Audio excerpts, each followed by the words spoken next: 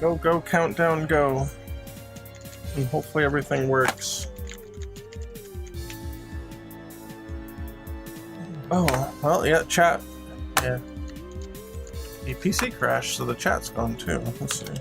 I have the other chat window open up on my tablet, but... Are we actually live? Let me check. Oh, yeah. Okay, it just didn't refresh. What a nostalgic background. Oh, yeah, for sure, right? Yeah. Okay. Pause the preview. Okay, I got both chats up. Underwater, who drew all that? Yeah, I wonder what really good artist drew all that we just can't remember. Oh, of course it was LD. LD's always there. Let's see. Okay, the Twitch looks like it's working. I'll close that tab. Okay, everything looks like it's connected. I think we're all right. He's all there. Some hack that barely anyone knows. A hack. Are you kidding? He's the guy with the Battleborn intro. Yeah, that one. And then people were like, Battleborn? What? Yeah, that's true, right? When that game came out, the only thing people were talking about was the intro. Like, no shit. That was the only thing I saw anybody talk about it. They're like, wow, that intro is really good, and then the game just died. And everybody just remembered Overwatch. Yeah. Yeah, that was part of the problem. So 1 minute left. Okay, I need to get the YouTube link, and we can post it. I need to get... Oh, that's me. You heard me for a second when I opened the YouTube link.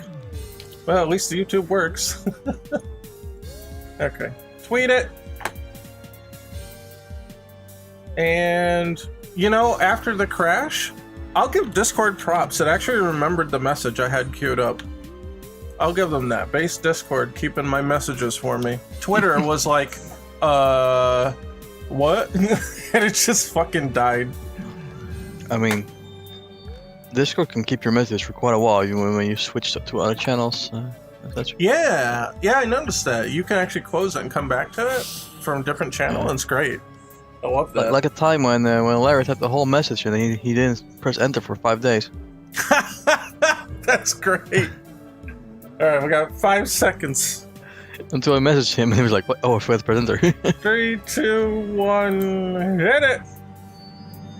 Hey, alright, real intro now. Welcome back, fellow scrubs. I'm Mark D. Wiz. I'm here with Tim. It's Friday, and yeah, we're here. We're here because Friday is now a day that we do stuff. Why is my track selection not working? I clicked Get it! your shit together. You literally saw me click it, or you heard me click it.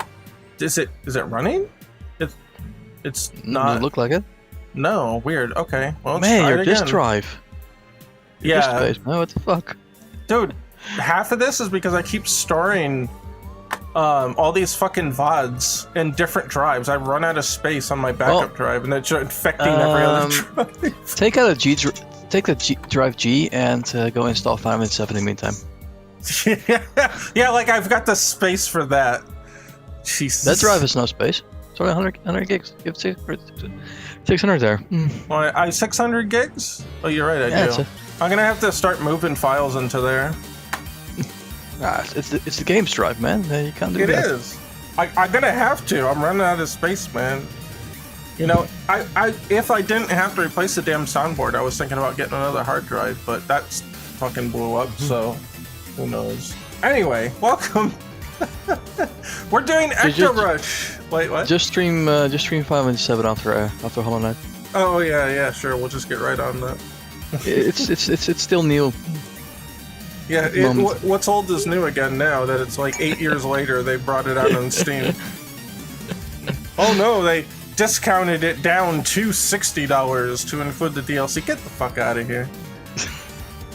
I ain't not buying the game like 4 years later.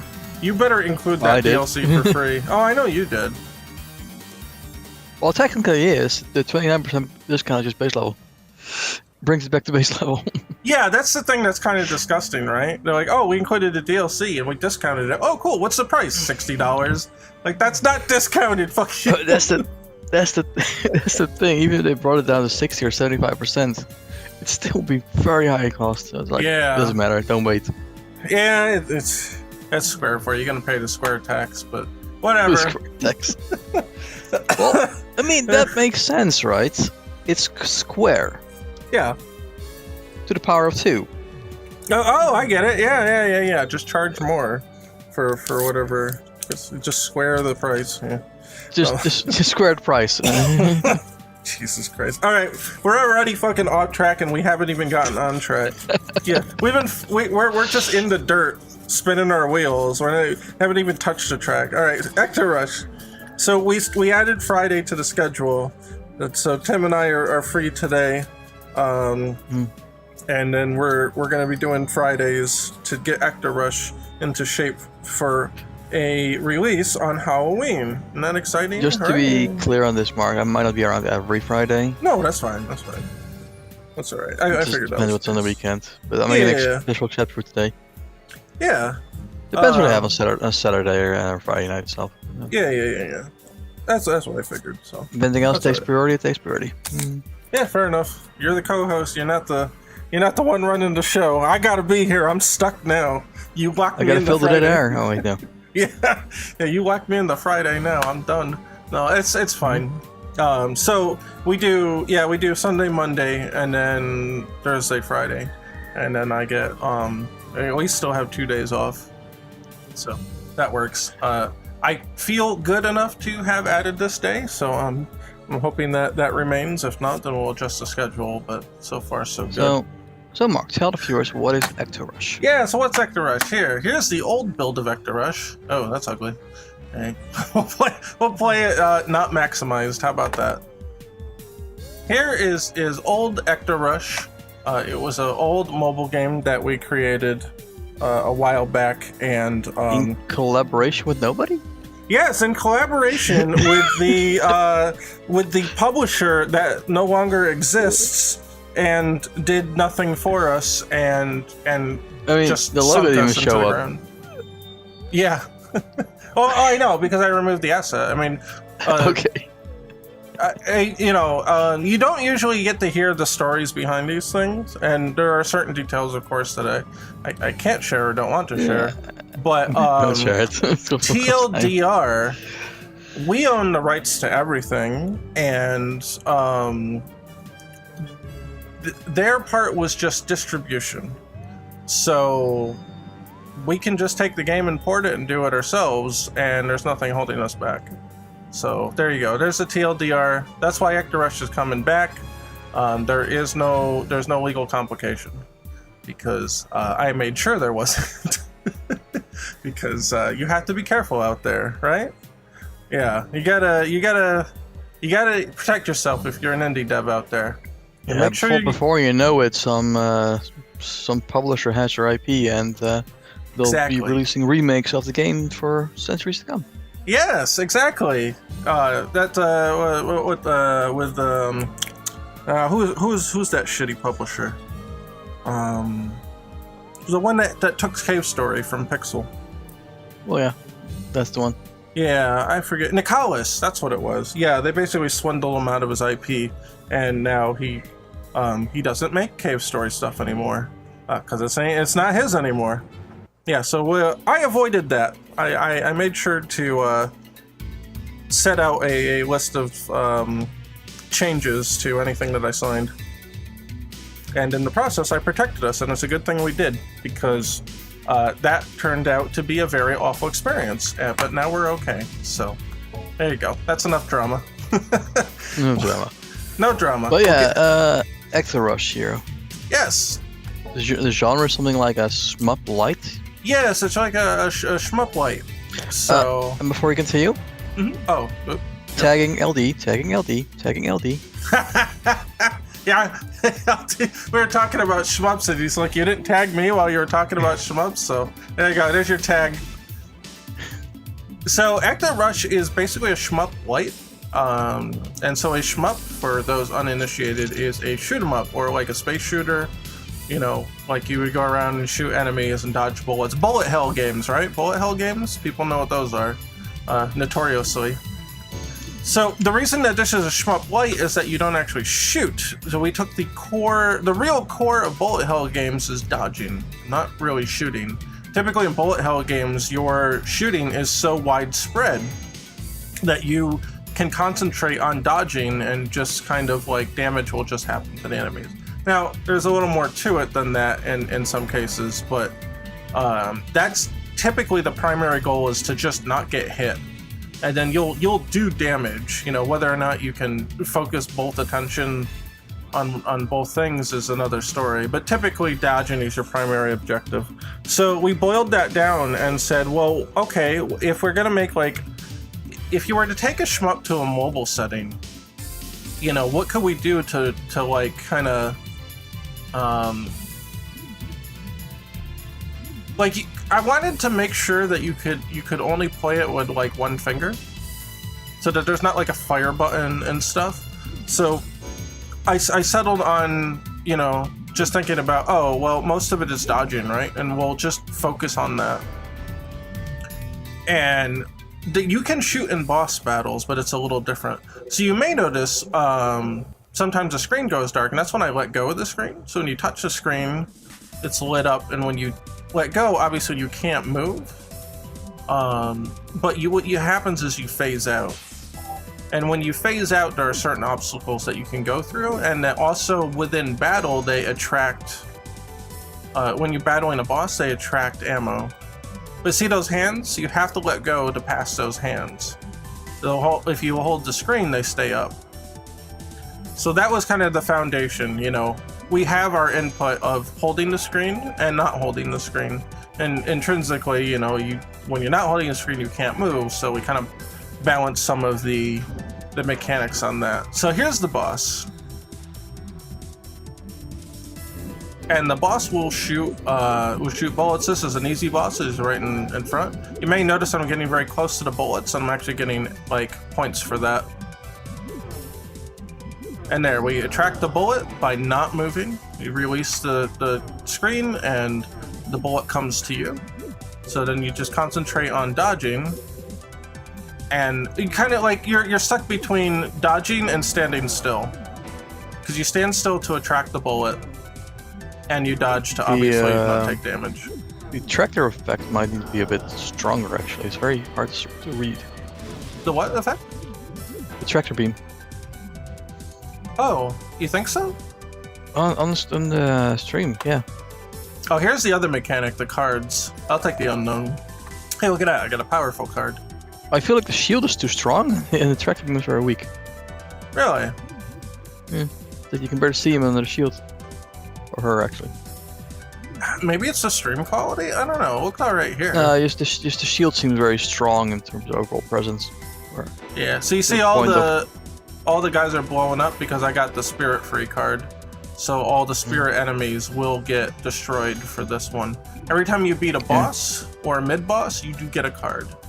And the cards are randomized, so every little playthrough is kind of different. And they can be good or they can be bad. That's the trick. And originally we were just gonna be like, oh, pick one of three, and then you wouldn't know what they were. And kind of like in Super Mario Bros. 3, right? They're like, oh, pick one of three chests and you'll get an item. Here's the thing, though. When you really think about it, there is no choice there. It doesn't matter which one you pick. The item is randomized.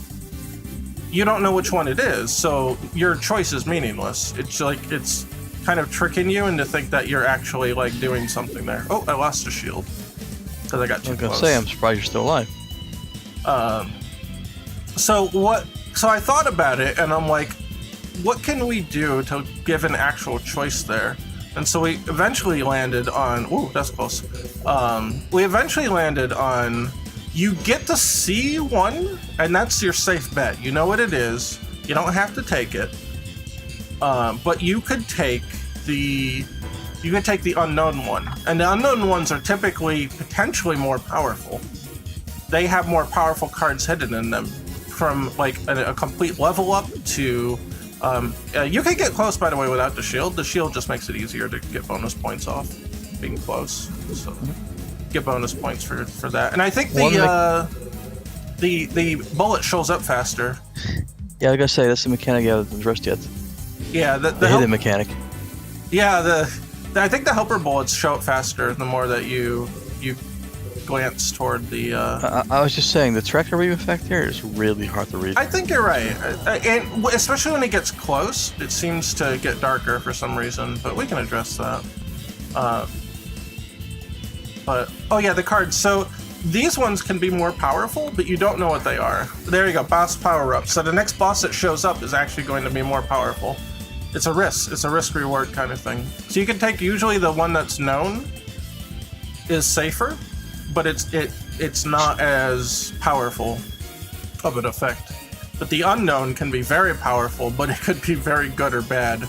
I forget exactly the distribution that we came up with, but I think it's a fun mechanic. Yeah? Are you actually able to read chat like this? No, I cannot. If you want to read chat, I would be very grateful. Because I will instantly die if I have to read chat and play. This is not the kind of game you can divide your attention on for sure. Variant X asks, are there cards that have a permanent effect throughout the playthrough? There are not. Or do they just last until the next boss? Most of them last till the next either stage or next boss. Yeah. Let's see when this one probably goes away at the boss. Yeah, and you can stock one, so if you know that you're in a easier part of the playthrough and you're going to go later, you want to stock, like you have a known shield, right? You can see that there's a shield in the known slot. The known slot doesn't change between the times that you get it. You can actually stock that and wait and say, oh, I lost my shield at the boss. Well, okay, I'll just get it right back because I stocked that card up, into the known slot. And the shield has the obtaining requirement for you need to get 3 of those orbs. Yep, yeah, that's these little orbs you see me collecting throughout. Those are the shield orbs. You get 3 of them, and I think there's 2 per stage. So you'll have to at least get through one stage without it, and then you can obtain it on the next one. And typically those patterns, they're randomized here, but we hand did the patterns. The shield patterns are typically a little more difficult than the other patterns. But once you have the shield, you're protected. As you saw earlier, the shield pattern usually has like 1 escape and 1 challenge section. One like earlier, you could bypass on the left side or take the challenge on the right side. Oh, yeah, that's it. So the road is split. There's the easy route and the hard route. Yeah. And we did that in Hamster Up too with the rainbow hamsters. This is actually really hard to play on mouse because I can click where I want to go, but it's so much easier to do it with your finger. But yeah, see now this boss is a little more powerful. So there it showed up faster because I started absorbing from the others. The bull rush charge. Yeah. So the other thing that you have to be aware of is that you can get more points by hitting other opponents in the way. So if you can time it, the bullet to come in, you can delay it by just holding down on the screen. So I would wait until like a big pattern comes in and then I'd let it go. Like this. Poink. And then when he blows up, everything on screen turns into points. And there we go. So I think that was actually pretty cool for what we did with the boss. I'll take the unknown again. Hey, large crystal instead. Boom. There we go. Points. Hooray. Everybody loves points. True, says. I was actually just talking about this game with my sister's boyfriend the other day. Yeah, Cruz was on the team too. He did some of the level design. So, yeah, you, Tim, well, you as in Tim, I'm talking to Tim, and myself and Cruz did level designs for this, and Ecto-Rush, or I'm sorry, and Hamster Drop as well. So we did all right. I think a lot of it was limited by, obviously we didn't have much time to make the game. It was kind of a Roblox run.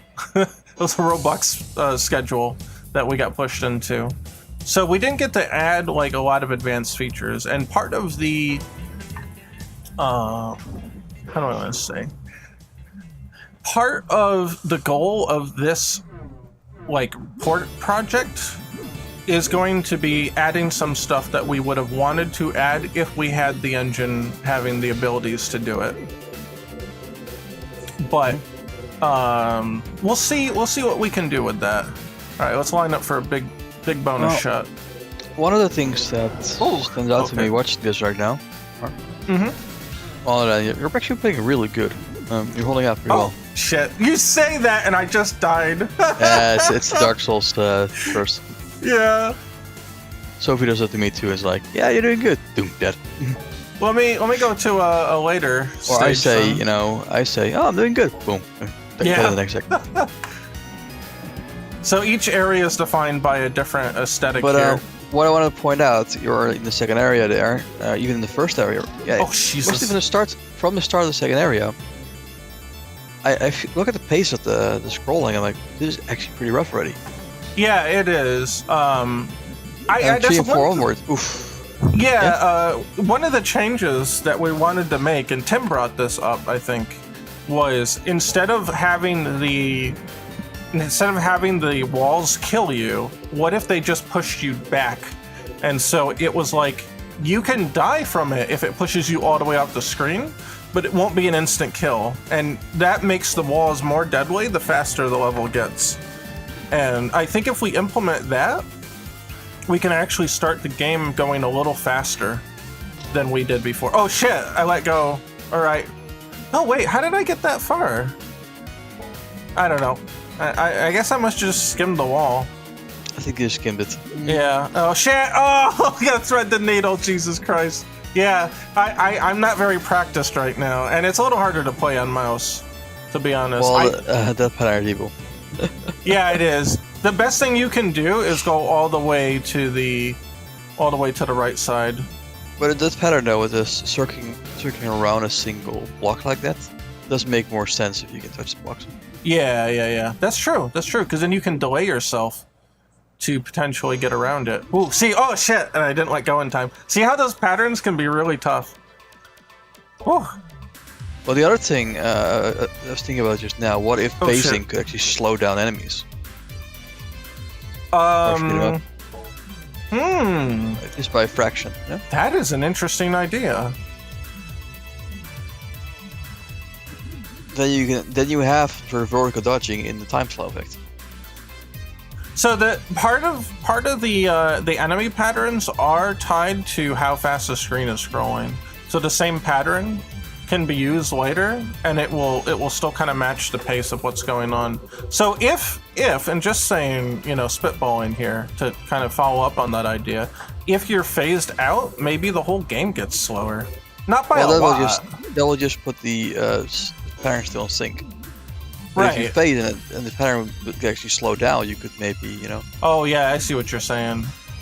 You have the risk of not moving, but the reward of being able to make an opening for yourself. Yeah, I get what you're saying. That's a better idea. I like that. There we go. Get some points going on Well, here. I still want to combine that with the idea of the walls are not being too deadly. Because of area 4, it's like, oh my god. Oh yeah, you think this is bad? Wait till you get the New Game Plus. Where all the bosses change? Yeah, that's when the shit gets real. I have never actually played the New Game Plus. No? No. I was able to play it on the mobile version, but I couldn't keep up with the mouse. Maybe in isolation once or twice, but I tried before release to get through the end of the game. I never did. Yeah, I know. It's really hard on mouse. It doesn't seem like it would be, but the fact that because with your finger, you're so much quicker with the finger to point where you want the point. With a mouse, you have to be practiced with it because it's kind of relative. You have to know where the mouse is going to move depending on how far you move it on the mouse pad. Switch to the next stage. Well, when I die, I'm trying. Oh shit. Crew says, I think I can do a lot better having grown a bit since this was made. Yeah, Cruz, I would absolutely want you. Everybody who was an original member, absolutely, you're welcome to be back on. Obviously. So yeah, I'll be happy to have you take a crack at it again. I think we've all grown substantially since then. But one thing I want to mention before I forget it now. You were talking about shit. I lost it. Oh god, it's too late. Oh god, Jesus Christ! I was not prepared for that pattern. We're talking about pattern and speed. Yeah. So patterns and speed. What was the last thing that you mentioned? It's time slow. Time slow. No, it wasn't about that. Oh, you know what? It's because I was thinking about the shield because I lost it. What if the more times you get near an enemy and you get the bonus points for getting near the enemy, that speeds up how fast those shields show up. So there's a skill reward for doing good on the shield. I think that would be good. Of course, it's a very hidden mechanic again. It is, but that's all right. And I think because better players will want to get the shield earlier, and it gives you kind of like a skill reason to do so. Oh yeah, this is some creepy ass fucking dude. Larry, when Larry showed me this background, I was like, Jesus Christ! Like, are you in a good place, man? This is pretty fucking creepy. Look at this. Yeah. Look at this thing. It's so disgusting. It's great. It's perfect. It's so perfect. Got some nice use of this reds. Yeah. But yeah, that pattern so tight with it, all the with the speed of the game. It's still not at full speed, actually. No, it's not. It's still not full speed. Oh, yeah, that's a rough one to get through there. See, patterns like that will be easier because of Yeah, I'll get to the next element we want to add after I read the cruise buddies. Have a power up that's like bullet time. It slows down the scroll for a short time. Oh yeah, we could have a card to do that, right? I mean, I wouldn't do that though because it's like maybe it's just in phasing mode because otherwise you slow the game down to a crawl. Well, no, I would say it would just like knock the. And it could be a card that won't show up until later stages, but I would say like it would knock the speed of the game down like 5 levels or something from where you normally are. You can just get a card, after the boss, you get a card. Yeah, just don't do the super early stages because you just because then it would just be super slow. Yeah, or if you set like a bottom limit, then it wouldn't even like make sense. It would not even take effect. But I do want to speed the base speed of the game up. Oh shit! Because whoa. I think it starts out shit. I think it starts out a little too slow. Yeah. Yeah, but you can speed it up if you have more leaning on the walls. Yeah, exactly. And then Crew says in regards to joining the team, you have my sword. I appreciate that. Oh. And he says, New Game Plus is stupid hard. Oh yeah. So here, this is the first New Game Plus because you cycled. So you cycled all the way around. Oh shit! Hold on, I have to go. I'm gonna quit. Zoom 60. Yeah. Play the highs low. So here, this is the first part of New Game Plus, and then you can New Game Plus again, and I think it just keeps going. Yeah, I think it just keeps going. I'm pretty sure I set a max limit to the speed. Well, there is a limit to the speed, but once you get to that point, the game doesn't get any harder, but you can continue to go. So funny how the initial tomb was actually shorter. Like. This is so hard. Well, that's why I mean, all stuff like the sidewalls here, I don't want those lethal. Yeah, the sidewalls aren't lethal. I can bang against those all day. Okay, it's really hard to show with how fast it's going. The sidewall of a regular tombstone. Oh yeah, no, I know what you're saying. But I mean, just to show people. You can't actually collide with this wall. It's only the things in front of you that you can collide with. And part of when the topic was brought up, I was like, that actually there is sort of an inconsistency there. Why does touching the wall here not kill you, but touching a tombstone does? Not touching it. Yeah, and sure they are different graphics for sure. They're different graphics, but I agree that there is an inconsistency to that. So I do like the idea of having the tombstones be not as lethal. But see how slow the game is here? Like this part's not interesting because the game's too slow. You have to have more enemies and you have to have less reliance on the physical navigation, and then have the physical navigation take like a back seat, and then just add a bunch more enemy types. And I think we have discussed about that before too. Yeah, so the other thing about making tombstones push you back and whatnot. Yeah, it kind of adds an element of being able to dodge things vertically by hiding behind a tombstone. That's true but eventually, you have to escape a tombstone, or you'll get pushed to the bottom of the screen. Right, you get pushed all the way down, and you'll get killed. Since you have like the little bar there, I figure if you had some sort of fire barrier coming up from below after a few seconds, or like the hands come to grab you. It depends. I did think about that a little bit, but I'm not sure if it's necessary. Yeah, I'm saying if they stop right at the point where your finger would be, you have like a barrier, a clear barrier of vision. Okay, this is where you will die if you. Yeah, I was wondering because I had mentioned too when we had that discussion that you could see these hands here. What if those hands were coming from the bottom, like at the very bottom part, and it looks like they're grabbing toward you? And so if you get too close to them, that they grab you and pull you under. Yeah. I mean, go ahead. It will give you a visual clue. Maybe they only appear if you get too close to them. Yeah. So that they don't obstruct the normal play. But I don't think they would normally anyway, especially if Ecto's on top of them. Yeah. Because the main thing is, and especially in the early stages, there's so much room between Ecto and the bottom of the screen. Yes. So that it needs to be raised, the depth barrier needs to be raised a little bit. Yeah, I agree. And that could be best done with a visual like that. Yeah, I agree with that. I think, especially too, there shouldn't be too much of a visibility problem either way, because the icon here, you know where Ecto is. Even if Ecto disappeared, you still know where he is, or she. Yeah, sorry, but Ecto would go below the icon, and that's kind of the thing. Eventually. Right. Yeah, but you still know where your position is, because that's where the marker is. So I think there's still an implicit, visibility. Yeah. I just figure if you have like hands coming up from below and you get too close to it, you can see them across the entire row of the screen. So you will always be able to see them. What if the animation speeds up the closer you get to them? Yeah, I mean... That'd be kind of cool. It'd be creepy. They will emerge more and more the closer you get, maybe speed up. Actually, now that I'm looking at it, if I look how far a tombstone goes until the end, you probably wouldn't even notice the speed change. It's actually pretty quick, even on these lower levels. You literally only have, not even half a second before you'd probably die. I don't know.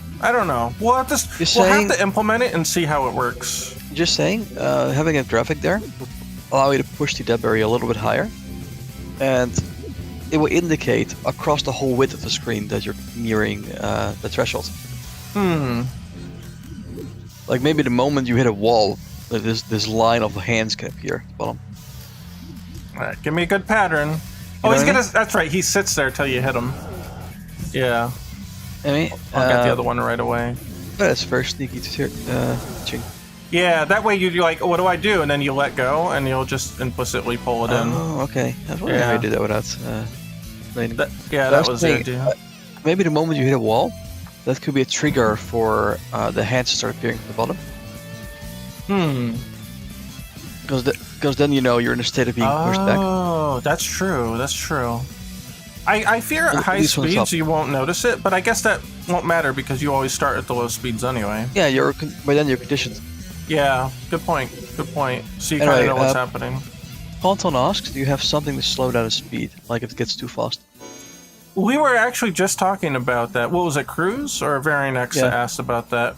Right now not, right? No, right now there is not. It's just, you just get used to it because you have to go through the previous levels in order to get to the higher ones. That's the other thing, how the level select works.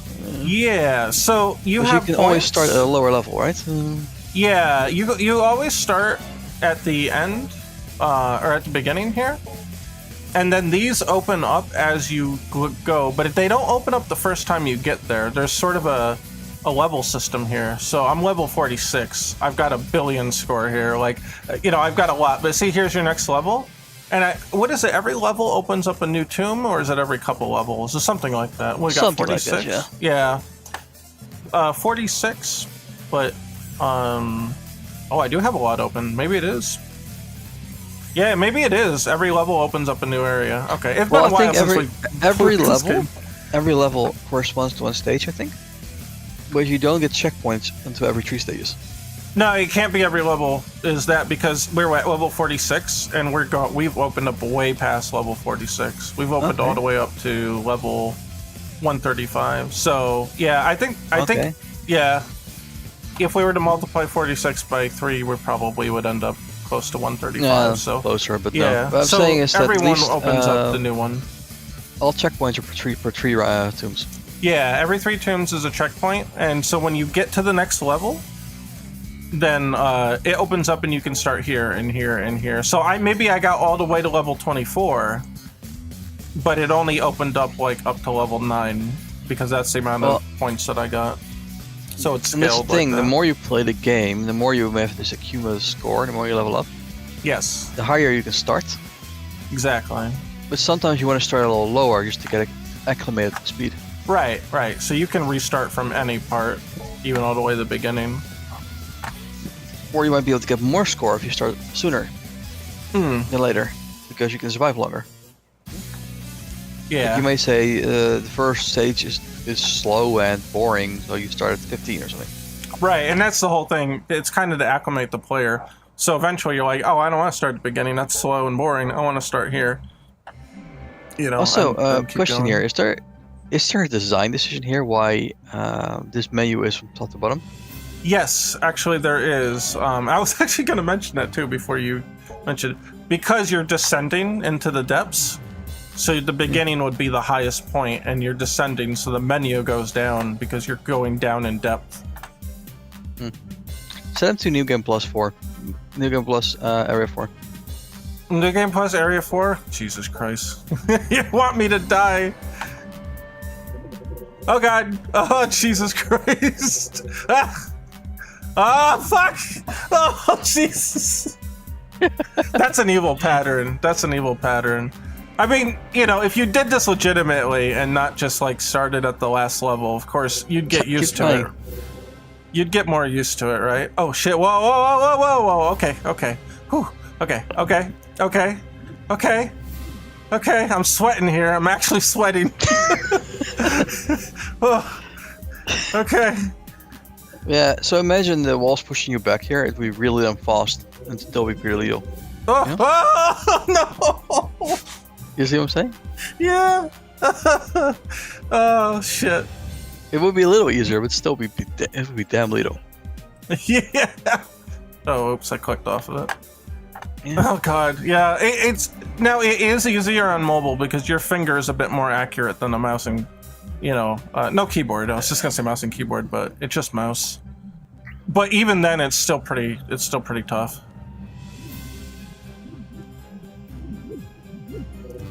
Larry says the menu system needs a visual representation of the concept of descent. I mean, other than it's actually descending. I mean, you are going down. I've seen some games do that, especially mobile games. Yeah, you could have the background change colors, maybe, like as it fades as you go down. Maybe changes. Just to give an example, for Epic 7 has like an area called the Abyss, and it's just this giant descending structure, like a reverse tower, into the underworld. And I think it scrolls upward the deeper you go. And each part is like a challenge stage, so you really get a feeling as going deeper and deeper underground. I get you. Yeah, I think it would be cool. In this case, it would be like an outside view of the Hellway. What was it called? The Netherway, I think we called it. Netherway, yeah. Yeah. Yeah, trying to keep it E for everyone. Oh yeah, the heck way. Yeah, the heck way. I think it would be cool if, like, say if we didn't do anything too drastic. Think of like as you scroll down, this background gets darker and darker, and as you scroll up, it gets lighter. You'd have to change the background at some point, though. It couldn't just get darker into perpetuity. You'd hit black at some point. But well, there you know your new game plus. yeah, right. Yeah, once you get to the new game plus, then it changes the background. That would be pretty cool. You could do something like that. It'd be pretty easy to do. Yeah. So yeah, the final area new game plus is wild. How about the new game plus? That's where I was. That's where I was. That's as fast as the game. Plus first. Yeah, this is Purple area. Yeah. In the purple. Oh, the first one. Does it actually change? I think it actually changes the. Oh, I thought it changed the stage color. Maybe this build is older. I could have sworn that stage color actually changed. Oh. Yeah. Let's see. Yeah, I thought it actually got a purple changed. green. I think it changed it to red. Oh. Yeah, I don't know. Let me try this one. Oh shit. Oh yeah, no, 296. It's oh god! Oh Jesus Christ! Oh no! Oh my god, the big giant parents. Yeah. Oh god, at least this is as bad as it gets. This is the cap. Once you're in this area, it's just endurance. Can you endure it or not? Yeah, we're going this safer area. section is just insane because all the walls do damage. Yeah. Yeah. Let's go back. True says I remember stage card changing too. Yeah, so this is an earlier build. We'll have to remember that. Larry says the descending idea doesn't come across. Yeah, I read that one.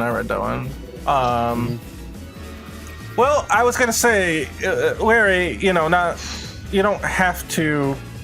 We can work with the assets we have, but if you do want to change something, absolutely let me know. I'm very up for anything changing here. Because I know we added. Well, there was some stuff in like Hamster Drought that we didn't get to actually add, but Ecto-Rush, everything that we had is everything that we used, so we don't have anything particularly new to add. Not a whole 2 characters. Yeah. Deke never got animated, but Lena got animated. She just never got added. So I'm absolutely open if you want to change anything, or if you've got any suggestions about things we can do to adjust stuff here. Absolutely, my ears are wide open. Cracks knuckles? That's what I like to hear, baby. There should be different music tracks, right? Yeah, I'm just playing I'm playing a playlist in the background. I'm not playing the actual music.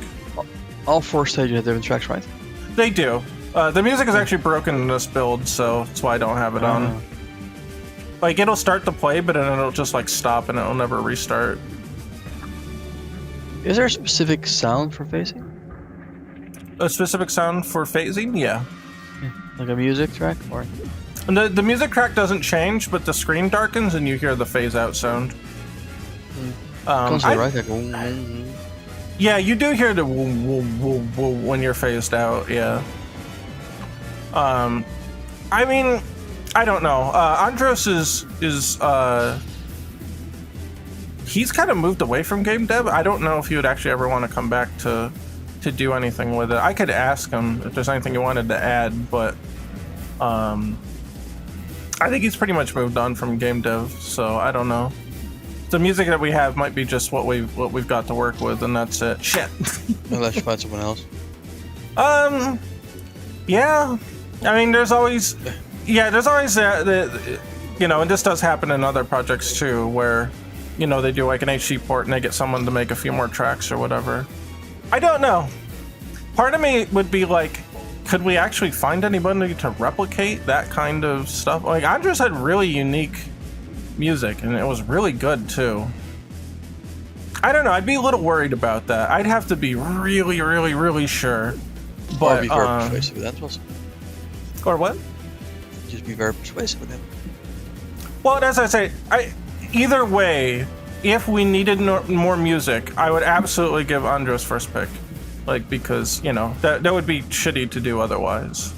So, I mean, we're we're just being candid on this stream. You know, you always have to think about what is going to happen and what might happen and what can you do to solve a problem if your first solution is not there. And first solution would just be just give it to him.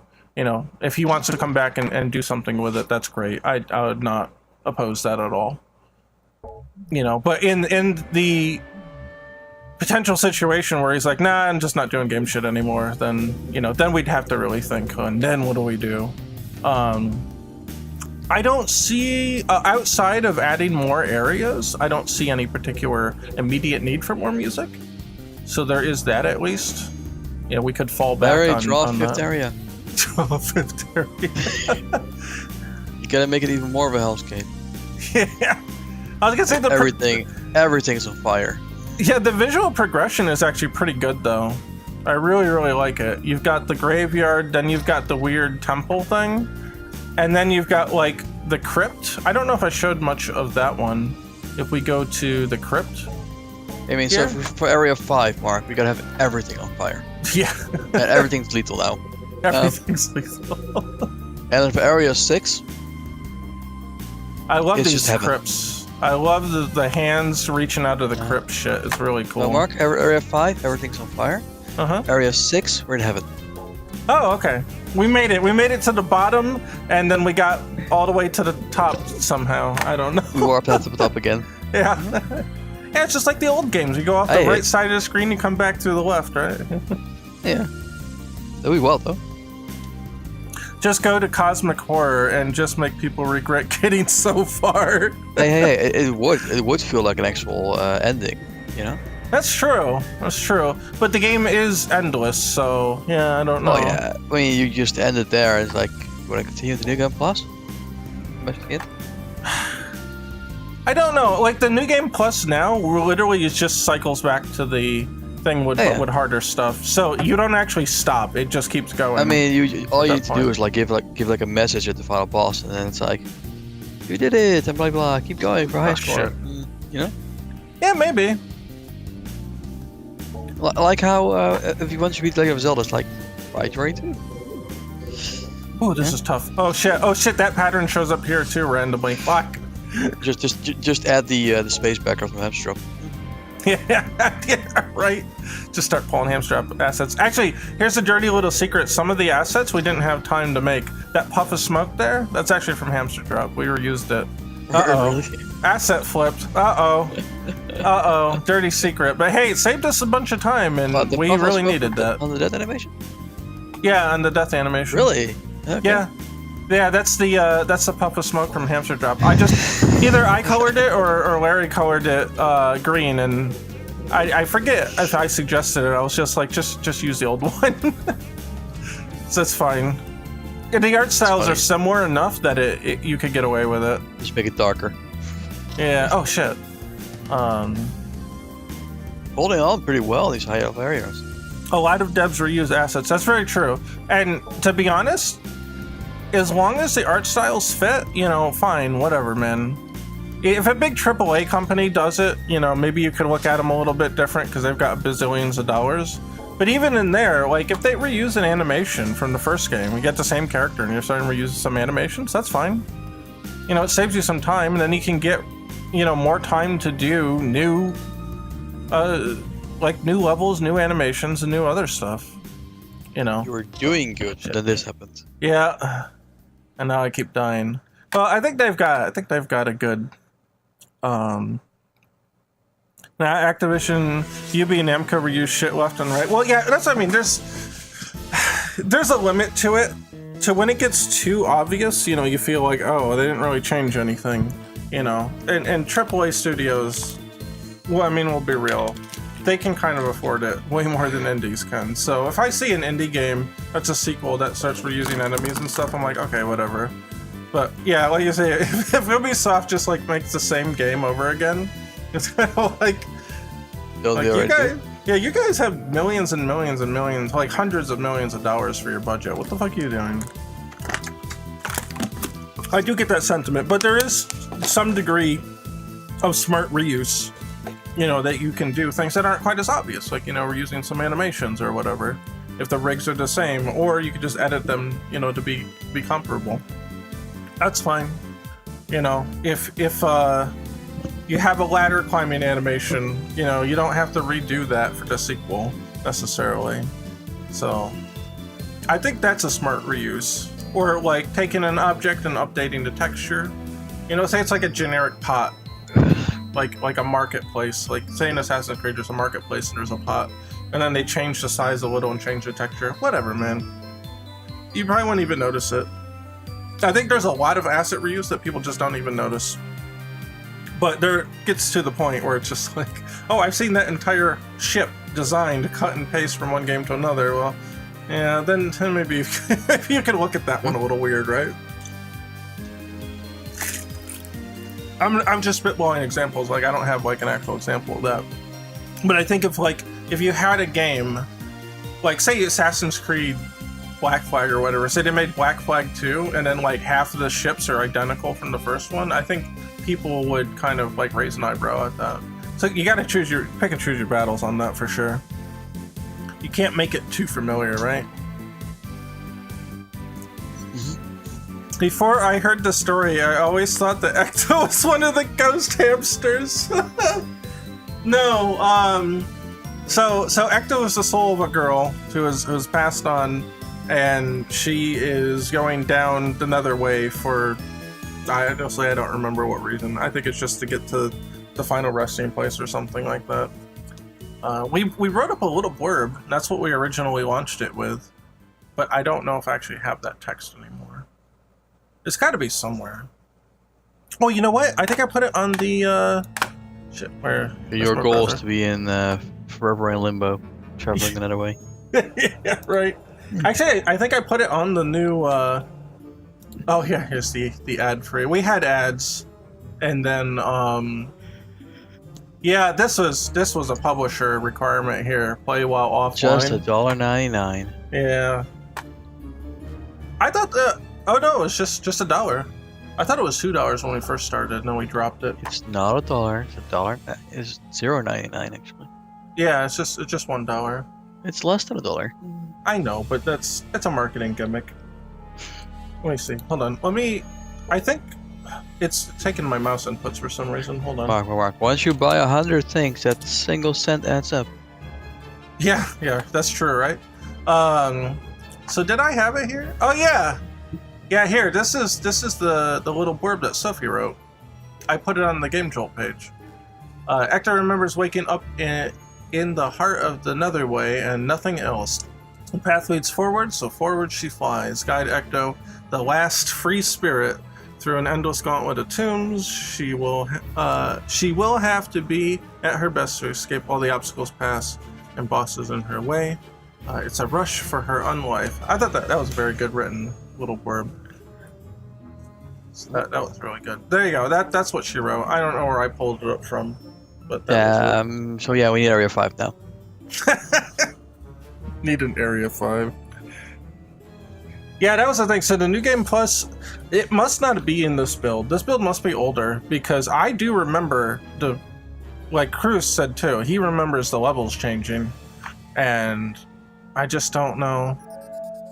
Here, this is a secret. If you tap the face 5 times, you actually get a card at the start.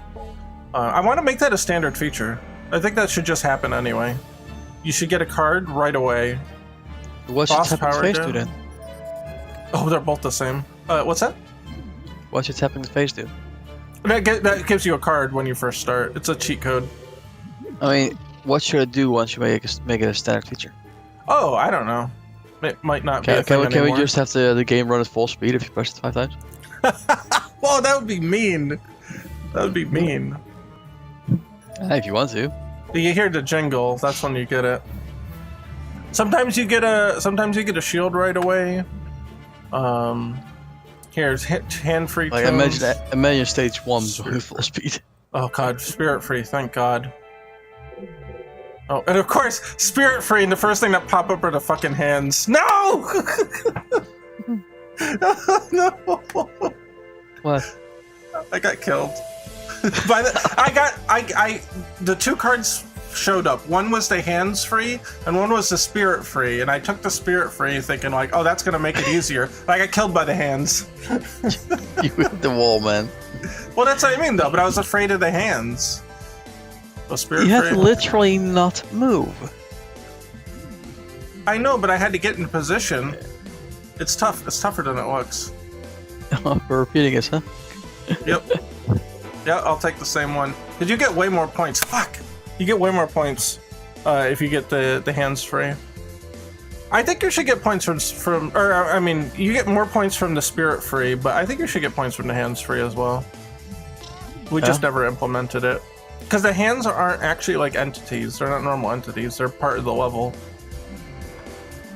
So I might not have been able to make that distinction, but in the port here we can. You could always change it to something like reverse hands. Reverse they come out during phasing. Oh god, that would be awful. That'd be so wacky. I think that they should just go. They should just be gone. You can kind of make the game boring though with the hands-free one. Shit. Not really. I mean, because you still have enemies, right? So it's either hands or enemies. Yeah, but if it happens like stage 1, it's like Yeah, that's why I think we should increase the speed a little bit and have like a lot more enemies and hands interactions right away.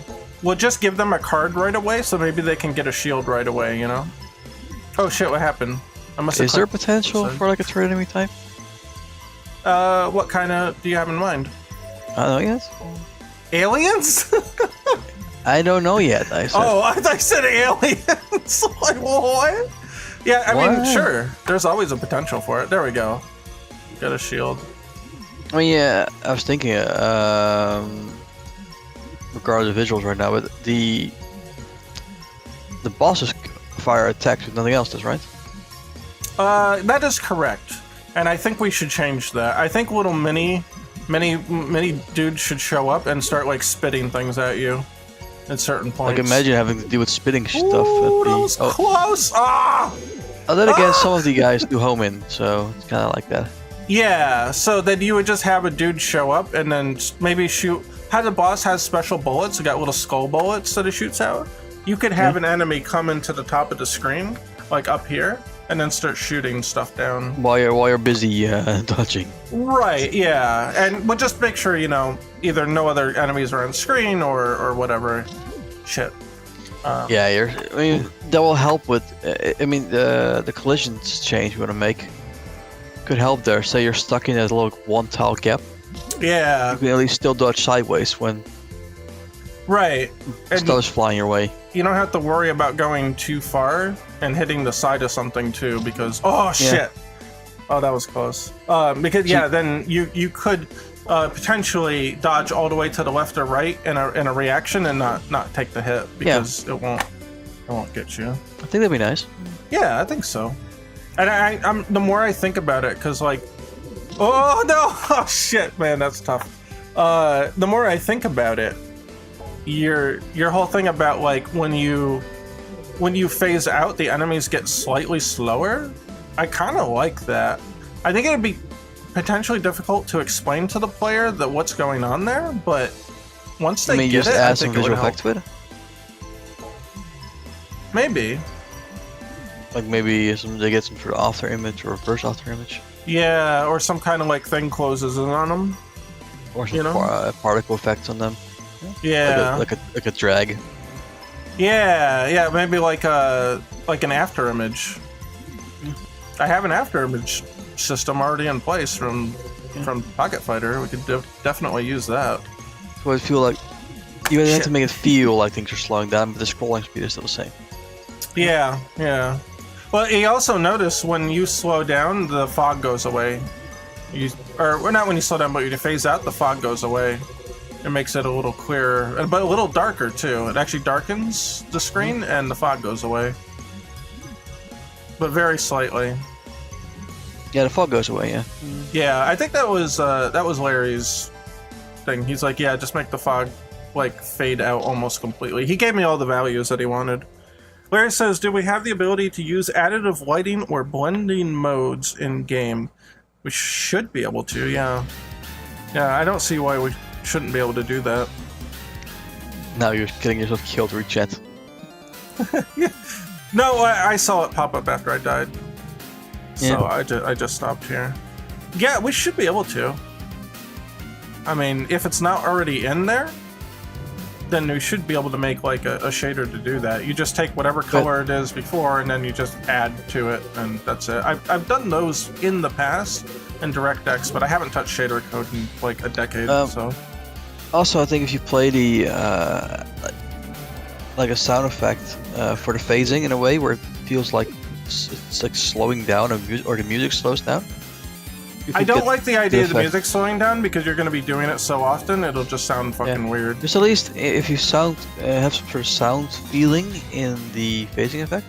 There is. Like, it feels like a slowdown, you know? Well, the sound effect goes whoom, like it goes down, and when you come out of phase, it goes whoom. So it's down, up and down, up and down. So that works. Yeah, I mean, I think it works from how I remember it. Yeah, it might give you the impression of things are changing, things are more ethereal, things are enemies are slowing down, you know? Here, I'm gonna beef it up here a minute, and then I'm gonna go to the first stage, then you can hear it. I really like the sound design. That was Crane. So here, no sound when you're phased in, but yeah, you hear?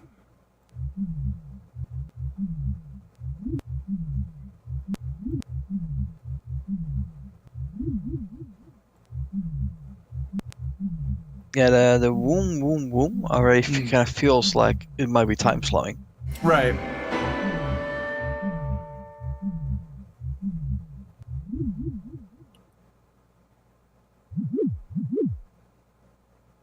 It's got good sound design, it really does. Crane always comes out with the best shit. He really does. Very minimal direction too. Like he just gets it. And I think what really helps is Crane does it old school. He makes his own sound effects.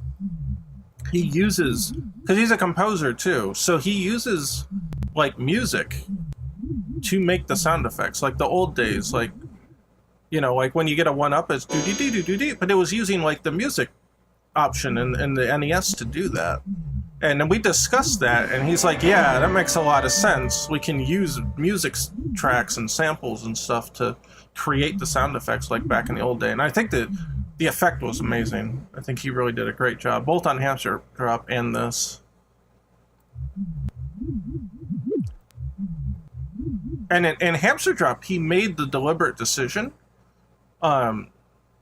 because we had very early in development, we noticed the similarities between Hamster Drop and like almost like a rhythm game. And even though it's not really a rhythm game, it has a similar feel to it with tapping back and forth and, you know, following along the pattern that's on screen. And so what he did is all the effects are all musical instruments, every single one of them. So he took that kind of like similarity to heart. So all the bomb sounds are actually just drums. There were just different combinations and pitches on drum samples. It was really cool. Really? Yeah. So everything that he has, like when you move, the little I think that's that cactus instrument that you shake. You know, that sound.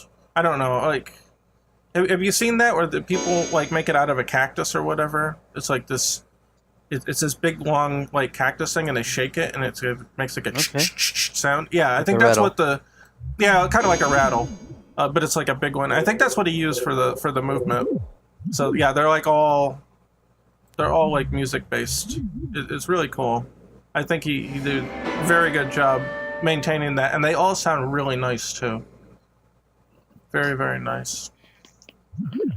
Yeah, so those are the ideas for what we could do. Yeah. To the engine. Yeah, I think that all makes sense, and we'll be able to edit Huffles a lot easier because we'll have the ability to just do it through the GUI. I don't remember if we hand inputted them through Notepad. At first we did, but maybe we had an editor later. Yeah, we did have an editor later. We did. I remember. I modified the Hamster Drop editor to build these levels. But we can do better this time. Could definitely do better.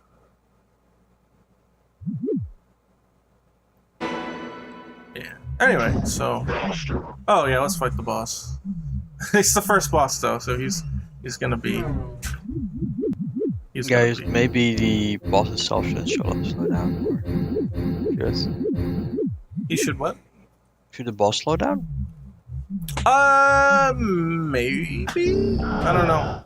Good point. We can try it and see what it's like. If we like it, we can keep it.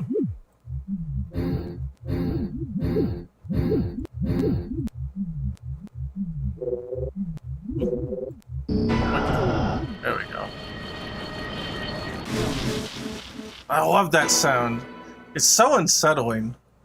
It's so fucking good. Crane's really good at that. One of the things what would be nice to do with one of the bosses is if they're able to start a tug of war with you on the bullet. Like after a while, like you can't just piecemeal it. Like you have to start fighting them on it. Yeah, so like he has a part of his phase, or once you start moving, he starts pulling it back in. That's interesting. That's interesting. It does make you attempt to commit to it.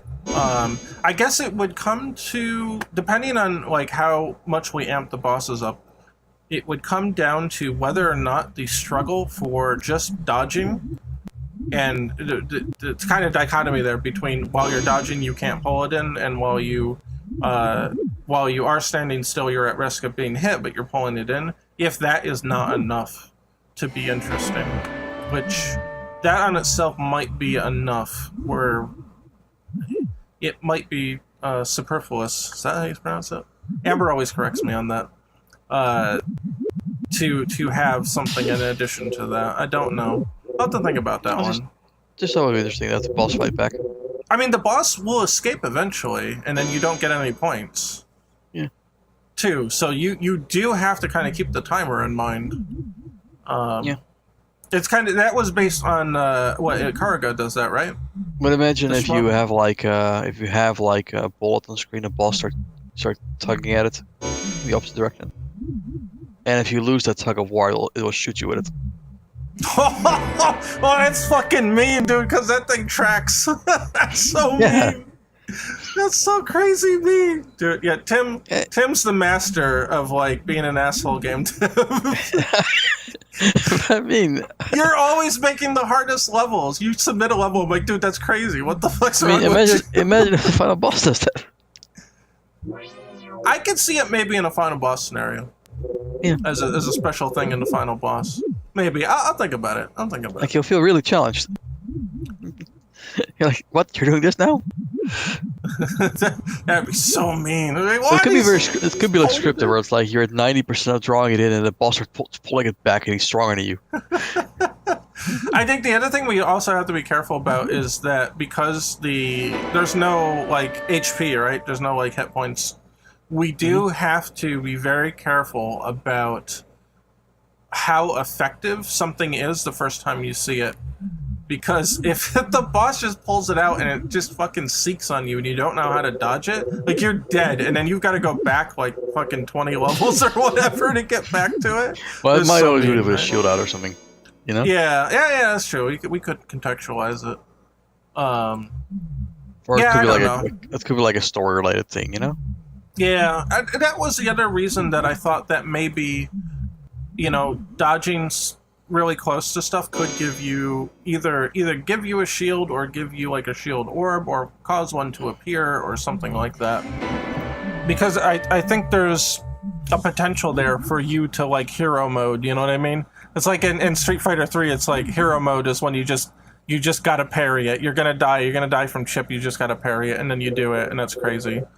But you could kind of do the same thing because you're taking a big risk getting close to these objects. One thing I just realized, there's no actual bullet pattern that goes in reverse. What do you mean in reverse? Coming from below. I prototyped that and it was a nightmare. It was evil, not, right? Yeah, it was too crazy. Too crazy. It was way too. I mean, you could, but that's real final boss material. Yeah. Like you have some enemies standing above and you just yell and things start flying back up. The problem that I have with that is that you can't just introduce that like halfway, because if you're not used to it, it's going to instantly kill you. The only way you can do that is like if things that are shut down first are being pulled back. You know? Man, you gotta be real careful. So you've seen the pattern before, you know? You gotta be really careful. How do you tell them that it's coming back, though? You know? Oh, you start with just a bunch of safe stuff at the sides. Yeah. And then introduce the middle part. I can see that. Yeah, so you're saying, I'm gonna keep it paused here so we can actually do. You're saying that they would come down the sides and you probably won't be on the sides anyway. But then you see them spinning and starting to come back up. But then they start using them like in the middle. I could see that. And in fact, I did that in Hamster Drop with the missiles. I put a hamster in the middle of the stage, and I put the missiles on the side so you would not be on the side, so you could see what happens when they fall down. Yeah. Yeah, that might work. That might work. Man, that's so fucking evil, though. Oh, shit, that comes back. Hey, you put me into asshole game dev mode, come on. Yeah, that's true. That's true. You're living up to your name. Yeah, I can see you could eventually have one coming down here and then, like, snaking up into the middle, too. Like, they're going here, and then they're like, woo, and then you see them kind of curve in, and then they come back. You could do something like that. Larry says the boss could make a face when they suck in air to call the bullets back. Ooh, that would be neat. That'd be neat. Yeah, it would have to be a known quantity. We've seen this thing before. Yeah. Yeah.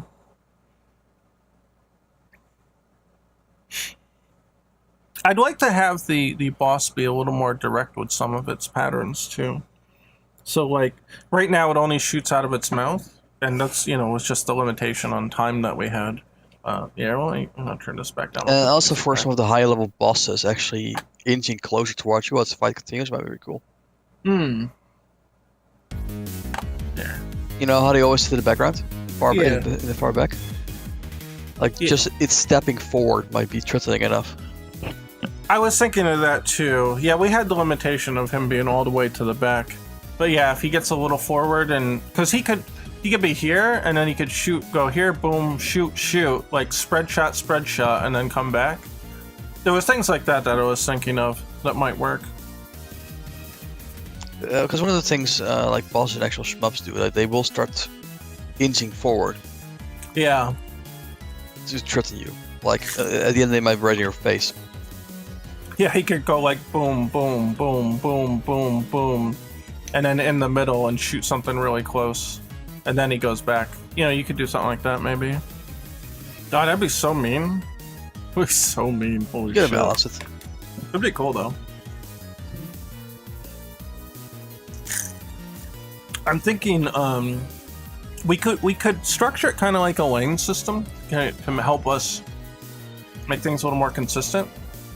The boss can be called to go into... There's 6 lanes here, right? Visually, at least, where, physical objects can be put. So we could just say, go to lane 1, 2, 3, 4, 5, 6, 7, or maybe even the outside lanes count too.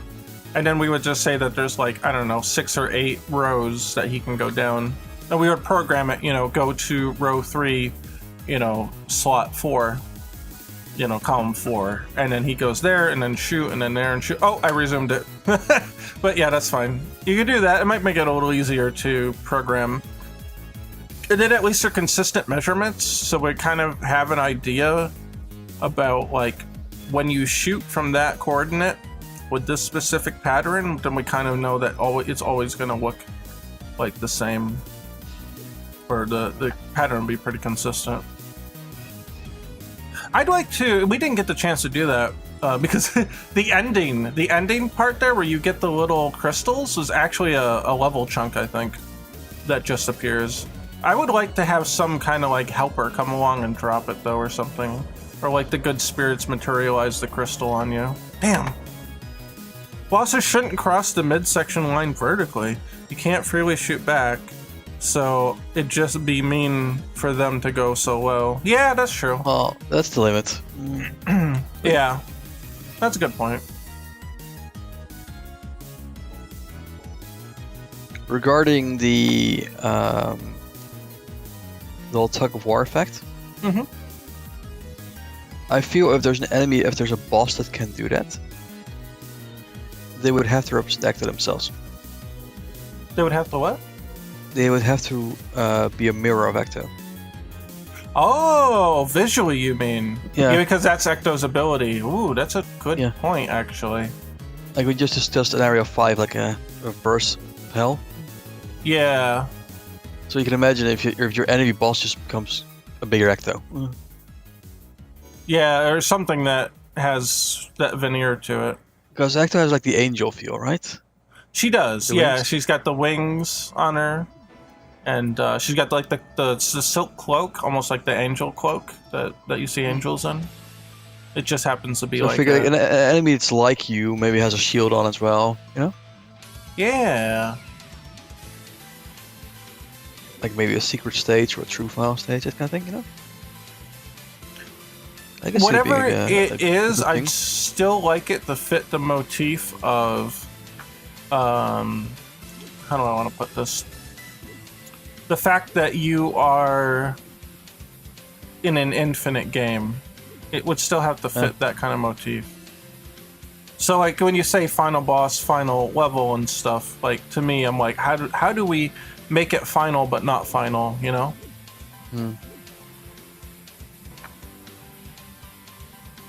Well, in a way, if the enemy is another you, you're kind of replacing them. So, and then another you comes at you. Oh yeah, some bosses can show up outside of the 3-level structure.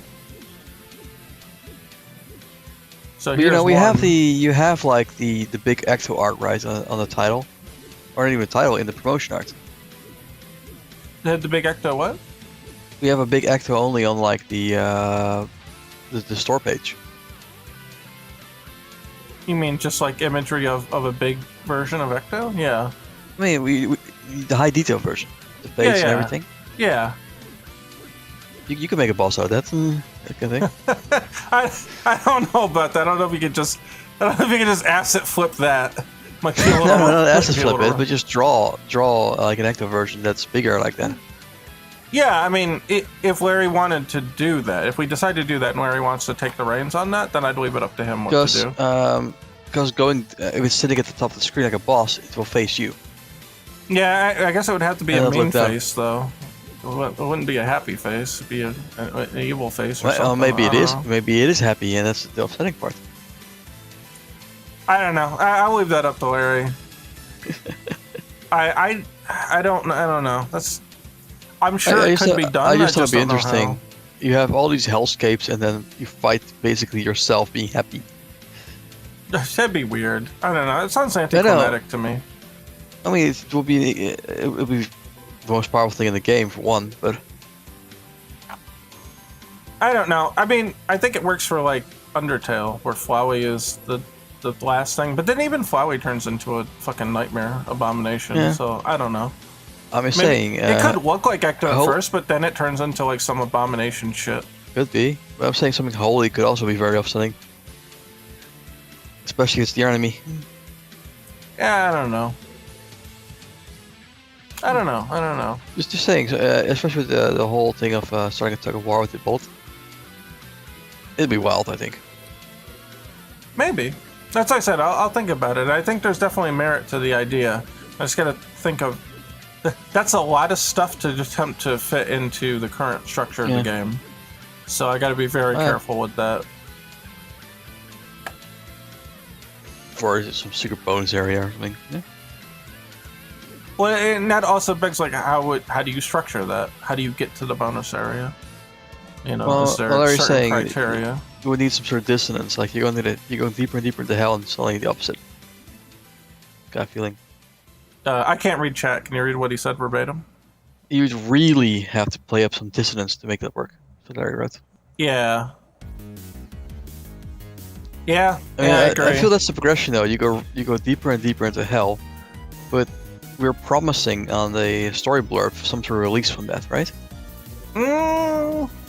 Like what is the end goal? Where we're heading? It never really says though. It just said the final resting place, right? I don't know. Yeah. So where is its final resting place? You expect something serene, maybe? I don't know. Hold on. I can't. If I pause it, I'll die. I can't get to the pause button fast enough. Oh, there we go. I'm dead. Yeah. All right. I mean, that's kind of what inspired me to think about it in this direction. Like, Larry has gone so deep into hell, it's like, what can you do beyond that? You can't. The path leads forward, so forward she flies. Guide Ecto to last resort through the gauntlet of tombs. She will have to be at her best to escape all the obstacles, perils, and bosses in her path. It's a rush for her unlife. Well, it does say escape, but escape only applies to obstacles, perils, and bosses. It doesn't actually say about an endpoint. I mean, that's deliberate because there is no endpoint. It's a question, right? What lies beyond the lost hellscape? After watching it go forward for so long, it's like when you spin when you're dizzy, and then your eyes are still like making the image in your head move. This is what's happening after I stop playing the game. Everything looks like it's still moving up. Oh, it's funny. Yeah, I don't know. Anyway. Let's just make the scroll go backwards. In the final area. Yeah. That would I can think of a couple of places off the area 4.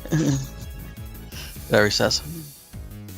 I'm gonna go. Oh, yeah. Well, yeah. There's no reason either we way, can't whatever's beyond 4, I can imagine if you can reach it, then other use can reach it. Yeah, that's what. Well, that was kind of when you were talking about it. That's what I was imagining. That it's the other Ecto. It's other Ectos that had gotten farther. Not necessarily copies of Ecto, but just others. Yeah, other spirits that did the same thing as Ecto and got that far. I mean, just imagine an entity like you, like having that happy face, maybe turn evil when you hit them once or something like that. Yeah. And you would see like all the demon ghosts replaced with like Ecto ghosts and a big Ecto for the boss, I mean, if you're gonna do it, it has to be something special, so I would not replace normal enemies with it, because then it wouldn't be special anymore. You gotta think that like there's only so many Ectos will get that far. They're special. They're more powerful than the base spirits, so you would only have like one of them as a boss. Or maybe at that point the regular ghosts are replaced with the bullet ghosts. I don't want to do that because then you're mixing iconography at that point. Bullets have a very specific purpose and they have a trajectory. You don't want to. Yeah, you don't want to mess with that because then people will see it and they're like, "Oh my God, there's a bullet!" And then it starts doing like a circle, and they're like, "Oh my God, what the fuck's going on?" And then it's too late. You don't have that time to process if it's like enemy Ectos, maybe they're red color or something like that. I think if you're gonna pull an enemy Ecto, it has to be a boss. I don't think it'll fit any other way. As I'm saying, maybe they're a different color, like red. Maybe. But also with the idea of a tug of war between with the bullet, like if the enemy draws it, it could turn red or something. Yeah. So green. Oh yeah, it would have to change color, or well, it would have to also change its shape in some degree. Either the face would change on it or something. But you can't do just color because colorblind people can't pick up on that difference. Yeah. But I could definitely see it being a very wild boss fight at the high levels. Yeah. It's an interesting idea. We'll definitely keep that one in stock and see what if we have room to expand beyond 4, Well, we definitely do.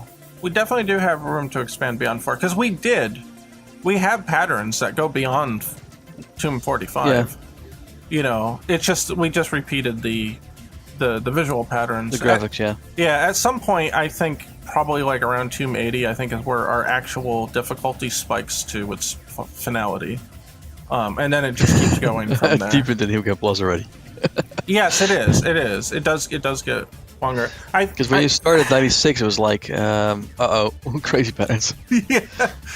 I think at that point, because at the very last point, it only pulls patterns out of the hardest pool. Yeah. Yeah. Anyway, I hope that at least maybe Larry gets some inspiration from the conversation.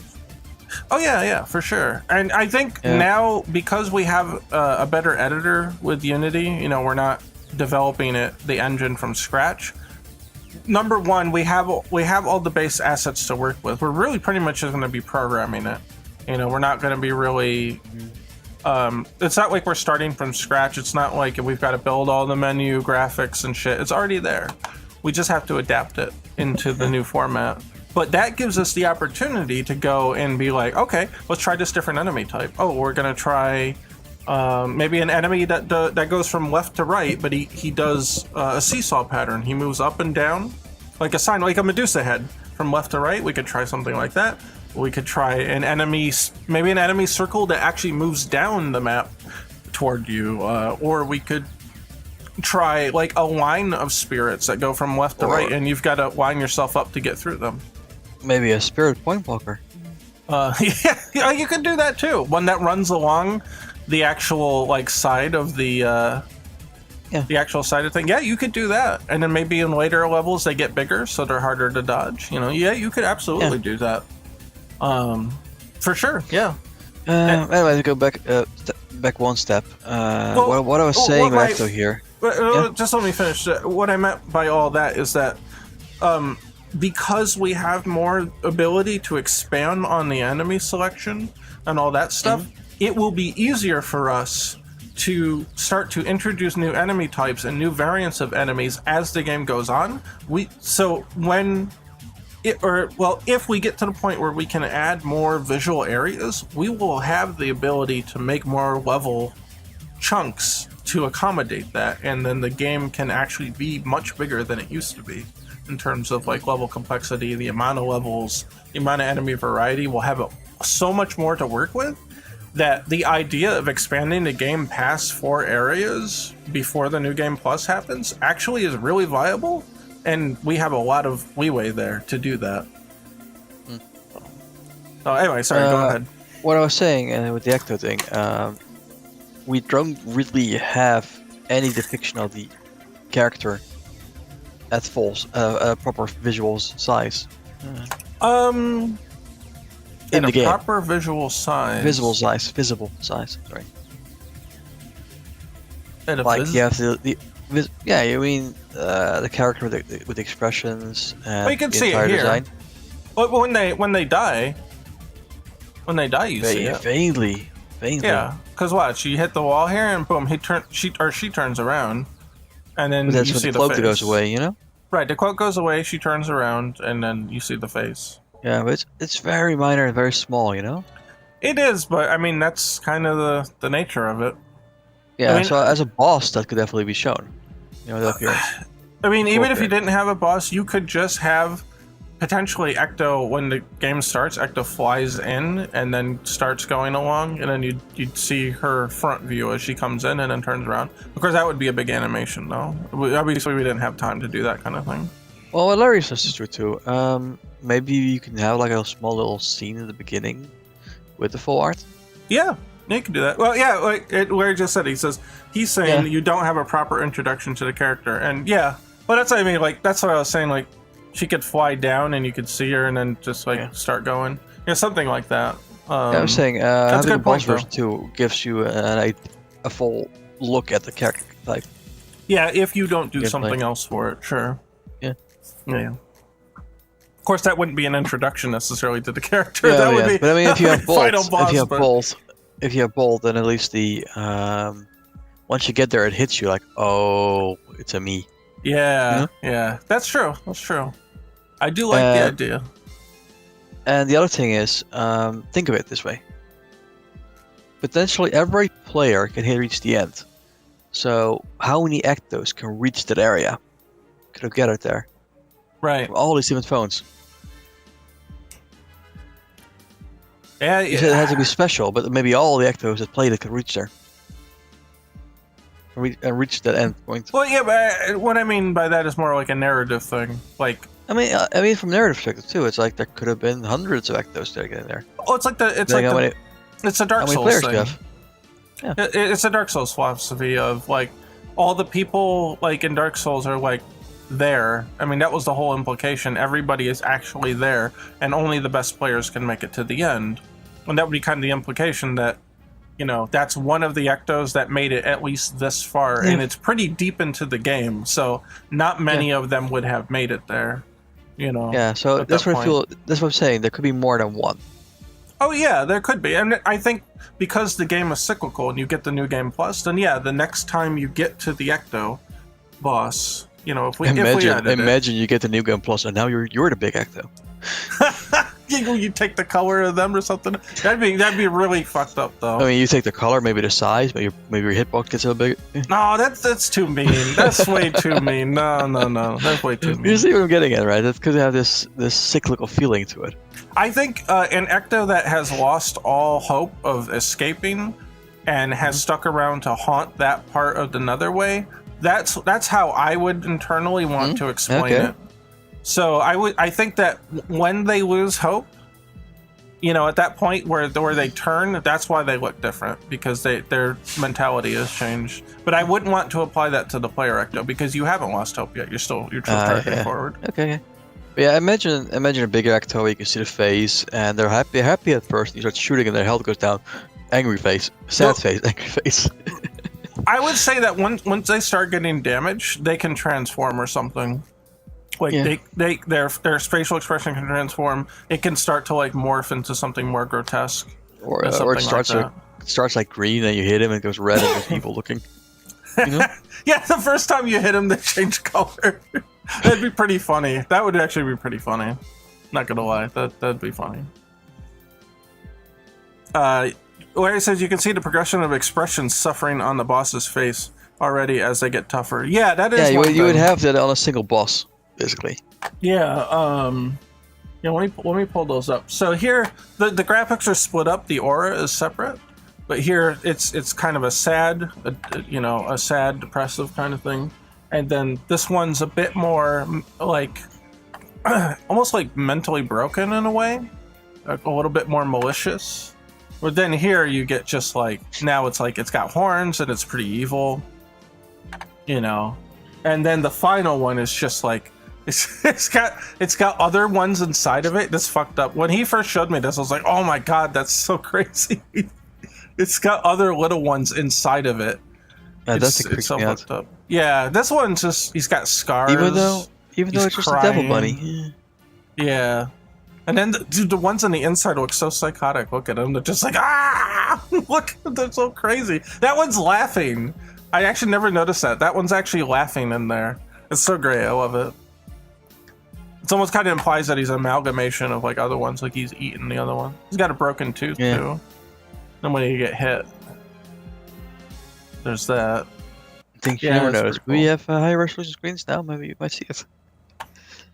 Oh, well, yeah, I mean, you could play this on, like, the iPads back in the day were really high res. Yeah. It might be hard to see it in motion because they're always moving around and shit, but, yeah. But the assets, I think, are 4K ready. You do notice that these enemies do show up as normal enemies, and so do these ones. These are the little circle guys. And then these are the ones that seek toward you and they shoot down at you. But we never did add like these ones as normal enemies. And that's maybe okay. We don't have to. First to appear, right? Not the third one. I wouldn't mind if perhaps this one would show up to like shoot little bullets or something and then go away. Yeah. But here's the thing. I think they should show up as bosses first. You should not see this before the boss. Yeah. The only exception will be like these ones because they're, whatever. But this one definitely screams boss. I would not want to show this. But this is the Area 3 boss. So that's pretty deep into the game before you get to use them. So I don't know. We'll have to think about it. We could definitely make alternate color versions of like this as long as like... I know I said that like just changing the color is not enough. So this would be a Larry question. Could they change like the contrast or something else along with the color to make this distinguishable even without the color? But I think more to the point that the behavior of the enemy is more of the tell as to what type it is. So even if you had the purple one doing a slightly different thing, as long as their movement is different and you can see it ahead of time, it should be all right, even if they look the same. I wouldn't want them to look the same. But if we just had realized to, something. The movement would be the real, tell on it. Mm-hmm. All the enemy types, and and the player as well are all orbs, right? Yep. And that was a deliberate decision because it's easier to check circle collisions than it is square not that collisions. per se. Well, also shmups are pretty much like that. The hitbox is usually like a circle. I'm referring to the setting here. If you clip the wings in Ecto and took away the cloak, they pretty much look like this. Yeah, and that was, I think that was a deliberate thing. Let me see, do I have the concept art here? Are like all the Ectos that failed corrupted into this? Maybe. Here was the concept art, the early concept art. So there you can actually see Ecto. There's no other art like this, I think. You could do that where it's like it's a good Ecto enemy and it turns into these guys as you damage it. That might have been the original implication, at least like visually. That kind of seems what they're like. They lost their wings and now that they're turned into something else. But I still think they're like you fight it and you deplete its life bar and it starts transforming into that. Yeah, it can lose the wings and gain horns instead. Yeah, I do think there's a good idea there to have it look like Ecto at the start. It still has a strong will, and it has not been challenged enough to lose itself and turn into a demon. But it's malicious still. It's kind of in that transient state. It's strong enough to have resisted so far, but you push it to the point where it has to lose itself, and then it can become something reminiscent of these things. I think that would be the way to go with that. Yeah, I mean, what I'm also trying to say is that at that point, if it appears before you, past Area 4, it would be an entity so strong it basically has beaten what you've beaten. Right, yep, that would definitely be the implication. It has gotten that far. Maybe it can't progress, but it is at least strong enough to survive on that depth. Yeah. So that will be the implication if somebody like you is that strong. Yeah. And then when it goes red, it could eventually start, or purple, or orange red, and then eventually could morph into this. Oh, we even like got, the face could change. We even got the work in progress stuff here. Oh, where's view timeline? Right? Isn't there timeline? What's with the color orbs, by the way? Oh, the ones on the top right? I don't know. I'm not sure what those were about. Maybe just color testing. Where is timeline? Window? Like Larry's saying, the progression of the faces is like states of suffering. Or yes, corruption. Exactly. Like the face and the Ecto could morph into those as you progress. Yeah, that's true. Yeah, here you see this is some of the early keyframes he did for the enemy. And it kind of feels like they lost their cloak and they're flaming now. Yeah, that's true. They have no protection from the environment. That's true. Yeah, we're coming up with lore right on the spot here. yeah. That's a good way to look at it, though. Yeah, when they lose their cloak, they lose their protection and they're corrupted. And honestly, that's what happens when Ecto hits something. She loses her cloak. Yeah. Yeah. Like, and if you give up and you decide you're not the chosen on death, you go hollow. Alright, this is not a Dark Souls fan game, alright? No, but that's just kind of the same kind of it is, it's a similar concept. Thematic. Yeah. Or like the players that give up become the Lost Souls. Kind of thing. Yeah, pretty much. She loses the cloak and starts crying, almost like it's intentional. Oh, so he's already thought of this, is what he's saying. Yeah, I figure. I mean, I started realizing when I'm looking at the art. I'm like, There you go, visual storytelling. Yeah. It's deep. It's in there, man. So if you want to, like I said, if you want to cement this, you can eventually just have the final boss turn from good to bad. Yeah. The more you push it, you know? Yeah, it's malevolent, it's prideful, and that's its corruption, but then it starts to embody suffering as it starts It starts out super holy with the shield and everything, smiling face, and you hit it. Oh my god, if it had a shield too, that'd be fucked up. That'd be crazy. Yeah, I mean, it looks terrifying and threatening, even though it's like happy face. And then you push it to the edge, you know? That was actually one thing I was wondering if we could revisit. Now let me go to a lower level to like show this. I feel like when the shield goes on, it actually obscures enough of Ecto that it's really hard to like see her anymore. You barely see the cloak. Yeah, that's what I mean. That's what I'm saying. It was too heavy effect. I mean, it has to be visible. It has to be very visible because that's now your hit radius or like your absorption radius. But does it actually increase the hitbox? Is what I'm wondering. It does not. It increases your range to absorb, but it does not increase your hit range. You still have to be hit on the small. I feel like it might need to be a bit bigger, the hitbox. It doesn't. It doesn't make the hitbox bigger. Huh. No. I specifically programmed it only to expand the absorption I think that's range. where Larry was asking about the additive blending. What's he saying? I can't look because I'm playing. He says that's where additive blending kicks in. Ah, yeah, okay. We could do that. We could do that. Another thing I would like to experiment with is advanced flickering. So I did this a little bit in Hamster Drop, but I didn't really get a chance to do too much of it here. But I think there's a little bit of it. Oh, I'm sorry. I was looking at the shield and I just ran into the enemy. I think it does flicker a little bit. But what I mean by advanced flickering, I mean like it doesn't completely disappear, but you can change alpha, you can change, color modulation a little bit, and like combining those effects into like an animation and smoothing out the curves and stuff, you can get some really advanced flicker like patterns that could really help. I'd like to experiment with something like that and to see what I can come up with.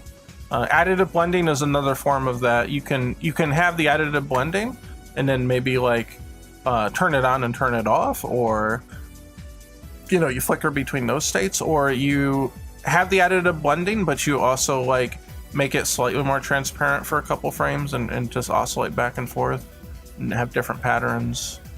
So I'd like to experiment with that, and that way in some respects we don't necessarily have to like create something new.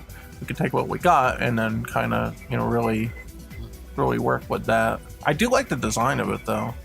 I just think that the cloak becomes too obscured. Should the triangular section be rotating oppositely? I do not think so. I think it's a good visual thing to focus on. Or maybe at least have like a bit of pulsating effect where it's like this bigger and smaller. Like the shards like going in and out. A little bit. Maybe you could do something like that when they're phased out. When it phases out, maybe it changes a little bit. And like expands. Yeah, it could maybe expand a little bit, or like the rotation. That's another thing to consider. What if the shield radius could actually be expanded if you phase? I was wondering that too. Yeah, when you phase out, maybe it expands a little bit. That'd be crazy. Animation, like the triangles go wider. That would actually be a little crazy because you'd take a huge risk of letting the screen go just to absorb a little farther. That'd actually be pretty cool, actually. I'm not gonna lie, that's actually pretty cool sounding. Stuff like that, we wanted to involve phasing more, so. Yeah. Like it might be, for example, it could just be this is the extended version. We could go over a smaller version regularly. Potentially. So it just expands to this level when you phase? That sort of thing. Well, that begs the question of whether or not that should be allowed without the shield too, or the shield is just really good. Like, cause that risk reward, if you let go near one to absorb it quick, should that be a skill you can do all the time like that? I don't know. Yeah, it's super dangerous. In shields you can visually represent it.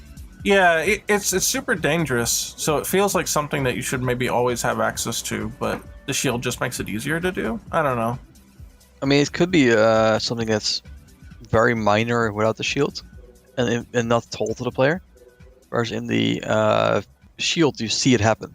Yeah, maybe. I get a little. What's the word? I reel back a little when I think about not showing something at least visually to the player. Because there is an intuitive understanding when you actually see something happen, you know? Bullet grazing is kind of a hidden mechanic overall. It is, but you'll eventually notice it. Yeah. Even if you just die. When you die, you actually get the hit from it, I think. You actually get the bonus points from it. Maybe you could do something maybe different with the wings or something. Like the orientation on Ecto. I don't know. You know? So let's see. Let's intentionally lose it, right? And then we'll hit an enemy, and then it didn't show it. Maybe just Ecto's green cloak just goes bigger. It didn't show it, but Mark? I'm pretty sure I heard you. Let me explain. It did not show you actually gaining the bonus points, so I'm pretty sure it actually gives it to you. I think it. I don't know. I don't know how I feel. I guess that makes sense. If you get hit, you don't want to see the bonus because it'll be like, what? I get a bonus for being hit? I think that'd be confusing. So yeah, I think we deliberately programmed it that it doesn't show it. Yeah, I think it gives you the points. It just doesn't show it. Yeah. But yeah, so you were saying now, I don't think the cloak should expand. I think that's the most intangible thing that could expand. You could always have like a quick swirl or expansion animation off of it, just like an orb that just expands and fades away quickly. But I mean, you kind of already have that because that spark expands outward. But I don't know. I guess, yeah. Unless you want to keep the spark going. I don't think so. I think the idea is that her light is fading away, and that lets you phase, but then the light comes back when you click down. I like the way that works. It would have to be something else, or it would just be hidden. Or maybe the cloak collapses into you and she goes a bit bigger. I like the fact that it's still there, though. I think that's a really iconic part of the design. I wouldn't want it to just necessarily disappear. I don't know. And that would be one hell of a skill. That would be like parry level, right? Wait, shit, my tablet's about to lose power. Amber? Can I have my charger back? Oh, yes. Yeah, it's almost dead. That's all right. Take your time. It's got 10% left, but you know, Mark, we have the shmup lord in the chat. Yeah. See what he thinks. Yeah, good question. Larry, what do you think about when you're phased out that your range, your radius to absorb an enemy's power expands, even if just slightly?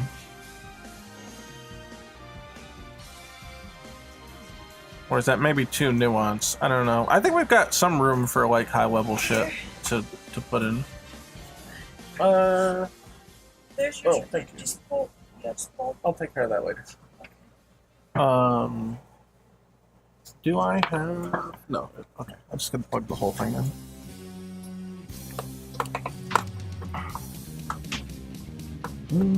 Damn it.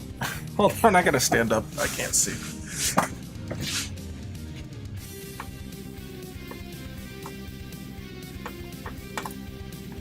Okay, there we go. Yeah, plug it in. Alright. Ori says that's a good ad. Just need an aura for how far the effect goes. Yeah, that's what I was wondering. There's got to be something to denote it. I don't know. I feel like it needs to be minor on the regular version and just more on the shield. Like a shield expanding, I think. Yeah, like the triangles going outward. Yeah, that would be an easier tell. That would definitely be an easier tell. It kind of makes me wonder if we should leave the hint that is an actual thing to the shield, and then the effect when you don't have the shield can be there and subtle, but someone might notice it if they were, thinking enough about the advanced gameplay. My concern is that you could get too much effect spam if you try to make it too prominent. It could just be the shield and not the normal Ecto. Like it's a property of the shield. I think there should be some visual indication, even if it's very subtle, when you don't have the shield. But I think the shield could be the perfect opportunity where it's big enough that you could kind of see it happening. You know what I mean? At least where you're wondering what does this actually do. Let's figure it out. Yeah. We If you do that though, maybe we could the put a how base to play range. stage or a how to play screen if it's not clear Oh, yeah. enough. But I mean, it's better to not have to have a language, Yeah. you know, dependent explanation on it. But I don't know. I kind of like that they're Always rewarding at least people that want to explore it. Yeah, I do like the idea that, you know, yeah, it's hard enough to get one of these, right? But then there's like a whole other level of complexity behind it. I like the idea of that, for sure. I just think if we gotta do that, the base shield absorb radius should be a little lower than it is now, but the expanded version should be higher than it is now. No, absolutely not. It is hard enough to hit something right now without the shield that Okay. you can't make that smaller. I tuned No, that I mean to be pretty the deliberate. shield version of the range Versus versus the expanded shield version. I don't know. Like, find I do a slightly not different like. balance. I do not like the design philosophy of nerfing something because a power-up exists. I like the idea of just making it better. It's already on good. nerfs, you don't Just know make the it, original, but- just make it better. I mean, it'd be hard enough to to pull one of these off because you literally You have don't to think let go of the screen to do it. You don't think it's too OP right now, or? No, I don't think so. Because if you risk getting too close and you get hit, you lose your damn shield. So the shield has like those two advantages to it, and that's fine. There's nothing wrong with that. It's kind of like in a shmup if you have the power ups and you get hit and you lose your power up. It's kind of that similar effect to it. Okay. If you don't want to lose it, then just don't get close to things. But it affords you a little more leeway, so you don't have to take quite the risk. Interesting though, you were talking about more near misses causing more shield orbs to appear. Yes. I mean, you're saying having the shield would give you more shield orbs. No, because you can't accumulate shield orbs. Exactly. So what? I mean, you are- could touch what's them, but happening they then? don't actually accumulate. They would be bonus points in this case. Yeah. So you'd be Or- getting score. Yeah, it would be a score thing, which increases your level, which lets you would start at a higher tomb. So or at there- least there is a if reward you lose there. a shield, if you lose a short shield before you get to that point, it will generate the first shield orb right away. I don't know about that. I intentionally made it so that you could not progress toward another shield until you lost it originally. What I mean is, you've already built points toward the shield orb appearing then, with near misses. Like Yeah. you build up the state of the game thinking, oh, you might be getting very close to a near to a shield orb by using near misses. So the next near miss you do without the shield, oh, there's the shield's return. Like it ties together. I don't know if you should be able to progress toward it while you have the shield, though. I don't know. Yeah. I'm not saying that it's not a good idea. I'm just not sure if the implications for me are Well, it might be correct. that you can build maybe the shield orb appearing through the near miss system, but like it doesn't actually make it appear until you use the shield. So Well, your performance I might mean, actually make it return quicker. Well, that's what I mean. That would still fall under you're progressing toward another shield while you already have one, and I just don't know yet. I have to think about it. Yeah, I was just saying is that it would buffer the fact that you already are in the range of getting a new one, but you already have one. Right? Yeah. On paper, it sounds good. I just have to think it through thoroughly. So it would only apply to the first out of three. That's what I'm saying. Right. Yeah. I do not like the fact that the benefit sort of ends, but at the same time, I feel like I don't know. Maybe you can start like stocking shields so easily, but I don't know. Maybe that's okay too. I have to think That's about what I'm it. saying. Instead of accumulating, well, it could just be there. You'd just be accumulating points. Yeah, I don't know. Any of those shield orbs appearing, actually just let them appear. Larry says need more crystal shard types to pick up. Yeah, right now the Mark, crystal shard types are just for points, but they could be something more? I don't know.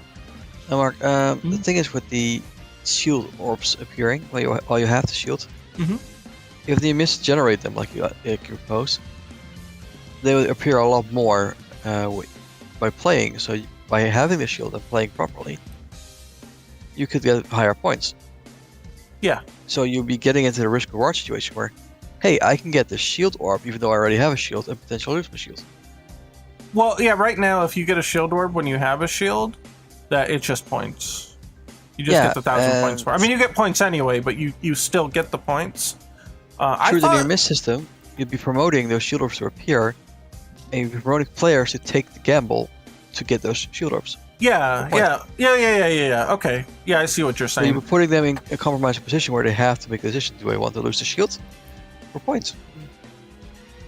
Lose the shield or points? What the hell? Wait, maybe I don't follow what you're saying. Lose the shield or points? Yeah, I mean they have to try and get the points, but trying to get the points puts you in a challenge situation. All the shield orbs are in a hard to get spot. Right, because it's harder to get the points that you're increasing your chances of losing the shield. Okay, I see what you're saying. Yeah. Okay. No, yeah, and then we already have that to a degree because the shield orb patterns will show up. And this really actually might be an older build because I thought at one point I changed it so that if your shield was activated, the shield orbs would just turn into a large crystal instead. They'd be the same point value. Or maybe they'd even be a little bit more. But they would just replace the shield orb on the map because you already had them. Could make it a green shard. The only reservation I have with that is if it's going to change color or something like that, it should do something different. It should be special. Otherwise, it should just show up. Yeah, that's all I'm saying. Basically, if you increase the ratio of shield orb patterns while you have the shield and do the misses, right? You can grind points way harder. Yeah. So yeah, and that's a good self-balancing thing. I mean, that's what we were thinking to begin with. You know, with the near misses, is that the player who can do the near misses is going to advance in the game much faster. Of course, you know, they may be over-skilled for the early levels, and they'll be able to get to the other levels faster, and to start at a higher level faster. Yeah. So what I'm thinking with this is, because if just shield orb patterns appear, it could make the stages kind of easy, because those usually don't have enemies then, you know. Yeah, we have to change that. We have to add a lot more enemies so if the walls are not lethal. I mean, if that too, yeah. I mean, but if the shield or patterns, I like that. And yeah, they show up a lot more because you do a lot of near misses because there's more enemies overall. Yeah. And you generate them. Right. What if in the editor we have like an optional shield orb in some patterns that only appear if you hit the state of getting a shield orb? I'm not sure I follow. Well, thing is, like, we put in the editor a pattern where it's like there's an obvious save spot, right? Yes. And we have a version of that where there's also a shield orb included. Mm-hmm. So that if you trigger the near misses enough where it would generate a shield orb, it would generate a shield orb inside of a regular pattern. So you would have more variations instead of just the shield orb versions. Yeah, I don't appear normally. I don't know about that. I feel like shield orbs maybe should only appear during shield orb patterns. Though just those patterns, it would be increased in frequency is all. Well, I'm saying if that happens, you might just nerf the entire stage. You may nerf the entire stage. Yeah, because you'll be getting parts of the pattern just easier. Because most shield orb patterns have an escape. There's an easy solution to that. Shield orb patterns only get inserted, but they do not replace patterns, so you're just making the levels longer. You're not actually replacing anything. That would make the levels longer, as you say. It would. And that's okay. I'm saying, I'm just saying, potentially you could have you do get more points for just traveling. You see the point is actually going up the more you travel. So enemies are just a bonus. But I'm trying to point to it without dying, but you can see that the points are actually going up as you go higher. What I'm saying is that maybe there could be variations of some patterns that just have a shield orb, so it doesn't look like getting a reduction of the stage. Well, those shield orb patterns do not show up unless a shield orb spawns too, if that's a concern. Yeah, It's not like they show up with nothing in them. They will not show up at all unless the shield orb has been called to appear. But you're saying some patterns have obvious easy routes from how the enemies are and whatnot. Yes. I mean, and those could have like a shield orb suddenly generated within them, and force the player to take the difficult route. Yeah, in that case, I would say that there'd just be 2 copies of that chunk, and one would be like the shield orb could just show up if it's called to. You know. Yeah, but I'm saying it could be those could be a specific clause where it's like those don't appear unless you do the emiss system. So they don't appear as regular shield patterns. Yeah, it depends. I think we should embody the harder path, easier path in some of the patterns anyway, whether there's a shield orb or not. But they definitely do lend themselves nicely to having a shield orb. Well, one thing we never did do is put crystals inside of patterns. We did not, no, and that was intentional. Yeah. Because the crystals are like big rewards, so they were from like defeating enemies, or killing the bullets with your own bullet, enemy bullets with your own bullet, or enemies with the bullet. Then they'd blow up in the crystals then. But these shield orbs are like that though, and you already have shields. Yeah, I think the final build of the game did have that. So there is room. Yeah, they would just turn into shields. There's room to just have a section that's harder with crystals in it. Well, the idea was that you can only reach that when you are doing well enough to have a shield and maintain it. Yeah, you're saying there is room for saying, oh, take this risk for this reward. Right, yeah. Well, I mean, I think we already do that. I mean, you still get points for the shield orbs even in this build, so that's already a thing. It just has different imagery as all. See, I still get the points for it. Yeah, but when there's shield orbs though, it's like if the pattern appears, you can get a shield for it as well. Yeah, if you don't already have one. But once you get the shield, then they turn into crystals. I think that's a good way to handle it, because that's like, oh, you're doing well enough to maintain your shield. Well, now if you want to continue to get shield orbs, it's not going to count toward another shield. However, it does give you major point bonuses. I think that's a good. Just to give you an idea of what I mean with if you put crystals in. Earlier you saw a very easy pattern where it's just tombstones on the sides. Okay. Yeah, you saw that? There's just one tombstone on the side. I'm not really sure, but go ahead. You saw like one tombstone on the right, one on the left. 2 tiles later, one more. 2 tiles later, one more. Like little alcoves on the edges of the screen where you don't even have to jump in. Oh, like here? Yeah. Like if you put a crystal in there, you could have players want to zigzag, for example, through the stage. Yeah, just to get them. That's something we're missing right now. Unless you have like a shield orb and then the shields, or you have a shield and the shield orbs turn into that, like right here. Yeah, but the shield orb is only one. You know, you can't have like a multiple in a row. I think the focus should be primarily on enemies, and if you're doing well enough that you can handle the enemies, and you prove that by maintaining your shield, that means that the player is good enough to avoid everything and also maintain their shield and not losing it. At that point, then turning shield orbs into crystals makes sense. Now you're giving them an extra objective, you're getting them an extra little bit of challenge, and they're going to go for it because they might actually be bored with what they're doing at the moment. I think that is the proper way to implement something like that. I mean, I'm just saying that's only one. You can't go beyond one per half stage. Yeah, and that's fine. That's fine. I think that's okay. Especially if we increase the amount of enemies that are on the screen. There's more shit to do. I was saying you can't really force a player to abide by a certain path. No, you don't have to, but it's their choice. That's the whole idea, is it's their choice to do it or not. But it's not like you can say, oh, on the right side is now crystal, now on the left side jump over. Because you can only have one, not 2 or 3 or 4. Right, yeah, that's okay. I think that's fine. I mean, they're going to show up more frequently anyway if we implement the overlap system the near miss system increases the frequency of them. I mean, you could I'm saying, look you at could how you really play crank when the you value on that and let them go crazy. But just look how you play when you hit the Spirit Free Tomb. You're really just trying to get all the crystals, even though the stage is there. no, I see what you're saying. I'm not sure it's an appropriate thing to just throw in. Yeah. Of course, the Spirit Free Tomb is a lot easier once you have wall collision in. It will be, yeah, for sure. We could do more with the hands potentially.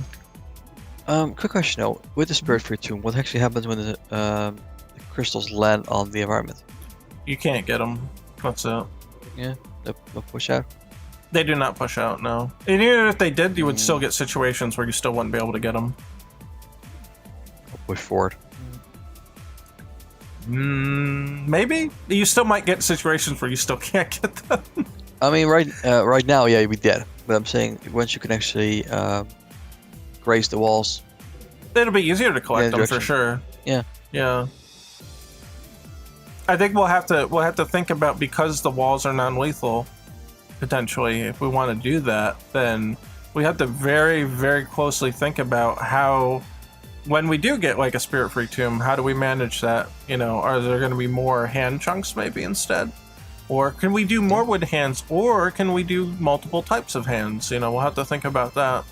Well, I wouldn't mind having some wall type that's just spikes or something. Yeah, I think we should have some walls that are lethal, but they'll have to be, like you said, like spikes or something that's very noticeably, the iconography is definitely like, oh yeah, you're going to get killed if you don't do that. Or you just put stationary flaming enemies in the pattern. Stationary flaming enemies. Yeah, all enemies are flaming, Mark. I'm saying put a stationary enemy that doesn't go faster than the scroll. Just to act like an obstacle? Yeah, you could absolutely do that. Especially since you don't have... Ground can no longer serve as that function, for sure. Yeah, I think that makes sense. I think the boss, when the boss blows up, I think it should get hit higher up on the screen to give you more chance to dodge. Ooh, bug tricksel, yeah. To give you a chance to dodge, what's coming up. Well, I think that's part of the challenge, though. If you blow it up too close, then I don't think that should happen. I don't think that should happen. I think that's way too unfair. Would there be any way to blow up enemies in the stages? Not currently, but that's okay. Because your primary objective is to dodge. That was the foundation of the project. It's not attacking, but focusing on the dodging aspect. I'm just thinking if there's like one of those bullets appear somewhere, you can get them. I can't imagine a situation where that would help you, I guess. Like, well, I mean, have you seen those giant flame patterns? Well, here's the thing. The bullet works primarily because you don't have to aim it. But if there's multiple targets, how do you aim? Where is it going to go? The closest one? The farthest one? Or just ahead? Or just ahead? I don't know. But then there's an inconsistency between how it operates in boss battles and then outside. Could be the big cluster of enemies. Or nearest enemy. What if there isn't, though? Nearest enemy. I guess? I don't know. It seems kind of underwhelming, though. You go through all the effort to drag it in just to hit the nearest enemy. I mean, on some of the insane bullet patterns you see later? Well, here's the thing. You don't get to really choose that, though. Yeah, you can. If you don't phase, then you can choose to get brought in. Yeah, but you have to phase, so the level design forces you to phase. And you have to, move quickly. The boss battle works because there's no level design to, force you to phase. I mean, it goes back to what I was saying, is what if there's a way to have, the orb to reset to its original state if you don't draw it in too fast? If you don't draw it in for a prolonged period of time. It takes so long to draw it in that there's no way you can think about what's on the screen and then attempt to use it in reaction to what's on the screen. You would just kind of get lucky that a pattern shows up eventually that you can use it on it if you maintain its distance. But it's just it's a long-term ability. The game is too fast for you to just use it. It would have to be a button that you But for can store it and example, fire it. For example, what if after your shield is made, you could gain like a bunch of orbs circling around you, and you can draw those in by phasing. And then do what with them? Then they release once you hold once you stay in phase mode for like 3 seconds or 2 seconds. 3 seconds? That's a long time. Again, by the time 3 seconds are up, you would have already gone like arbitrary 2 streams. number, Mark. But even then, like, I just don't see it working. Like, what if they circled around you for a while? You kept them, and then when you're phasing, then boom, they fire, and they could regenerate over time. But because the level forces you to phase at certain points for different lengths of time, I'm saying you would get they would only fire misfires after a longer period than that. Yeah, you would get misfires though. That doesn't flow well. It's not quick enough to be useful, and it's not slow enough to not accidentally just trigger. Oh, I'm saying if Ecto just regenerated something like that. I don't know. It doesn't flow well. When I'm thinking about playing it in my head, it does not flow well. Because you have too many misfires. Yeah, too many misfires, and just like it doesn't sound useful at all. At least with a boss, like you have to do it in order to like progress. Or what if like near misses could generate hold on. I kicked out my microphone or my my headset. Hold on, I can't hear you. Hold on. Oh god, I gotta plug it back in. Okay, I'm back. Well, what if like near misses could accumulate like energy around Ecto that could serve as a enemy breaking shield? Enemy breaking shit? What does that mean? Like a circular like energy circulating around you, and it could break one enemy. Break one enemy from near missing. I mean, you're already increasing the shield with the near misses. You're increasing the quickness in which you can get I'm saying shields. Near misses, or you pick something up and you have like a circular barrier that can break enemies into shards. And you have like 3 shots to use it. Yeah. 3 shots? Well, how do you know when it fires? No, I'm saying it's a stationary. It's a circling shield, like the shield you have right now. Mm-hmm. But you can hit enemies with it. So it's like the turtle shells in Mario Kart? Like it's just. Have you played Mario Kart? Yeah, man. So it's like when you get the 3 shells. Yeah, I know, but I mean, when you first activate them, they circle you. The ones that are hold behind you, the ones that circle you, like that. And you can hit 3 things in its radius, and whenever they make contact, they'll blow up whatever's in your way. Yeah. Well, that's kind of like having 3 shields then instead of 1. Because they'll take that hit for you. It moves in a much wider radius, so it would get hit much faster. Sure, but it's still preventing you from hitting something. So it's kind of like a triple shield in that case. Only if you can get it maneuvered into the enemy, kind of thing. It's not a full protection.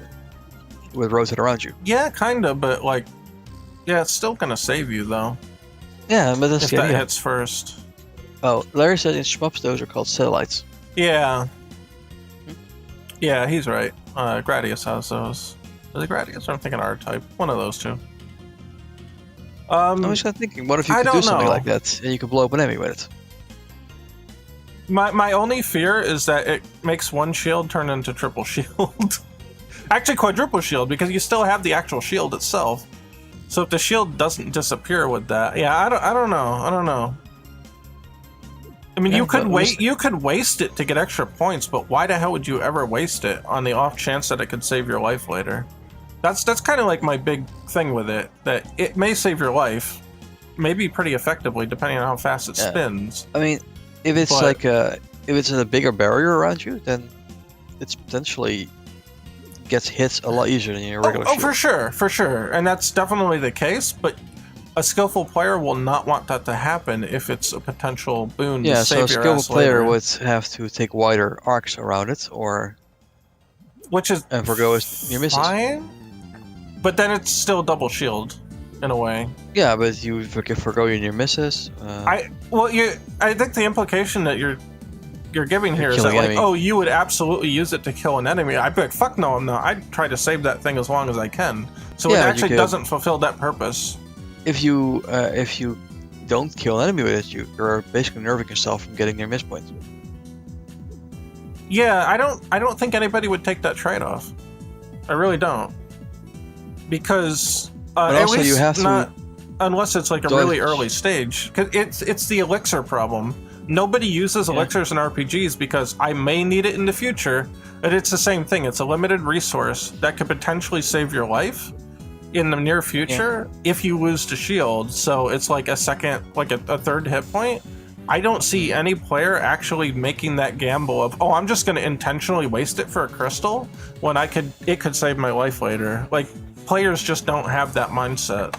They'll hold on to the fucking thing, even if they never use it. Just like elixirs, you end up the game at the end, you're like, oh, I don't want to use it ever, because when I really need it, I need it, and then they never end up using them. That's the typical player mentality. It could be a card, Mark. Could be a card. It could be like you get flame effect around you. They can break things and will last you like the whole stage. And it could have like a few gaps in it, so things can still get through. But they would never disappear? They wouldn't disappear. Only when a stage was up. Only when a stage is up. That I would like that a little better, because it's a temporary thing, and because it doesn't disappear, it does incentivize you to try to bash enemies with it. It's like a middle ground between a Spirit-Free Tomb and a shield. Yeah, it's a skill-based Spirit-Free Tomb, right? Yeah. Yeah. And then you could stack it with the shield, and it still wouldn't interrupt the game because it would just go away at the end. I do like that better. Yeah. I think it's got better balance. Like I was thinking of the Ninja Gaiden power-up. Yeah, the only thing you'll have to resolve at this point with this idea, this version of this idea, is how. So what happens with Spirit-Free Tomb? The Spirit-Free Tomb is just like a better version of it, right? I mean, you can't get two cards at the same time. No, you can't. But what I'm saying is they serve relatively the same functionality, just one's better than the other. So what would you do there? Would Spirit-Free Tomb just be a lot more rare now, and then this one would be more common? Or would Spirit-Free Tomb change in some way? Although I wouldn't want to nerf it, unless I really had to. So you got to think about that very carefully. I mean, the feeling of Spirit-Free Tomb is, free goodies everywhere, I can pick them up. Yeah, Whereas exactly. The spirit of this one is like, oh, I got an attacking option, I got to bash into things now. Right, but you still get the same thing. You get the reward as you're increasing your reward, in eliminating spirits in that sense. Yeah, but you have to put more effort in. You're right. You had to put effort in, but what I'm saying is that they're both. If you were to draw a line on that power-up path, they're both on that same line. It's just that Spirit-Free Tomb is like the free version of it, like the really free version of it. So what?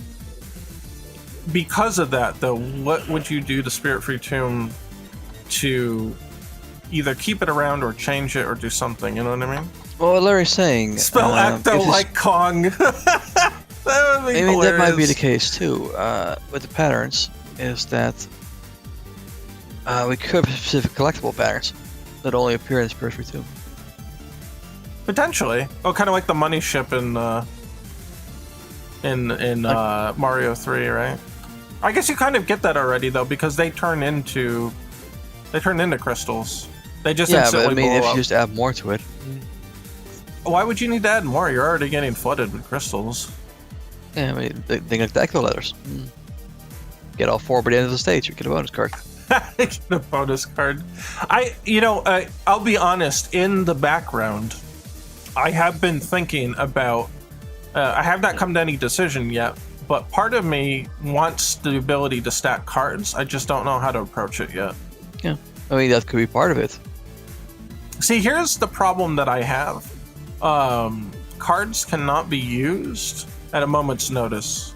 They have to be either active or inactive for a certain period of time, and usually that period of time is at the end of the tomb. But I don't know.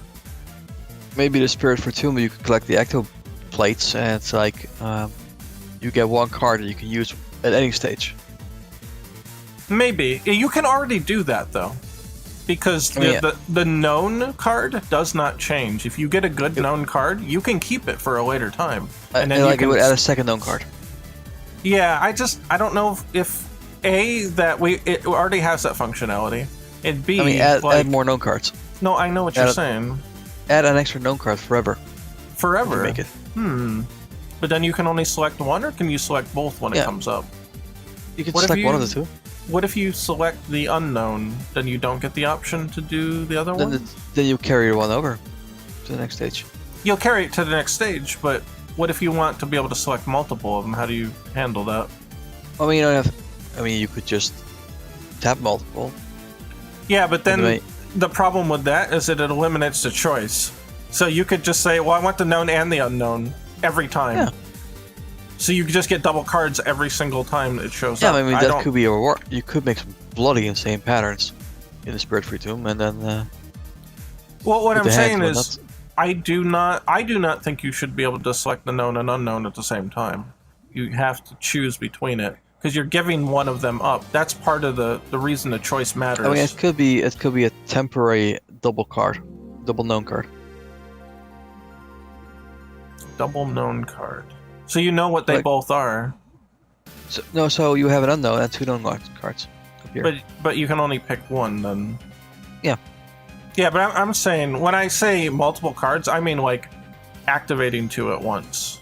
Yeah, I'm saying in that case, when there's a third card, you might be able to press two, and you might be able to press no. And by the next stage, you're back to two. I don't think you should be able to select a known and an unknown at the same time, because that just eliminates the choice. You just get both of them. Then there's no reason. No, I'm saying when there's three cards, you have to forfeit one. I don't know. I don't know. When there's three cards, you can choose an unknown, but you have to forfeit the second known card. Maybe once you choose a known one, any known one, the unknown one goes away, and then you can then attempt to. No, because then your choice is just to get the second known.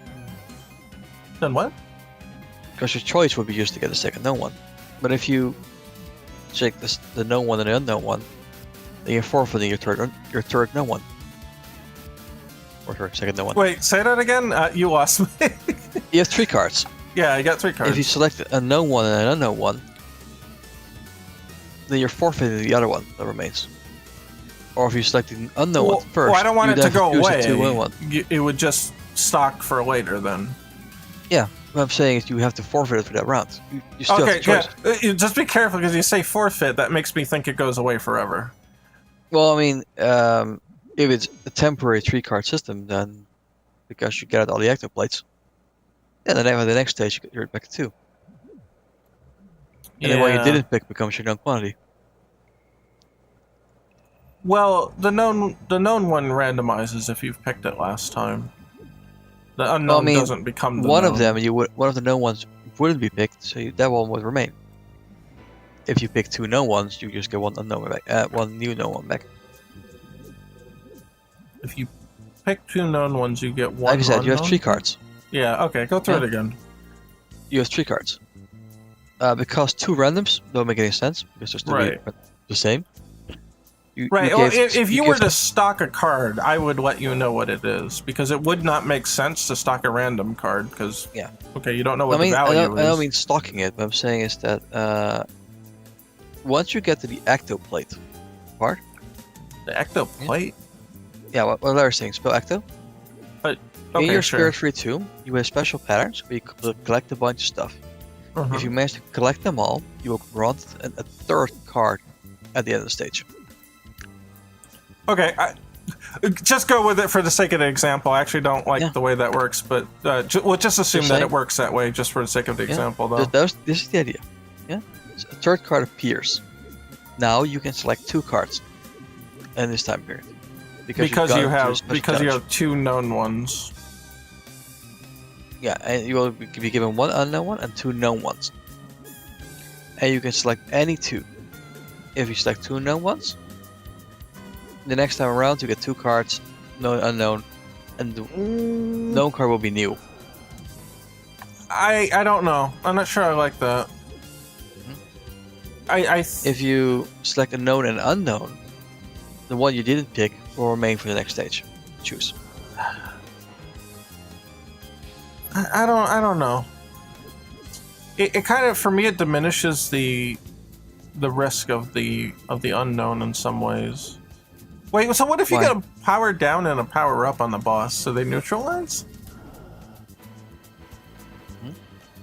So You want to be there's acceptable? boss power up and boss power down are both cards that I currently mean, exist. the power down would only exist in the unknown card.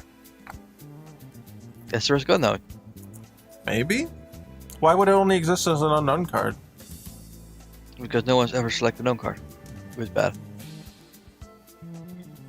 What? No one would ever select a known card that's known to be bad. Well, I no, believe it's a boss limited power pool. down makes the boss easier. That's a good card. Oh, but boss power up is a bad one. Yeah. That's what I'm saying. Boss power up should not appear in the known card list. Oh, absolutely it should. Why? Because when a known boss power up comes up, you're forced with the decision of, well, I don't want that one, but what if the unknown card is worse? And that really pushes you in a direction that's stressful. That's really good. I love it when that happens because that really forces you to think about it. I mean, you'll be pressing unknown cards for like 10 stages before you decide to get rid of it. Well, and that's the thing too. Eventually, you have to bite the bullet. Do you bite the bullet now, or do you bank on the next card being good enough that it doesn't matter that you don't want it? It's kind of like it's kind of like the cancer. You got to get rid of it as soon as possible. Yeah. You know, theoretically, I love that though. I think that's great. Anyway, to go back to basics. You're forced to fear for it. To go back to basics, the proposition is that in these spirit-free tombs, there should be something extra to do. Yeah, that's the one that I don't actually like, because the spirit-free tomb is a bonus enough, and now you're stacking Okay. bonus on top of bonus, and especially if the spirit-free tomb is going to become more rare.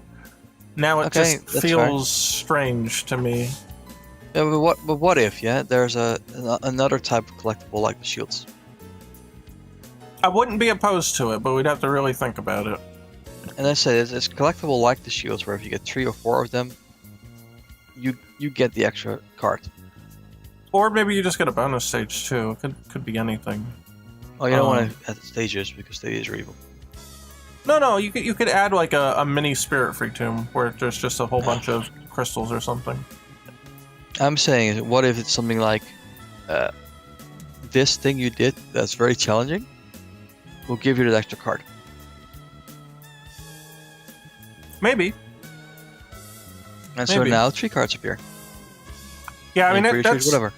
that's part of the balance is, you know, getting to the point that you can get one. What do you have to do in order to get one?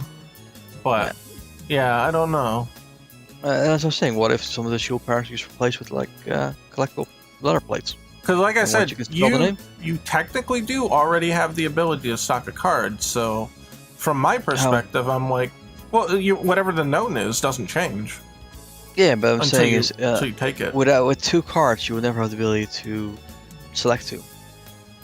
No, I'm not talking about selecting multiple, but I'm saying the ability to stock a card already exists. So like having 2 cards stocked is an extension of that, of a thing that we already have. So for me as a designer, I need to prove to myself that it is worth expanding upon this in the first place. And then it is a meaningful expansion that doesn't multiply the power so much that it becomes overpowered, you know, depending on how frequently you can do this kind of stuff. And the other thing is like frequency of use. When can you activate these things? There's a lot of implications here that are like, we already kind of have some of this functionality. Should we push it further, or should we just leave it as is? And that really is going to depend on what you can do. I do like the intuitive idea in my head is like, wow, it would be really great if I had multiple cards, but I don't know if it's the right call in some ways. Well, all I'm saying is that do some sort of challenge that will allow you to get a 3rd card. Do a challenge that allows you to Do a get challenge card. that will have a 3rd card show up at the end of the stage. Yeah, I think whatever it is, you definitely have to risk something to get it because it's super And powerful potentially. And then you either choose You either have an extra no one for that one round, like you have more options. Yeah, because especially if you could combine a boss power down or 2 boss power downs or like a boss power down and a shield or some shit like that, that's very powerful. That's a really powerful card, combination. And more to the point, boss power downs actually do not activate on the tomb. So if I use it on a tomb instead of a boss, it will remain. You could potentially get 2 boss power downs, then grind out another 3rd card and get another boss power down and like completely nerf the motherfucker. So what I'm saying is a 3rd card would show up, and so you can decide whether you want the player to be allowed to select 2. Oh, my eyes. The screen looks like it's still moving up because it's expecting it to go down. I kind of feel like that maybe having a pattern that's still scrolling down, even if it's slowly, after you die, might help alleviate that visual issue. Need a lightning card that shoots bolts of lightning on a timer that kills enemies. Shoots bolts of lightning. Or only shoots lightning when you're faced. Yeah, that too. Well, I have been thinking about, like, when you mentioned the satellite stuff, I had thought potentially that there could be a card that, like, just continually shoots while you're phased out. Would be kind of a way to, like, get a little bit of shooting in there. And I thought this, prior to the stream, but I think it's worth mentioning now that you brought up the satellites and the other stuff. So if you had a card that granted you, maybe they're satellites, whatever. Maybe there's like 2 satellites and they shoot while you're, is this a Unity version? It will be. This is the old build. AJ popped in chat. This is the old build. We're just far ahead of me. But it will be a Unity version when it's translated. Now we did do that. Yeah, well, no, that's fine. Usually the first stream is just going to be discussion anyway for starting something new. Now we did do a small prototype in Unity, but since then we have come up with enough ideas that make what I did have to start from scratch anyway in order to implement them. So I'm just going to toss aside that version and just continue to implement on a new version here. Give it a fresh start. Also, when I upgraded the project to 2022, like, a whole bunch of shit broke for no reason, so I'm like, screw it, we're just gonna start it over. There wasn't really that much progress made on it anyway. So that's where we are now. We've just been kind of playing it and discussing what we might want to do to it. There's a lot to go over, so you might want to just, when the stream's over, you can just, like, rewind the VOD on YouTube. But I don't want to just recap everything at this point. But we were thinking, just kind of like Cliff Notes version, we're thinking about adding a new final boss, adding some new areas. Well, not necessarily a final boss, but a boss that may have abilities similar to you. You know, the game will still continue into perpetuity. We're thinking about when you phase out, maybe your radius for near miss bonus points gets larger. You know, like when you get the shield, it'll get even larger. Enemies slow down on phasing? Yeah, when you let go, maybe enemies will slow down a little bit, so they desync from the pattern a little bit. It might help you create opportunity to get through some stuff. Maybe adding some more card effects. Maybe the ability to stock more than one card or use more than one card at once or something like that. That's basically what we were thinking about. And also, you know, we're going to add a boatload of other enemy types. And the big one, which I don't know if you saw this discussion in the Discord channel, but what if walls are not lethal anymore? What if they only push you back? So if I were to put him here and let him hit the wall, or she rather, she would get pushed back down until she goes off screen, and when you go off screen you die, but it's not an immediate kill. So those are the real big things, but there's a whole shitload of things that we've been discussing for the last couple hours. So if you want the full version, go ahead and, you know, check the VOD out after. But the pushback, we need some sort of rubber banding to go back to the regular state.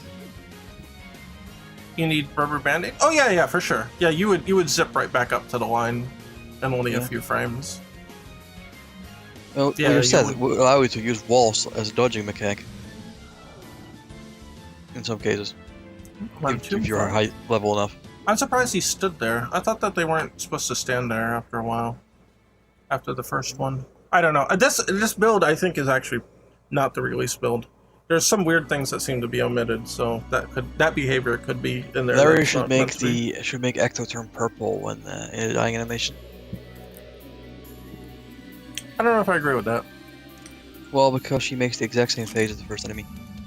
I understand that, but I don't know if I agree with it. I know what you're leading to, but I think it may be too much. Because the cloak's gonna like go away really quickly anyway.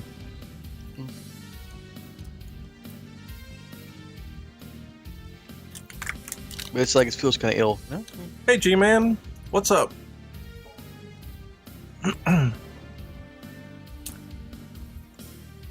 I think the better place to throw that implication out is just when the boss shows up.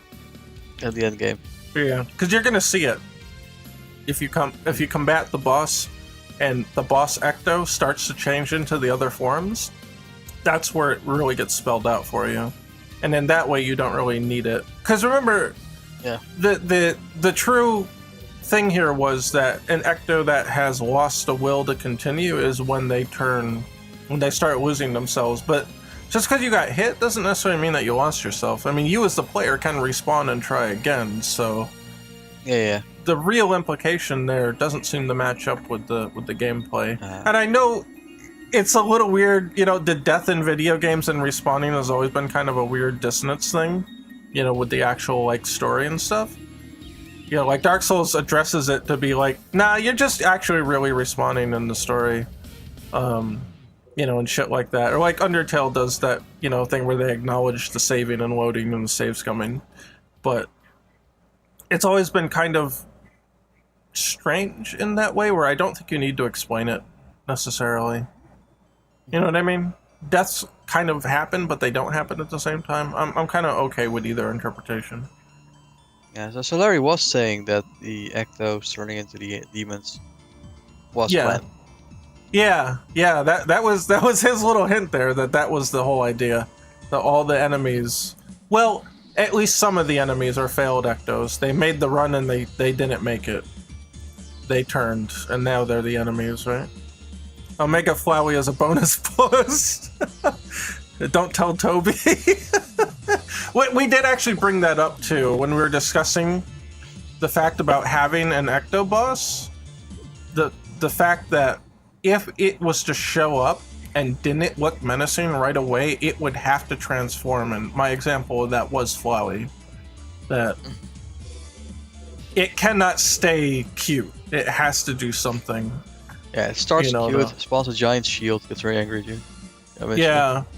That's the thing. And Larry said the expression would have to mutate throughout the fight in order to... I mean, imagine it's fight starting and the whole music goes, oh, very holy. And then you hit it and the music changes. That would be really funny, actually. That would be hilarious. I'd love that. And then it switches to spooky mode again. Yeah, back to spooky mode. Is there a special boss music, or...? There is not. Well, like, imagine it going through the 4 stages of whatever hellscape we're in. Yeah, we didn't... like, change it, and it changes the music to the stages. Yeah. Expression. We did not have the, we did not have either the budget or the time to add more music. Yeah. But imagine it's like, an Ectobot appeared. Maybe it's just a phasing sound or something, It's just sitting there. I don't mind adding more music. I think a boss music would be cool, and we might have actually entertained that at the time, but...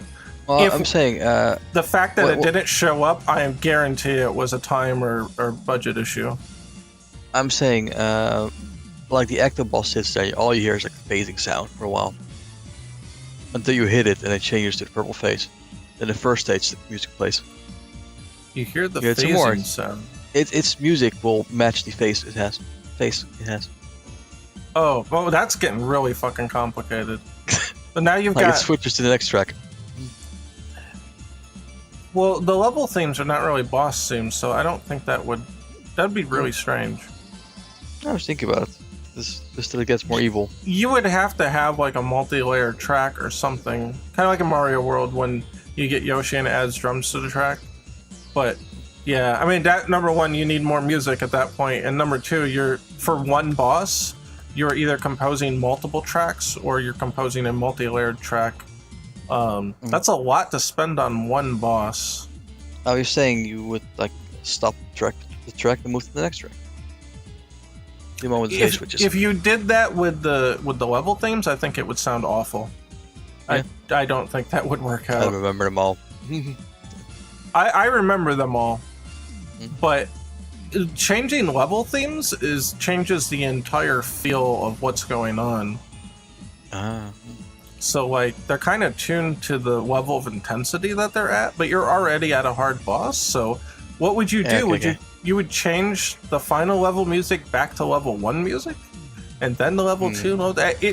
In my mind, it does not work.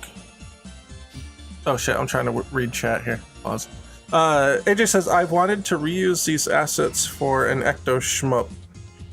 Yeah, in the effort of getting this out on time, instead of doing a sequel, I'm just upgrading what's already here. You could definitely take these and create like a traditional shmup with it. But number one, I think it would be difficult to do that on mobile with a good feature set. And you would kind of lose the phasing if you didn't have multiple inputs. I think you need like rubber assets as well to make a traditional one. Technically you wouldn't, but I would recommend to do that. I think if you did that, I would recommend that you absolutely increase the asset count substantially. Because part of the whole shmup thing is like visual fidelity. And here, at least when it's a shmup light, you don't kind of have that expectation. But if you were to make an actual sequel, I think you should put a lot more into it, which we don't have the resources for, so... It's more of that that's running right now. It also distracts it from its core ideology of dodging as the focus. So it's like Ecto 2, the less unique sequel. Okay. I know, part of me as a designer, part of me doesn't like that. I think a sequel should expand on the core the core philosophy of the design of the original. Otherwise, it's kind of a different game. Well, and it's questionable whether it should be a sequel. Back. But that is inherently opposed to focus on dodging. Don't focus on attacking. Unless you just make it a normal bullet hell, but there's 100 of those, so what's unique about it? Because you can't kill anything. Well, you can kill the bosses. No, you can't shoot them up. Well, as I said, it's just shmup light. You can only shoot the bosses. But if you change that, then you're basically every other shmup, so part of me would... My initial gut reaction would be like, what's the point then? You know, like I said, the only thing I think where you can add shoot 'em up elements is like a card that gives you like satellites that shoot or orbit. Yeah, I wouldn't be opposed to that if it was like just a one and done, okay, you get it for one tomb and that's it. Like either, it's a very slow rate of fire, it's like a boom, boom, boom, you know, like that, like every second and a half, 2 seconds or something. Because then it wouldn't just obliterate everything on the screen, but it would have to be an auto aim. It would have to be some kind of auto aim thing, right? No, per se. Your only input in this game is to press the screen and not press it just out of fire.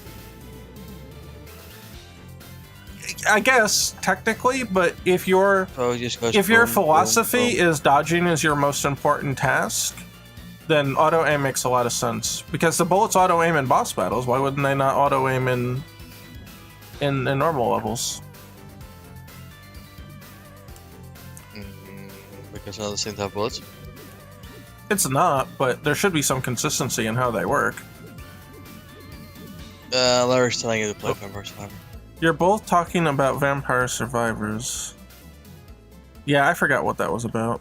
Nothing spookier than a feature creep? Is that true? Is that not true? That is on point.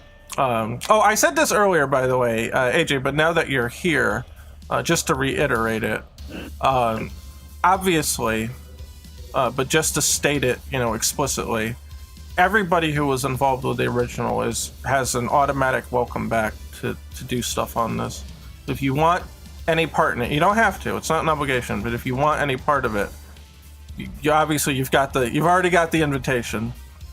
So that's there. I'm not gonna bar anybody from the original from coming back. I think that would be an awful thing to do. So I wanted to make it known that is clearly everybody who was on it is welcome to come back and do something on it with no obligation. You can do as little or as much as you want. So you're removing. You wanted the free card at the beginning of the game, always, right? Yep, I want you to be able to get a card from the beginning all the time. And so yeah, that was. So if you press Ecto's face 5 times, you activate NES mode. NES mode? What do you mean? Like an hamster. Oh, you mean if you replace the functionality, what does clicking the face do? Yeah, I don't know. That would be a nightmare. Now that's real fucking feature creep right there. That's a real feature creep. Remember the little hamster drop? I do remember that. Yeah, we were gonna have different skins and stuff, but yeah, we ended up using it for the tutorial. But here you go. Oh, I should have picked the other one. So here's another change that I want to make. That if you have a card stocked, your known card, or maybe if you can stock another one or whatever, I would like you to be able to use it after every tomb. So you can choose when to use it. Right now, you can only choose to use it every 3 tombs. And I think that's a big oversight in the design. I think you should be able to, if you stock a card, you should be able to use it every tomb. But you can't get a new one necessarily. You can only use the one that you stocked, and then it goes away, and then it'll like refresh. I mean, it's set that the bosses give you the cards, right? Currently, you can gain cards, but yeah, that's the only time you can use it is after defeating a boss. But I feel like that's too infrequent. I mean, that's where part of the idea comes in, where you could pick up a card maybe in the stage. Right. But like I said, we kind of already have that functionality where you can choose to keep that card. Or you can choose to keep a card already. It's just you can't use it after every tomb. I feel like it slows the game down to crawl if you choose cards every time. Not necessarily. In fact, it could actually speed the game up because you're getting more potential power-ups. There is also the possibility that you accidentally keep stocking boss power-ups, and you stock 3 boss power-ups, and now you just get fucking walloped by the time you get there. I mean, that would be a rare occurrence, but there is that risk associated with it. Oh. And that's why I was thinking maybe you can only choose cards after bosses, but you can stock a card to use at any time at the end of a tomb. You can use it immediately, or you can just save it. You know what I mean? I was worried about the game just slowing down, pausing, select the card. You want to use the card. It only slows down for a few seconds. You just make a choice and move on. Yeah, but if you don't choose, you can just press a button that says "Don't use it" or whatever. Yeah, but if you don't decide to choose, you're stopped. There's a 3, 2, 1 timer. No, you could have an option that just says "Don't choose anything" or "Don't use it." Yeah, but if people don't press it, you're gonna be stuck in the menu forever. No, you put a timer on it. Okay. Just like whenever you beat a boss, you get a timer on the. You only get 5 seconds to choose. That's a bit of a delay, but yeah. Yeah, but you're choosing to enter that state. Oh shit! How? Oh, I forgot how much these bosses get crazy. How are you stockpiling it? Because your known doesn't go away. How are you stockpiling it? By just not using the known one. If you don't use the known, then oh shit! Well, those are fast. I feel like Larry's probably on the other end going, "You think this is crazy? You've seen nothing." Oh, for sure. But I mean, for Ecto, it's pretty nuts because they're fast. A lot of bullet hell patterns are not fast; they're just dense. But this one is fast. You got to be on your toes with it. Oh, he does actually back off when he does that. Whoa! There we go. Yeah, see, he actually got closer for the round. Yeah, some of them you get closer for. Ooh! Yeah, baby, give me that. I wanted more, but that's okay. So yeah, the proposition for the Ecto boss was like, in part of the phase, you would just be drawing a bullet back to it. I'll take the unknown. Oh, a small crystal. God damn it. What was that again? The proposition for the Ecto boss was like in part of its attack phase would just draw the bullet back away from you. Yeah. And if you lose that tug of war, then good luck. Well, what I would think to make that more interesting is he would summon other enemies to harass you while that's going on. So you would have to either choose to release or stay put. Yeah. Like it might go into this tug of war with you, but it keeps drawing in, but enemies come in at the same time. Oh! Like it summons demons. Yeah, yeah. Like just homing types, you know? Yeah. I would think, what I would like to see is if he summons little smaller bosses that can actually shoot patterns and stuff too, would be nice. Yeah. Let's see. AJ is saying, I feel like Near Miss should produce an effect like in Deltarune. I have not played Deltarune, so I don't know what that's about. Hard to see when you're pulling it off. Well, the enemies do change. They do change their face and they get darker when it happens. And you get a sound effect, so I don't know. I feel like, I mean, sure, you could add more, but I feel like it's not like it doesn't do anything at this point. Anyway, the proposition was if you do have some sort of challenge that you've overcome in multiple stages, that you could get, like say a tomb, right, has like the whole area has like 4 things, right? Has 4 sections. 4 sections? Has a 4 tomb? Yeah. Has 4 sections? Yeah. Oh, you mean the whole area? Yeah, the whole area. Yeah. Okay, because each level is called a tomb, so Okay. that's where The whole area, yeah, has 4 sections. Yeah, 4 bosses in total. Like with if there's 3 levels if each. there, like I was saying, if there's something in every section that you can pick up and then collect a complete set, you might get an extra card. In the Throughout next the area. entire three level plus boss span? Yeah. Well, that's when you just get a normal card. I'm saying when you could then have 2 known cards that you're stockpiling, Maybe? from which you can select one. I feel like it would have to be less frequent than that, because you're getting a card guaranteed every time Well, that that's you what I'm saying. complete a boss. It might be a one-time thing, but it would have to be from getting everything in that one whole area.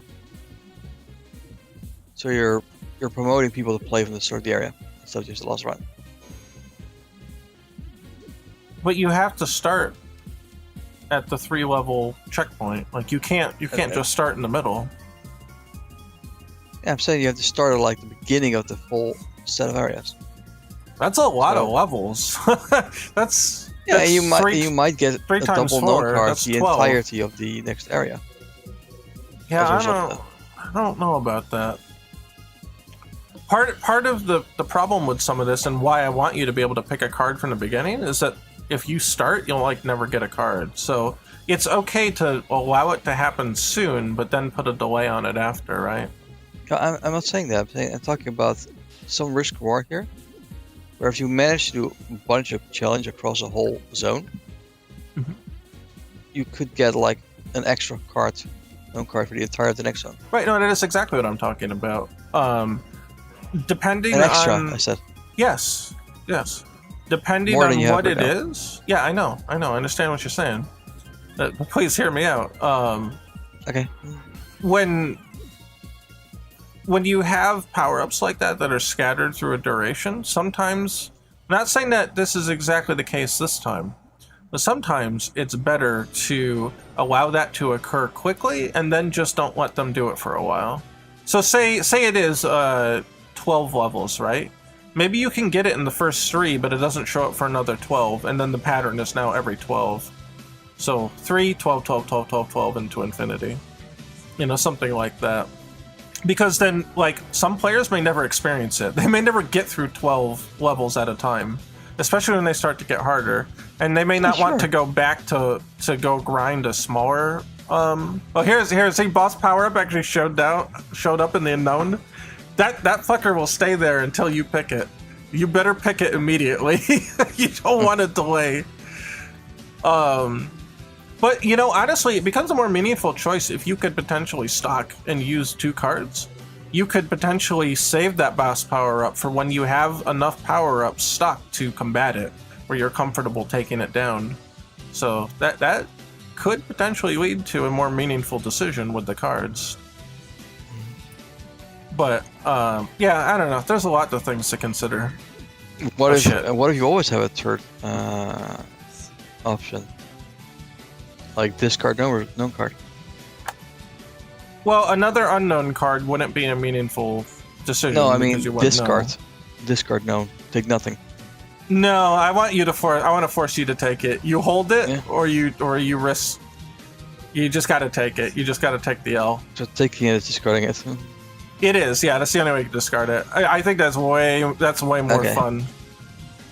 Well, anyway, the proposition is that regardless how fast you get it, that you would be able to, at least for a significant duration of the game, be able to expand the amount of cards you get by 1 more known. Continually? Depends on what you want. You want it until you choose one, or forever. I mean, you have to consider how quickly can you get these cards too, because at some point it'll be impossible to restock because you'll be using them constantly in the later levels. Yeah, but that's why I said if you could get it 4 sets before you a complete set before you get to some point, I mean, or once you get the full set, you get Yeah. you get the second card.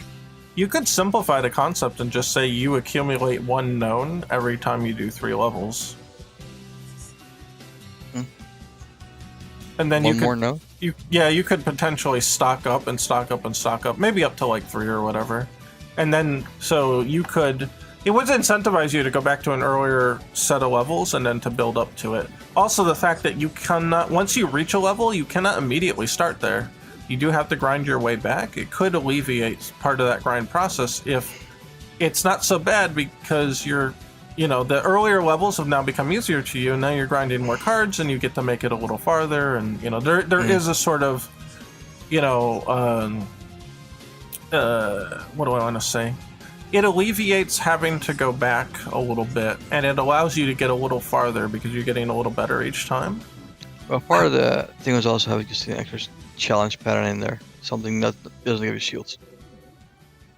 Potentially, yeah, if you want to do it that way. You could just have a card on the stage somewhere.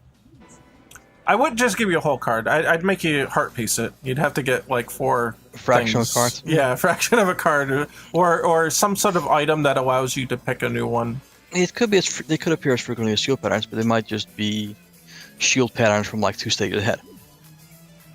Maybe. Like the next zone, I would say the that next zone. maybe you shouldn't get more than 1 per stage. Well, So yeah, like, the that's shield patterns are programmed to only show up twice a stage, so you can't get a 1 shield.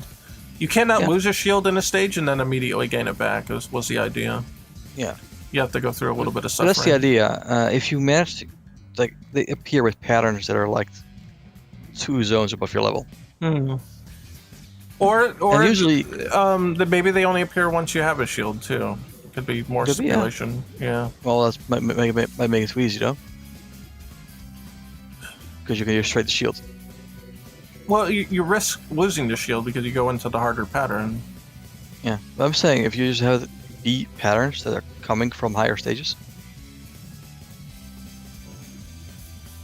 then there's a clear indication of this thing is special. You know? I guess to a degree. I mean, it would have to look special anyway. I guess my only fear is that it does diminish the whole known and unknown thing. Because if you're just grinding cards and you're just getting cards, then either there's they're a limit, of all course. unknown.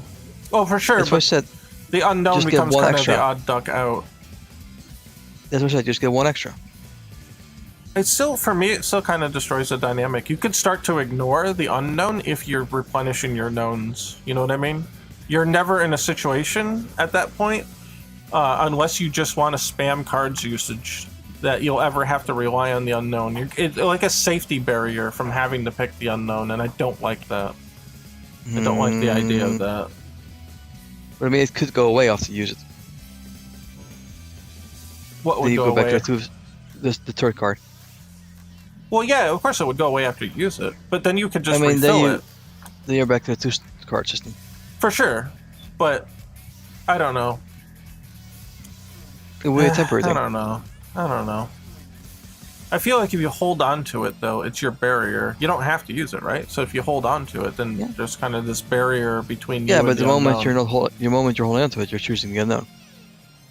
Yeah, but the thing is, you could use either of the knowns. So when you use one of the knowns, the other one is still there.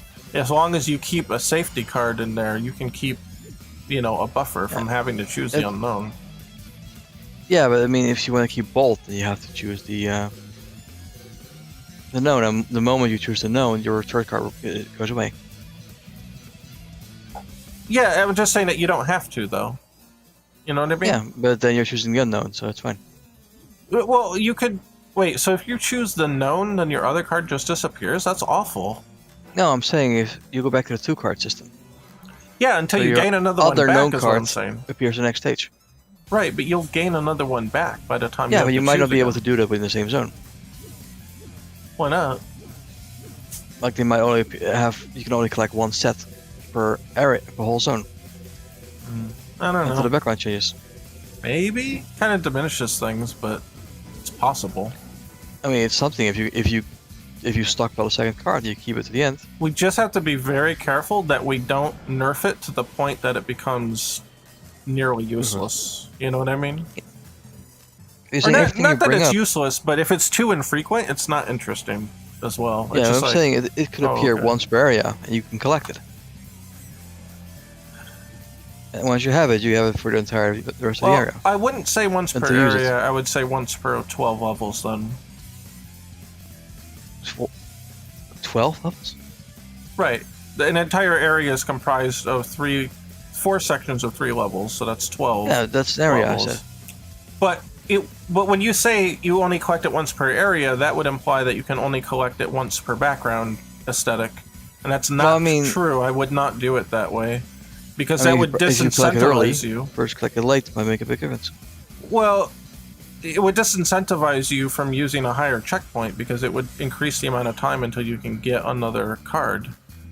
No, I'm saying is if you start the higher checkpoint, you can still get it. Well, that's why I say you should do it based on level count and not based on aesthetic areas. Well, at least if it's 12 stages, then you're already guaranteed to be into the next. Well, that's what I'm saying. Yeah. Next drop. Right, but I wouldn't calculate the checkpoint for the card from the first level of the area. I would calculate it from the point where you started. Well, you could also count for checkpoints. You would do it from where you started. Whatever tune you started on, and then you start counting whatever the delay has to be. There's 3 options. You either count per area, or you count from checkpoint, or you count from stages. Well, you can. I mean, the chains and the checkpoints are the same thing because because it's per tree. Well, yeah, but if you're counting per checkpoint, that just means every 3 stages. That's what I mean. Yeah, it's the same thing. It's just they're just divided up differently. Well, sets of 4 tree. But there's a very different implication for whole areas. If you say, only when the background changes does that thing refresh? Well, when the background changes depending on what checkpoint you start at. So I would not want to do it that way. I think that's a very inconsistent way to do it. You kind of get what I mean, right? I'm just saying there's options. Ooh, look at that. 17, baby. Let's go. You get what I'm saying? There's options. I think... Ooh, 38? You don't have to... baby. I'm simply saying you don't have to do it exactly as I described. Yeah, I don't consider... It works. Yeah, I don't consider that one a viable option to do it by area aesthetic. I mean, that's just a general description. You can choose something that fits. I'll just eat the small crystal. Oh, I would have got a small one anyway. Let's see. Chat says, you need some new art, but oh my god, my eyes, they're rolling because I've been playing so long. I'm reading chat, but the letters look like they're rising. Oh. Okay, focus. You need this new art, but making chunks out of Unity's smart sprites would make them more interesting and less square and tiled. Yep, that's true. You'd also have access to Unity's particles and sprite lighting for cool effects. I was thinking about that. I haven't mentioned it yet, but I've been thinking about that. It's called Sprite Shape now. Yeah. Yeah, you can use a normal map on a sprite and use the 2D lighting. Yeah, it's a little expensive, so we'll have to be careful with that. Especially if it's just going to be a mobile release, which, you know, it makes the most sense. It's made for mobile. So we do have to be careful about that. For lighting.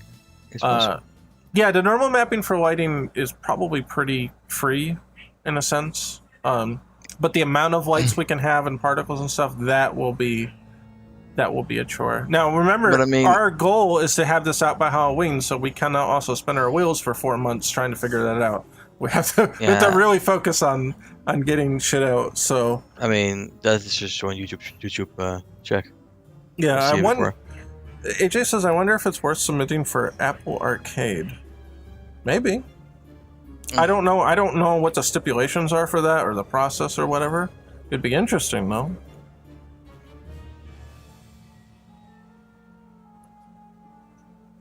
Yeah, I was gonna say, it's not like we're adding monetization to it. So that would be one thing to think about. If you plan to do a monetization thing, they don't allow that in Apple Arcade. As far as I understand, Apple Arcade is you pay a fee and you can play all the games in the Apple Arcade, but they don't have microtransactions in them. So, but I don't know if you can have a version that's not Apple Arcade either. So, but since we're not doing microtransactions, because they're awful and they suck, I can't think of a good way to implement them into this game that wouldn't just be completely abusive. We'll put it that way. So I don't want to do them, right? The most maybe is have ads, like a free version, and maybe you pay like $2 to get rid of the ads. You could do something like that. I think that would be pretty fair. Pay 99 cents and remove the publisher logo. Well, I'll be honest, they were more of just a distributor if you really want to get down to the brass tacks. Yeah, you get the joke though. But no, that's funny. But they're not distributing this version, so they are not on it. Yeah, I don't know. The only thing I can see is like having a free version, because if you don't have a free version, people just won't buy it. Period. They just don't give a shit. So I think at best we're looking at we have an ad version.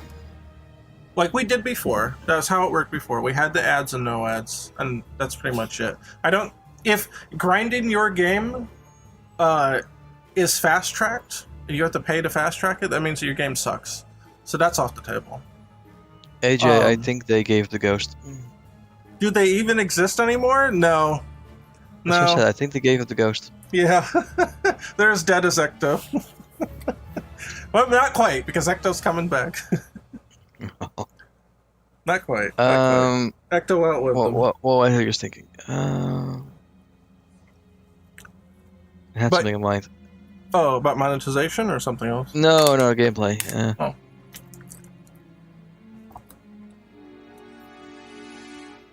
Just roll a game, I think. Yeah, I think just TLDR on the monetization.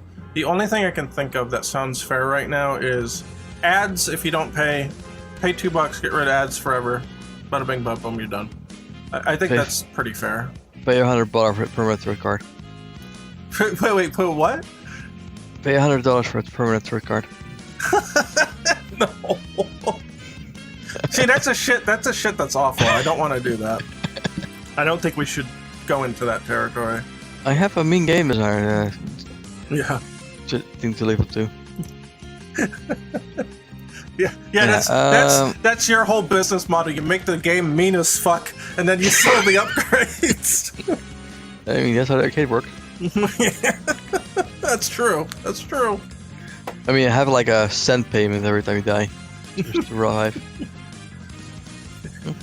Yeah, it erases your credit card information, and so you've got 30 seconds to grab your card and put the thing in, or all your progress is lost. That's the last boss. How fast can you type out your credit card number and submit the payment? That's terrible. But the fact that those are the jokes that we come up with this shit shows you how awful it really is. It's so I wasn't joking. Oh no, you weren't joking, you sadist. I was. Collect all the cards via gacha pulls with premium Ecto gems. Help Ecto save her waifus. Well, we used to have differently actors with different faces and sell them as waifus. And we got you them. Wait, what's that? Say that again? We have actors with different faces and color schemes, and we got you them. Oh yeah, I see. Yeah, you gotta have all the different varieties. Yeah, Different cloud shapes, you know, that type of thing. Yeah, pander to everybody's different, tastes there, right? That's how you do it. Yeah, you have a wing fetish. Here you go. Yeah. Here's the horn fetish version, and the I don't know, fucking firefly fetish version. Whatever. I don't know. I'm terrible at this. You can change your cloak with like sparklies. Ooh, yeah, a sparkly one. Longer cloak, shorter cloak. Yeah. It's kind of like hairstyles, right? Yeah. Cowboy hat version. No.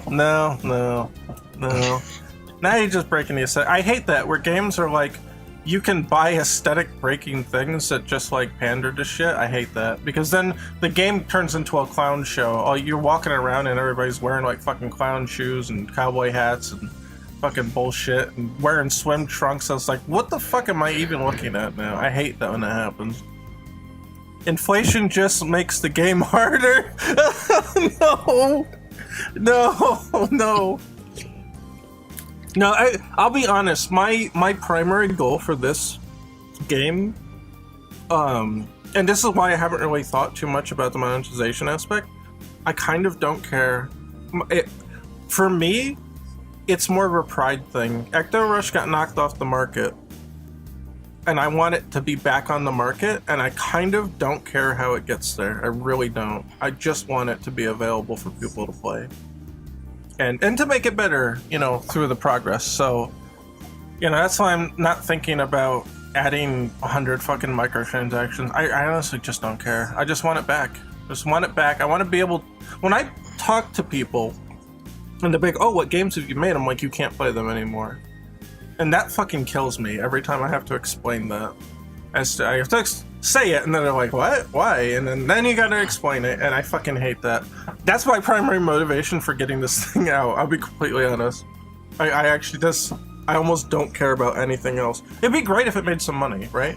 And that's cool. And then we can distribute that amongst the original staff, whether they're involved or not. I think that's only fair, because the core product was, based on that. My past doesn't exist. Yeah, that's the thing, right? I can't just point to something and be like, oh, I want to play something you made, and I'm like, you can't. I mean, I could tell you, look, if you want to risk going to a shady site to download it, I don't blame you. I really don't. And I've told people that.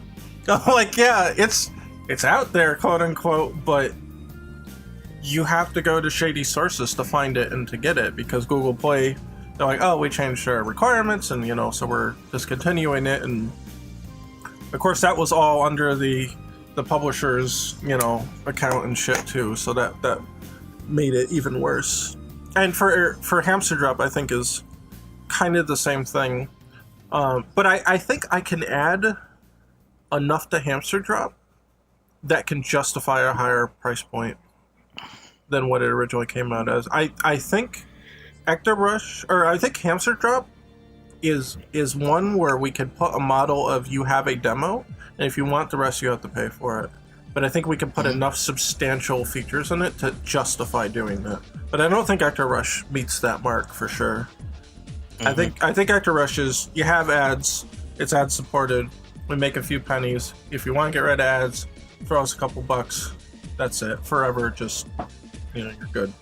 I'm not like too concerned about it. But I think Hamster Drop could actually be substantially upgraded into something that's actually worth like an actual price tag. But that's a future topic. But as far as Ecto-Rush goes, I kind of just want it out there. If I could just hit a button and just republish it as it was, I might have just done that. But since we have to reprogram it anyway, I want to go through the extra effort to make it, better. I wouldn't mind, being able to republish the original and then make an upgraded version later. But I would absolutely hit that button and then maybe never revisit it again if it was possible. But it's still would take some effort to get it to run under the new regulations and the new 64-bit shit, so that's why I'm like, just... Then it'll be easier to maintain if it's in Unity anyway, so I think the clear choice is just to do it in Unity. And that's where we are right now, so... I don't know, I'm rambling. What do you got to say, Tim? Press resume. Oh, press resume? Yeah, it's something of mine. I'm just remembering it anymore. Yeah, I don't know. I just feel like for me, it just... I hate just not having it available. That's my primary thing here. It just really kills me that it's not available. Hampshire Drop too. But I think this is the easier one to port, so that's why I want to start with this. And also, no, I'm not going to say if. I'm saying we are getting it out for Halloween. God damn it. One way or another, it's going out the door. That's the other thing, right? Shit. The game is currently unplayable even if you download the APK. Yeah, that's the other thing. Because the publisher account lapsed, and it's locked to that, yeah, even if you downloaded it, it still won't work.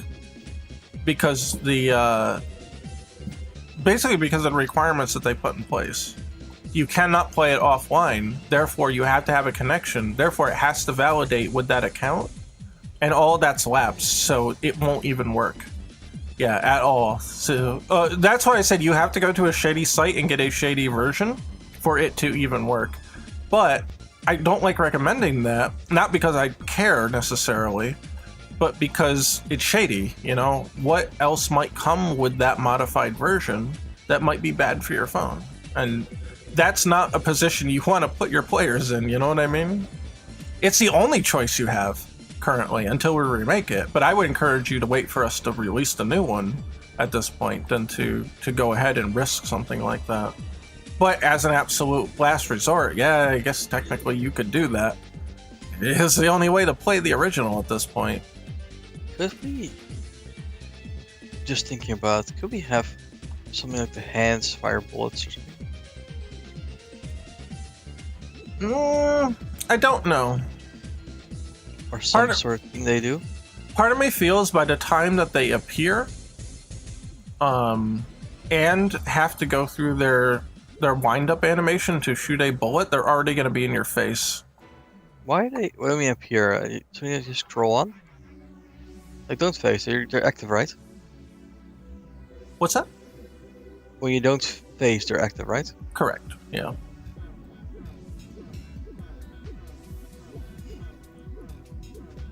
Like, we have, like, enemies that are, like, bigger radius and whatnot. Yes. Can you do something with the hands that, I don't know, give them a bigger radius? I don't know. I know in my mind, I was thinking we might have to do something with the hands to make them more interesting, but I have not come up with an example of how to pull that off. See, AJ says you have to do the same for Fortnite. You have to do the same for Fortnite. Ecto is a Fortnite class game. Open your... LD says, open your coat a little wider. It's too dark in this alley. Oof. Oof. Oof. I mean, maybe Larry or AJ have an idea here? Can we do something behind enemies? Chris says, what about a boss rush mode? Could do something interesting with that. Maybe. Maybe. I do like... the other thing I wanted to add, I didn't mention this in the stream at least, was... hey, boss power down. There we go. See how that card sticks around until the next boss shows up. What I wanted to do was to add mini bosses, and I wanted, or not mini bosses, but many little enemy rushes. So, like there are the randomized mini bosses, I want to also have randomized, kind of sort of mini bosses. Like they would show up in the same spot, but they would just be a little like rush of like seeker enemies or something. It would just be like a 5 to 10 second like spam of enemies trying to hit you. It would be a sneak attack variety, but it just wouldn't be a mini boss. It would just be an onslaught of little enemies. I actually wanted that in the original release, but we didn't have time to program it in. What about an evil bullet that tries to kill you by by you phasing it into you. What? Tonight, an evil version of the bullets that tries to kill you by buzzsawing you because you're tractor beaming it in. Most of the time you're not phased out though, so. Which is big saying don't phase. Yeah, I mean, in a level, most of the time you're not phased out anyway, so I don't know how effective of an enemy that would actually be. Yeah, I was thinking, like we have hands disappear when phasing. There's nothing that happens as a detriment for phasing other than movement. What else could change? Well, when you phase out, you Speed. can't move. I mean, that's a detriment in and of itself. Yeah. So, okay, we discussed a slowdown of certain enemies to change their pattern. Mm-hmm. What else can we manipulate with that? Like the hands disappear. Yeah, appear that was the instead. primary thing, whether or not you could phase. And originally they were ghost blocks for everybody who doesn't know. And it would be like, oh, well, solid blocks you can't go through at all, but ghost blocks you could go through if you were phasing. That was the original impetus, but they were uninteresting and also a little difficult to discern, so we made them into hands instead. The hands would go away when you phased maybe out. now that we're contemplating solid walls, you could do something like walls actually appear when you switch to phasing mode. Maybe. Now Like, remember, imagine- we did yeah. kind of do that, and it didn't work out. And we decided against it, so we do have to keep that in mind. That there are When they would do things it. that we didn't like about it. Do we do that? We did not have walls that didn't kill you, but we did have walls that you could phase through. Only No, when I'm you're. saying the following. Say you have like a phantom wall sitting like semi-transparently in the background, Yes. and once you hit phase, it solidifies. So Once now you phase you out, could have like a row of. You could have where you phase out. well, when you say phase, say either phase in or phase out to be explicit. You go woom woom woom, That's phase out. and as the reverse of the walls, they will come into existence. Of the hands, sorry. So if you have a headline, it could be hands disappear, wall appear. So we have to phase Maybe? in, phase out, phase in. My only reservation there is that it sounds like it could get really confusing in the heat of the moment. No, man, have you ever played Ikaruga? Ikaruga? Yeah, well, I'm not trying to make Ikaruga.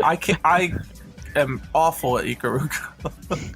That is not a selling point for me necessarily. That's just my thought here. Like, for example, if you're not phasing, sorry, if you aren't stationary, those Well, you can be walls wouldn't be there. You can be phased in and stationary. So just use phase saying- out and phase in. Yeah, so I'm saying, When you phase That's out, confusing. you're translucent. okay, when you're woom woom woom, Yeah, that's phase out. Say phase out. yeah. When Say you're the woom, woom, word. Say phase out, Tim, please. woom. No, stay there. For the love of fucking God. Phase out. Black Yeah. screen. Yeah, black screen. Phase When out. the screen darkens, those walls could appear, for example. So what that could mean, if you're getting ready for a warp, you can't warp through it. I You don't how know. you release your finger to warp? I do have a narrative gripe with that too, that when you're phased out, the reason why the hands don't come after you when you phase out is because your power is down. That means you can't move, so you're in low power state. That means that they can't sense you. It's like a stealth mode. But you have I'm the saying that limitation the environment could be in the same stealth mode and be tangible then. Well, that's kind of flying in opposition to that. That in lower power mode you can't go through them, but in high power mode you can go through them. There's a little weirdness in I there. mean, it means you're stronger, I guess, but I don't know. well, my point is, for a level design perspective, it means that you can block warping versus smooth movement. I get what you're saying. I don't think warping is all that advantageous, though, even in the later parts of the stage. Yeah. It just means that at some point you have to choose. You can't warp this thing, so you have to go smooth. I feel like it's needless complication, to be honest. Just saying, currently it does not exist that something appears when you decide to darken screen. And that's fine because phase you're out. taking the risk of not being able to move. Like, the real risk there is that you can't move while doing it. I don't know if we have to add to that risk pool. It's already pretty risky. Especially if we add, you know, like the absorption radius increases while you don't do it. People are going to be doing it all the time anyway. Yeah, High-level that's why I players, think at it needs to least. counteraction. Well, the counteraction is the fact that you can't move. It's super high risk. Yeah. Because movement warping is is your super safe. primary thing. Warping is fine. I don't think we need to nerf warping. There's only a few places you can use it anyway. Yeah. You'll get hit by something in between if there's like an enemy there anyway.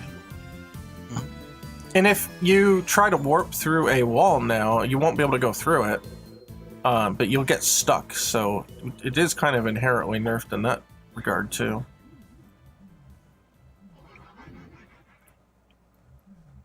This guy's a little higher level.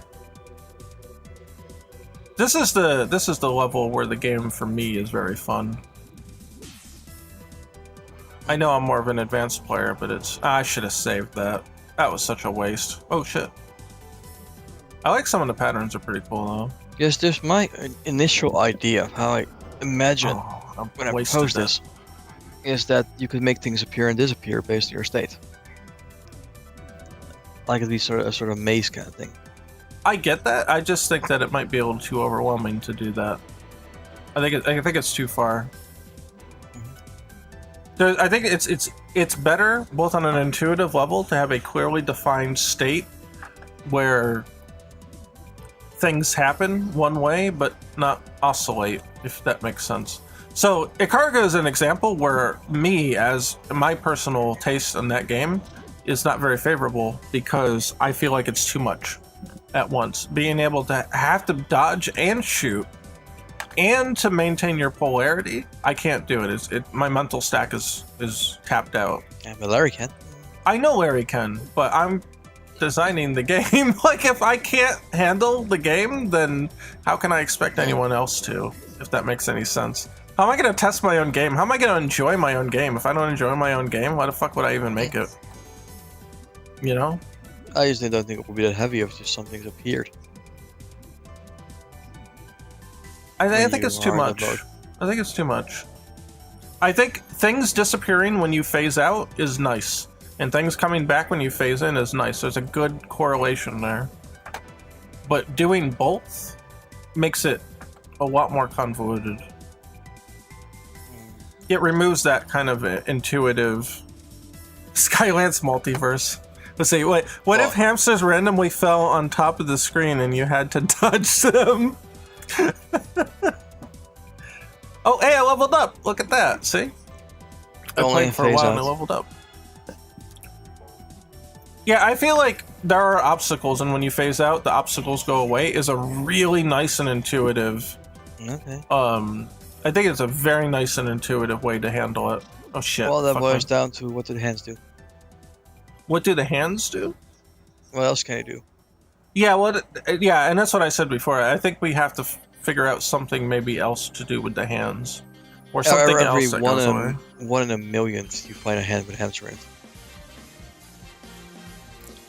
Let's see.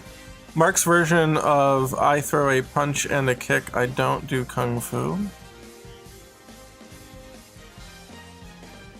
Oh, saying that if someone throws a punch and a kick, then I would not do kung fu. No, he's saying is that you can only do basics and not the advanced stuff. Yeah, Mark's version of I throw a punch and a kick is I don't. Yeah, what he's saying is if my opponent throws both punches and kicks, that I would quit. I guess if you want to take it that way.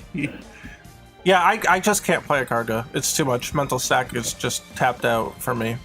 I know some people might be like, oh, well, you suck or whatever, but this is the Scrubs channel, so there you go. Keep your expectations in check. Yeah, I don't like it. I don't like it. I find the polarity thing to be just too much to juggle. I like bullet hell. I like bullet hell. I can dodge and I can shoot. But dodge, shoot, and polarity is too much, for me at least. But I'm not going to design and build a game that I can't play, so yeah, that's just out.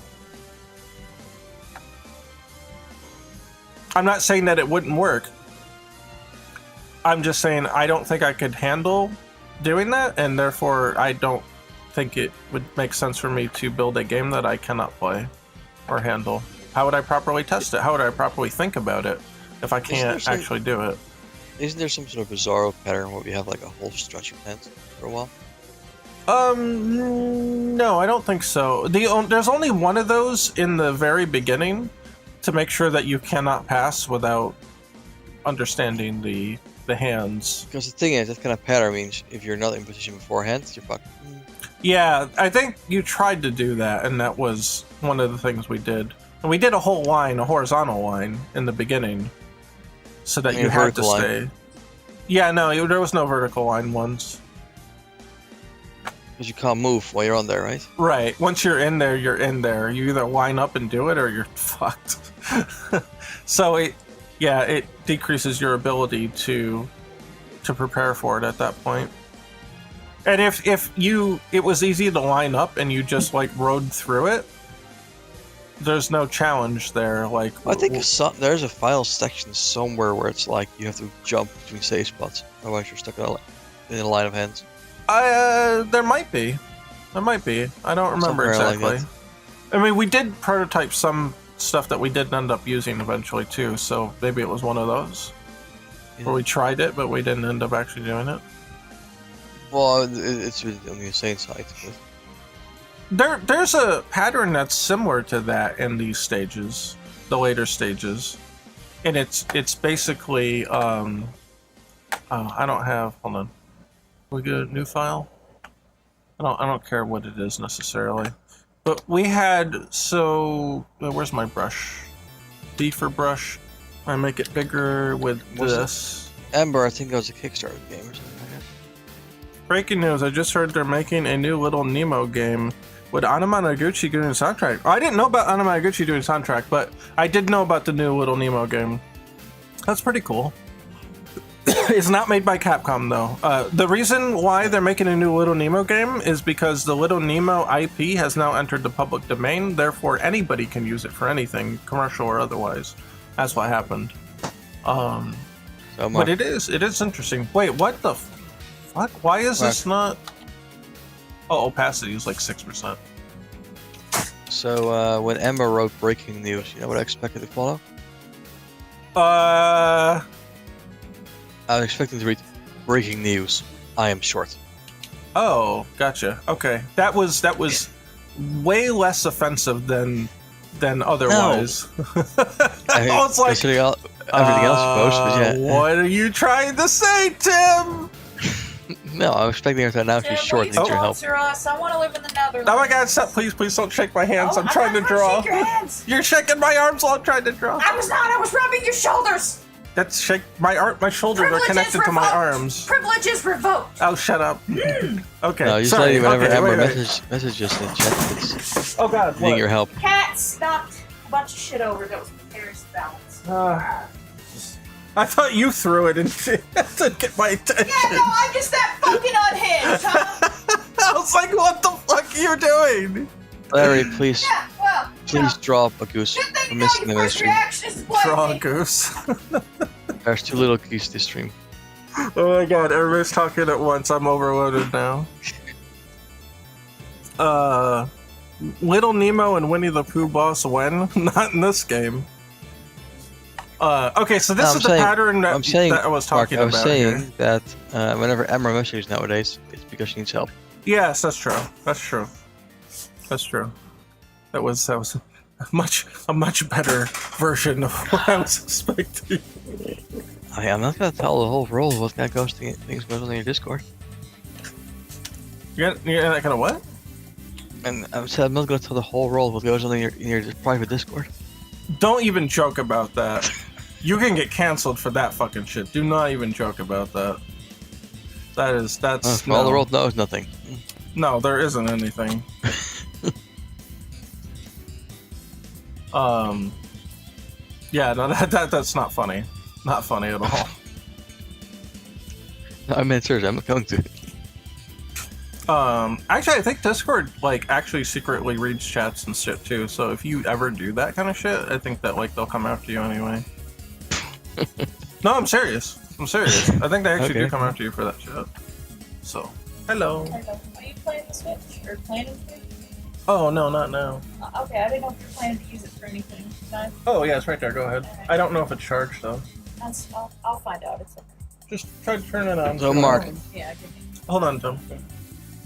No. Oh, you got it. Yeah. Yeah. Yeah. It takes a minute to turn on. What's the matter? 50%. Oh, okay. That should be good Yeah, enough. it's fine. What are you getting? I think you know what I'm getting. Oh, okay. That's what I thought. Discord does read messages. Yeah, that's what I've heard. Because I've heard people complain that they got outed because Discord had read their private messages and Hey, then they I got came shut back down. because funny story about that. One of the places I worked at, my boss tried really super fucking hard to be the cool boss, and it's like, you don't gotta go through all this, lady. You're fine. You're fine. Anyway, she would act like the cool boss, but then she'd do something really insecure and like just weird and unhinged. Mhm. And we were like messaging about it back and forth in the private office chat. Well, she found out she could go in there and read those, and Oh, boy, God. you better bet that there was and we didn't say anything. Oh no! I personally did not say anything that was like undue or rude. I'm sure she would have taken it as hurtful because I think she was a very sensitive person. I'm not knocking that, I'm just saying this is not like socially acceptable stuff.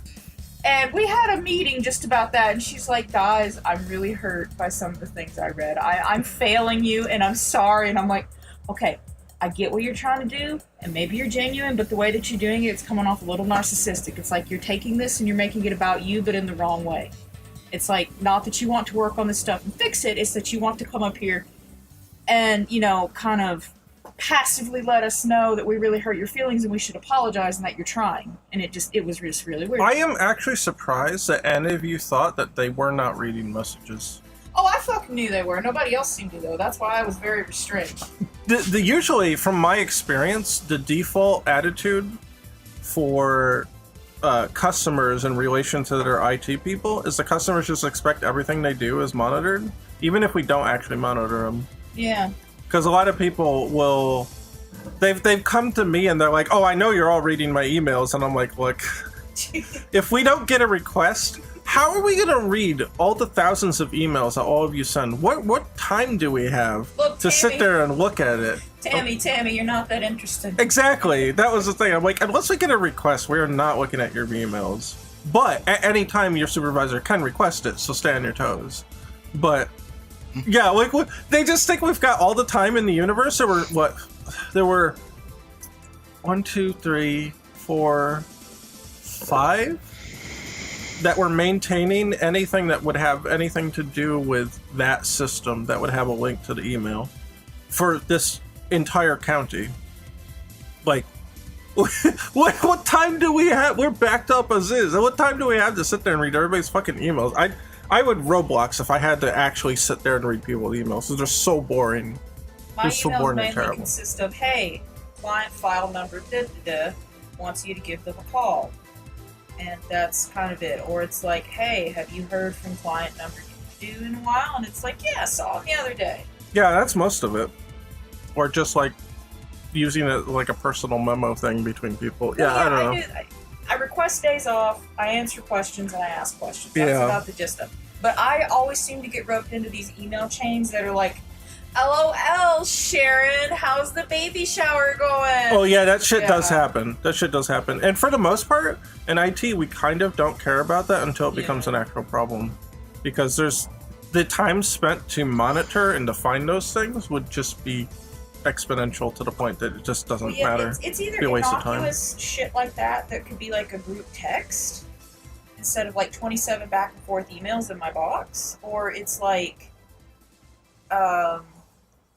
making light of things that should not be made light of. We'll leave it at that. Now, Yeah. This is very unprofessional. No, that's most of emails are unprofessional. Yeah. You're actually the odd one out. That actually sounds professional. Most people don't even capitalize their shit or use periods or whatever, or they'll talk about crazy bullshit. And for the most part, again, we just don't care unless it becomes like a problem that has been requested to look into. I We know just how don't to have the structure a time. letter with like a reading and paragraphs and like a closing statement and shit. So yeah. Yeah, you're among the oddity there. I'm elite, baby. Get it right. Yeah, elite.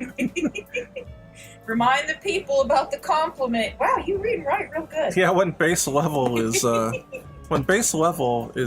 somehow elite. Shut up! I read and write real good. You do. Surprising for this area. Anyway, so this is the pattern, Tim, I think that you were talking about, that we do have this in the game. The orange dots are hands, and the blue is the walls. There are some patterns like this in the game, where you have to go here, and then you have to quickly move here and stop, quickly move here and stop, quickly move here and stop to get through. Those do exist. I've actually seen them as I've been playing tonight. But I think that's the extent of it. I don't think there's any long periods of like vertical. I mean, I can imagine long periods of hands and then a gap in those hands where you can warp out. Right, it would be functionally similar to that example. Yeah. It would just be extended. Yeah, here's actually one that was one example of that, just not without the extended hands. I think the extended hands you would treat it as an aesthetic thing only.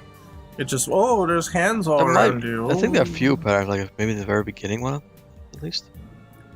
I don't remember. The first tomb forces you, I think, to go through them. Yeah, it does force you. If you don't phase out on your own, it'll prompt a thing to say, "Hey, let go of the screen. Let go of the screen, dummy." But to be fair, we did not find a natural way of introducing it. I don't see any double up hands anywhere. No, I don't think so, because they're just visually superfluous or functionally superfluous. There's nothing. I mean, you're stuck stationary a little longer. Yeah, but then you're not doing anything. So that's either A, boring, or B, doesn't really matter. It's just delaying. Yeah, it's delaying you from like doing another action. So there's kind of no point to it, other than just it being scary. Now you can make an asshole pattern that where all the blank spaces are hands, and then you just have to like tap, because they don't come back right away. If you notice, they will take like 30 frames to reactivate when they've been told to go down. See? What if there's like if you cross up one of the hands, it'd be like reddish, maybe. So you can tap this and they can't hit you. Ones that are faster? I don't know. The reason that I made them delayed is because it worked out better for ones that don't go away as quickly.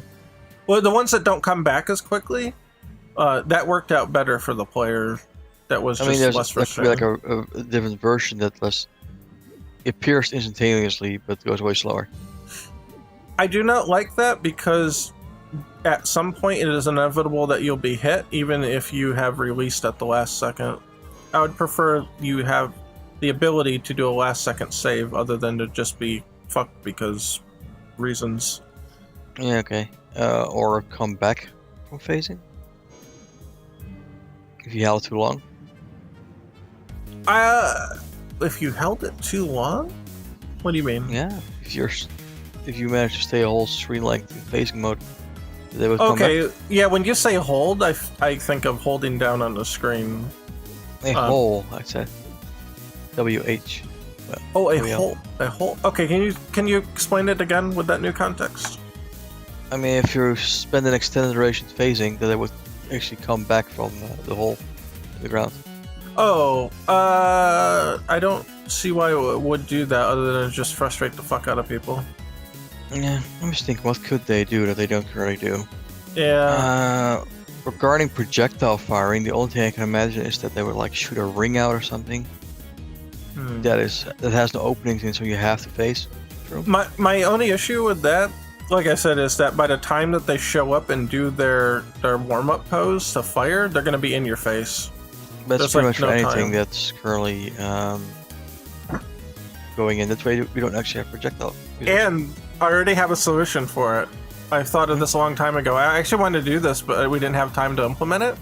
The way to fix that is the enemy that shoots just stays at the top of the screen. They'll come down a little bit, but then they'll pause and they'll get ready to fire, and that's your cue that they're going to fire. But And that then the problem is prevents... kind of like you're out of sync with pattern. Yeah, that prevents them from getting close to you and firing point blank. But I mean, it could be like, imagine the hands are like shooting this pulsating blast like repeatedly, boom, boom, boom, boom. And unless you phase out, you have to dodge them all. Or you can't dodge them. I don't know how to communicate that to the player. So there's some projectiles that you can dodge while phased out, but some you can't. Well, they would just disappear completely when you're phasing. Yeah, but I mean, it's still a dodge. You're avoiding them one way or another. Just in this case, they disappear, right? I don't know. That to me, that seems confusing between normal bullets and that. Yeah, I'm saying if it's something continuous, where you have no other choice, like a line. Well, yeah, what you could do in order to make sure they're all gone, you just click a bunch of times, and if they go away forever, you just click once on the screen, or you let go and retap, and then they're all gone. Like it, then you screen wipe them like instantly. So there's like no challenge in that. Well, I mean, they'll be able to instantly reappear if you tap, they hit you. Well, you said they go away forever. No, I'm saying is something that comes at you and you gotta get through it. You'd have to phase out to avoid them. I feel like that would be a little too crazy. Part of the reason that the hands work is that they don't move. Yeah, they don't advance towards you. Yeah. Well, I mean, you're advancing towards them, but they don't move at all, so you can kind of predict on where you need to place yourself.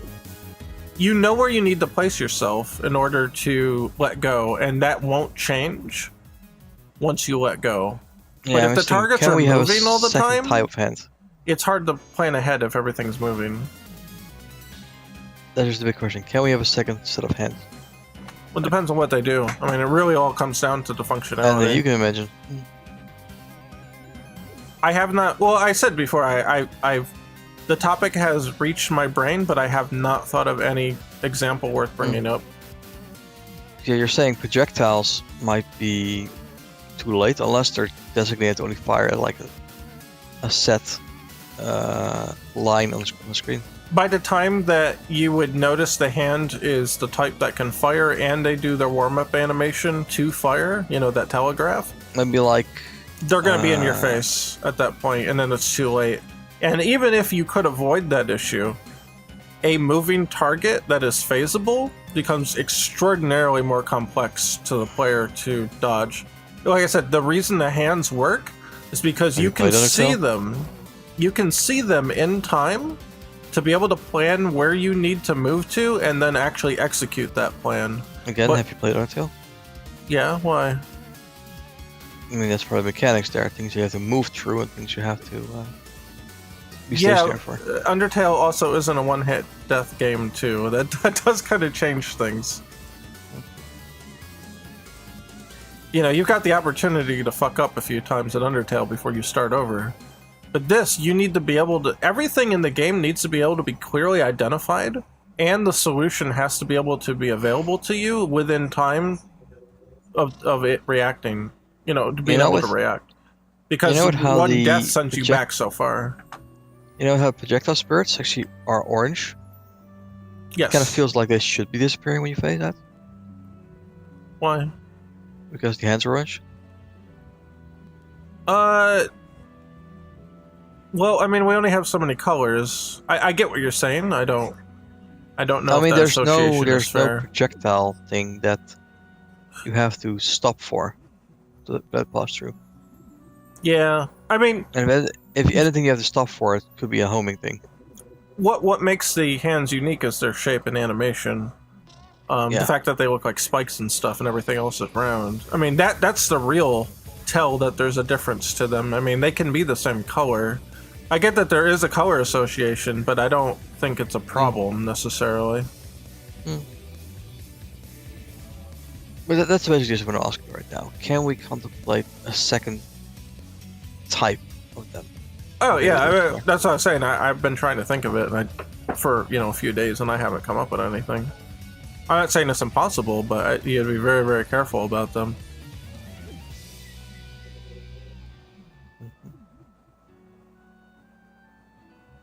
Unless they're things that shoot backwards. Shoot backwards? That's fucky. Like a fountain effect. That's way too fucky, dude. I mean, how much space is there between you and the bottom of the screen, and you want to dodge and react to something? Imagine like a piranha plant kind of fire, where they shoot upwards and then it rains back on you.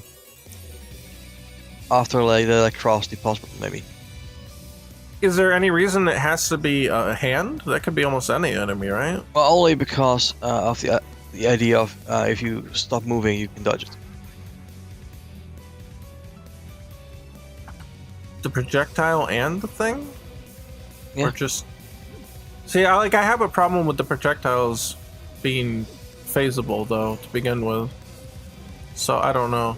Or not the projectiles, but only knowing that you can stop the thing that fires by not moving. Yeah, and if it doesn't necessarily have to be something that comes from a hand, then what reason is there to tie it to a hand? I don't know. I guess I just don't... Well, that's what I'm looking for, is something that... Shit. You can alter by getting into phasing mode. Enemies are based on colors that contrast green and sit within a certain triadic color family, he says. Stages 2. Yeah, and that makes sense because, green is your hero color. You want it to stand out. Like, what if this thing is continuously firing like a fountain-like effect until you remove it from the screen once? What would that accomplish? Well, it's attacking until you phase out once. Well, to me, that sounds exactly functionally similar, if not exactly the same, to the hand that does not immediately disappear. And then, if that is the case, then I have the same issue with it. What do you mean immediately disappear? You proposed a hand that takes longer to retract. Therefore, no, I'm saying it fires some sort of projectile in the opposite direction. Yeah, I mean, it functionally... It falls back down. Well, you said a fountain. A fountain would be... In 3D space, it would be shooting toward the screen. It'll be shooting upward. Until... we'd make it disappear. And once it disappears, it might take on, or you might it as well fire anymore. You might as well just place two hands in a row, then. If that's the case. It'll be functionally the same thing. Not say within the range. Yeah, because it would be able to hit above it. No, what I'm saying. I'm saying it's something that goes up and then falls down. What is up? I mean, why are you thinking in the third dimension? There isn't any. Forward on the screen, or like up toward the camera's viewpoint, like in 3D space? That's what I need to know. What do you mean by up? I mean just some sort of arching type motion. Yeah, that doesn't answer my question. What is up? And why would it be up toward the screen? Okay. Yeah, alright. Unless you want to make things bigger. But... Right, I mean, in that case, it's functionally equivalent to just putting multiple hands in a row. I want something that breaks the line order. You could just put... You could make a T pattern of hands and it'd do the same thing, right? I mean, something that breaks the grid. Bullets break the grid. Homing enemies... Not by much, enemies though. break the grid. I mean, it depends on what kind of arc you want, but... Hold on. Chat.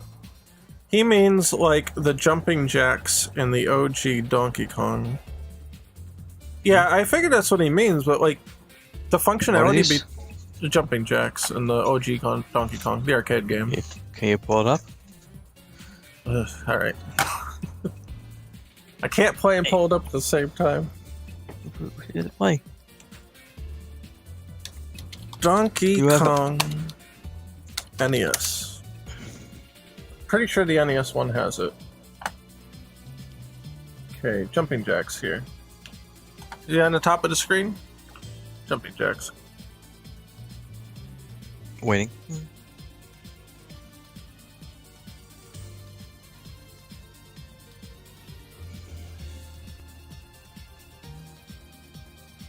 You see it?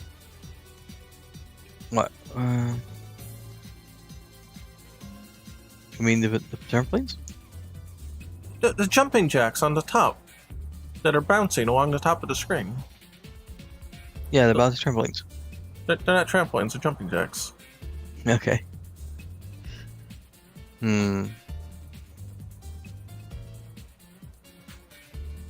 I mean, in the way that they move, you say that the hand would basically throw 2 of those out, 1 on each side. And then they would land 1 space or 2 spaces away or whatever. Well, the entire length of the screen down, I meant. I mean, they could go across the entire length of the screen, but I don't know. That actually might be more interesting, but I don't know how that would work out. I'd have to actually prototype that one to make a decision on that. Because you could have, I don't know, it is a fast game though. You have to take that into account. If you're gonna have something like over here that's gonna start throwing jumping jacks across the screen. So if he's here, right, and while you're phased in, he's throwing jumping jacks to the left, and then if you phase out, then it stops the flow of jumping jacks, right? I'm saying it would generate some sort of projectile, and the moment you phase out, it would stop generating them. Right, that's what I mean. Like, if it actually spans the entire length of the screen, that might be interesting. You might have the option to dodge them normally, but it would be easier. I'm saying if you something just goes upwards down. first, so you give a warning that it exists, and then it falls down. Yeah, no, I get what you're saying. I don't know. Part of the problem I have with it is that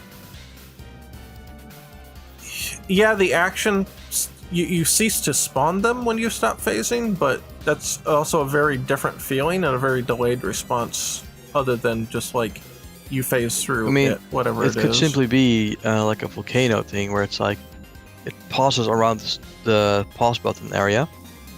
It starts firing a lot of projectile flames or everything into the sky. Well, if you do that, it comes down and you gotta phase through them. That's something like that too. I don't like the idea of phasing projectiles, so just flat out, for the reasons I've already expressed. Unless it was potentially the only fucking thing on screen, but even then, I think there's still a hazard. Or if it's like the hand shootouts or a row of hands going down, and they can all hide in the floor.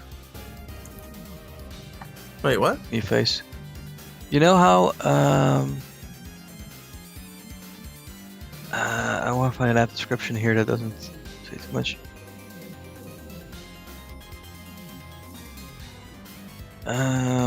Like the hand comes out of the floor, right?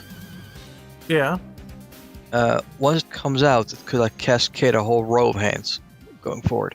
Cascade a row of hands? Wait, what's forward? Toward Ecto. Or down. Cascade a row of hands. Okay. Like a bunch of them emerge from the ground, like boom, boom, boom, boom, boom, going towards you. Okay. All right. To what end? And what's the idea? Well, as long as you're moving, that whole row is an attack that's active. Okay. As long as you're phasing, you go through it. A hand wave. Okay, so effectively, the only thing that this really does then is that it increases the time to impact. It would be like if a hand was moving faster than the level. Yeah. And you just had to phase out by the time it got to you. Yeah. Yeah. I wonder if that's a meaningful difference enough to bother with. I mean, like it could be normal. Just look a little differently, design or color-wise. Oh, it had to be very noticeably different. Yeah. Until like I said, pauses roughly around the little row where the pause button is. Yeah, I was gonna say it would have to be super early, especially on fast-moving levels. And then it's sort of like rah and boom, boom, boom, boom. It goes ahead of the line it sits at. I don't hate the idea. I'm just trying to play it in my mind to see if one, it's a meaningful difference between what we already have, and also if it's not also way too OP. And I have to think about it not only at like normal speeds, but also at high speeds. Would it be ridiculous at high speeds to expect it to be dodging something like that. I mean, it could be like there's a 1 or half tile gap between each hand waving outward. So you could phase through it or warp through it sideways. Oh shit. Because the problem is, with long stretches of hands like this, is you're impossible. You can't move, right? Oh, regarding the sideways warp, while it is technically possible, that is one mechanic that I think that it would be best if we do not mandate. I think it's a high-level skill that's usable. I think there's one pattern that we made like that, where it's like you have to walk through a vertical line. I understand. Blocking you.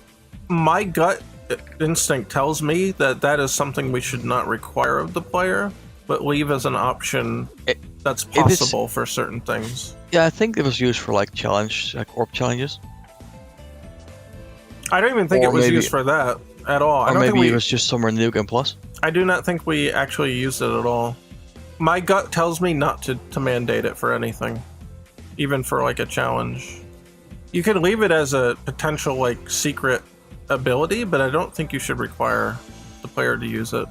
I think it's a difficult thing to understand going sideways when most of the game is vertical. Plus, you should be able to do that kind of thing. My gut's telling me not to mandate it. That's all I can tell you. My gut instinct is don't. Anyway, that's don't what I'm saying. It. I'm just saying is that the problem with a full line of vertical hands like that is once you're on that line, you can't do anything, right? Well, you do have some leeway. You could phase out, warp to it, and then phase out again, and just move. Yeah. If you move quick enough, you can go through it. Yeah. But that's what I'm saying. That's why they don't come back immediately. In the scenario where I'm proposing, is like a hand would shoot out more hands going forward. Right. It might not be an exact 100% coverage. Like you could just move out of the way in part of its pattern. Maybe. Or use your trick. Yeah, like it could, graphically, it could just shoot out smaller hands, kind of thing. That burst out around. That's fine. There's nothing wrong with that. I just don't want to trap the player and force them to have to use the warp technique. So I'm saying it could be like the size of a half hand, and there's like it leaves a half gap between every projectile. Projectile? Wait, projectile? Well, every waving hand going forward would be like a projectile. Sort of? They'd be stationary. And there could be small little gaps between them, so you can still get out. Oh. That seems... seems... As long as you pay attention. Yeah, it seems relatively reasonable. It's tough to get out, but it's not impossible, right? Yeah. I mean, you could do the warp glitch, and that's fine. I think that's something that shouldn't be mandated, though. How big is the collision box in the current hands? They are the size of the tile. Of a normal wall tile. Yeah, they're one tile. They're the wall tile. So what if like the ones that's being shot out are like half tile height? So you can get through them. Get out. Here's the secret. The tiles are actually already half tile height. It's just the gap is so small. Yeah, the gap is so small that you can't squeeze through. Like they have a smaller hitbox or something, so you could move out of the way, and they're visually smaller. You'd have to, yeah, you'd absolutely have to. To be honest, I would probably put them every other or every 1.5 tiles in that case. Or it's fires in a way where it's like the density is higher at the end of the pattern. Yeah, the problem is that, especially at higher speeds, if you're actually dragging Ecto to move her around the screen, it's so slow that you wouldn't be able to make that gap unless you had extreme precision. Yeah. So you would be forced to just do the warp trick, or you would just die. I think it would have to be every other. It'd have to be every other one. But that poses the problem of, okay, well, how fast is the level moving? How fast are these coming out? And how fast do you have time to react to it? And I think the answer is that you won't have time to react to it if that's the case. Well, the thing is, like I was saying, I was proposing it could cascade a row of hands going forward that burst out of the ground, you know? So, phasing out will make them go back into the ground, you're fine. But there's nothing saying they can't be, like, going diagonally. Oh, that's really fucking mean. Jesus Christ. So they could home in your direction. You know? Oh, I really don't like that. That's a projectile at that point. Yeah, but I'm saying graphically, it has the imagery of, oh, if you don't do anything, it disappears. Yeah. I understand that, but it basically is a projectile that you have to dodge by phasing out, and I think that's the wrong call. A homing hand, I think, is the wrong call. The whole idea is that you have to go stationary in order to do it. That's the sacrifice that you're already making. That's the risk that you're already making when you do that. Now you're compounding it with like another thing. At this high speed, I don't think you'd be able to do it consistently. It would be a little too hard. Well, even if it's just firing forward, one of the advantages might be that if you are already phasing before it fires, it might not even fire at all. Yeah, true. Typically you're not, but that falls into the point where the player is phasing and unphasing so much it might as well be an RNG thing. Oh. You can't pre-plan for it. You either are or you aren't at that point in time. I mean, it might simply be that if it exists long enough on screen that it fires then. Well, they're already they're just completely inside the ground when they.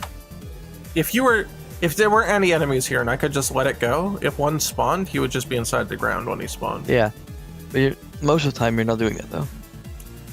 No, most of the time you're not. But as you can, especially if we start promoting the fact that you can, tap it to get But an say AoE for burst. example, what if it only does that attack if it has been active on screen for the movement of like 1 tower, 2 towers? You'd have to do it that fast. If you didn't even do it that fast, it would be too late. I mean, that would mean that its ratio of firing with fire activation also depends on the scrolling speed. Oh yeah, well that's what I'm saying. That's one of my big problems with it. The fact that by the time you can identify it as one that throws something, and by the time it has to start throwing is almost immediate, to the point where like you're just gonna get blindsided by it. The fact that it's also moving faster than the level is pretty fucked up. Well, as I was saying, if you tie its casting rate to its appearance based on the Plus scroll, speed, yeah, then you've at least seen it before you get to the higher speeds. So you but learn how to identify yeah, it. you can be familiar with it, but that doesn't mean that it would be really fucking a big thing to ask for someone to notice the difference, identify that it's a different one, to know that you can predict that it's going to shoot. Well, hold on. To predict that it's going to shoot, and then by the time that it gets within range to shoot, which has to be pretty much immediate, this fucking thing is flying at you at the speed of the level, and it's expanding even faster. And its primary mode of defeating it is you have to pre-plan where to go and then let go of the character.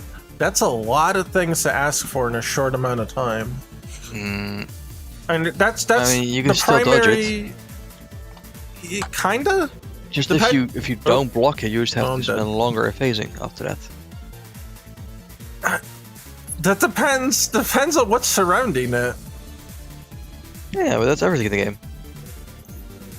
Well, I mean, what I mean by that is that it could simply be like typically it shows like a charging effect, and if you don't make it disappear before then, it's gonna wreck your shit. Yeah, like typically hands are bordered by walls though, so yeah, I don't know. Yeah, so I was just saying is that like if it doesn't, if it appears, it might go sounds, maybe visuals. Oh shit! I tried to go. And if you don't make it disappear in time, then it will blow up.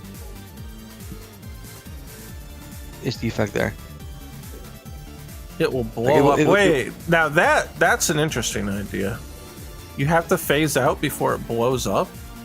Well, same principle here is that it does some manner of bigger range than it usually has if you don't phase it out.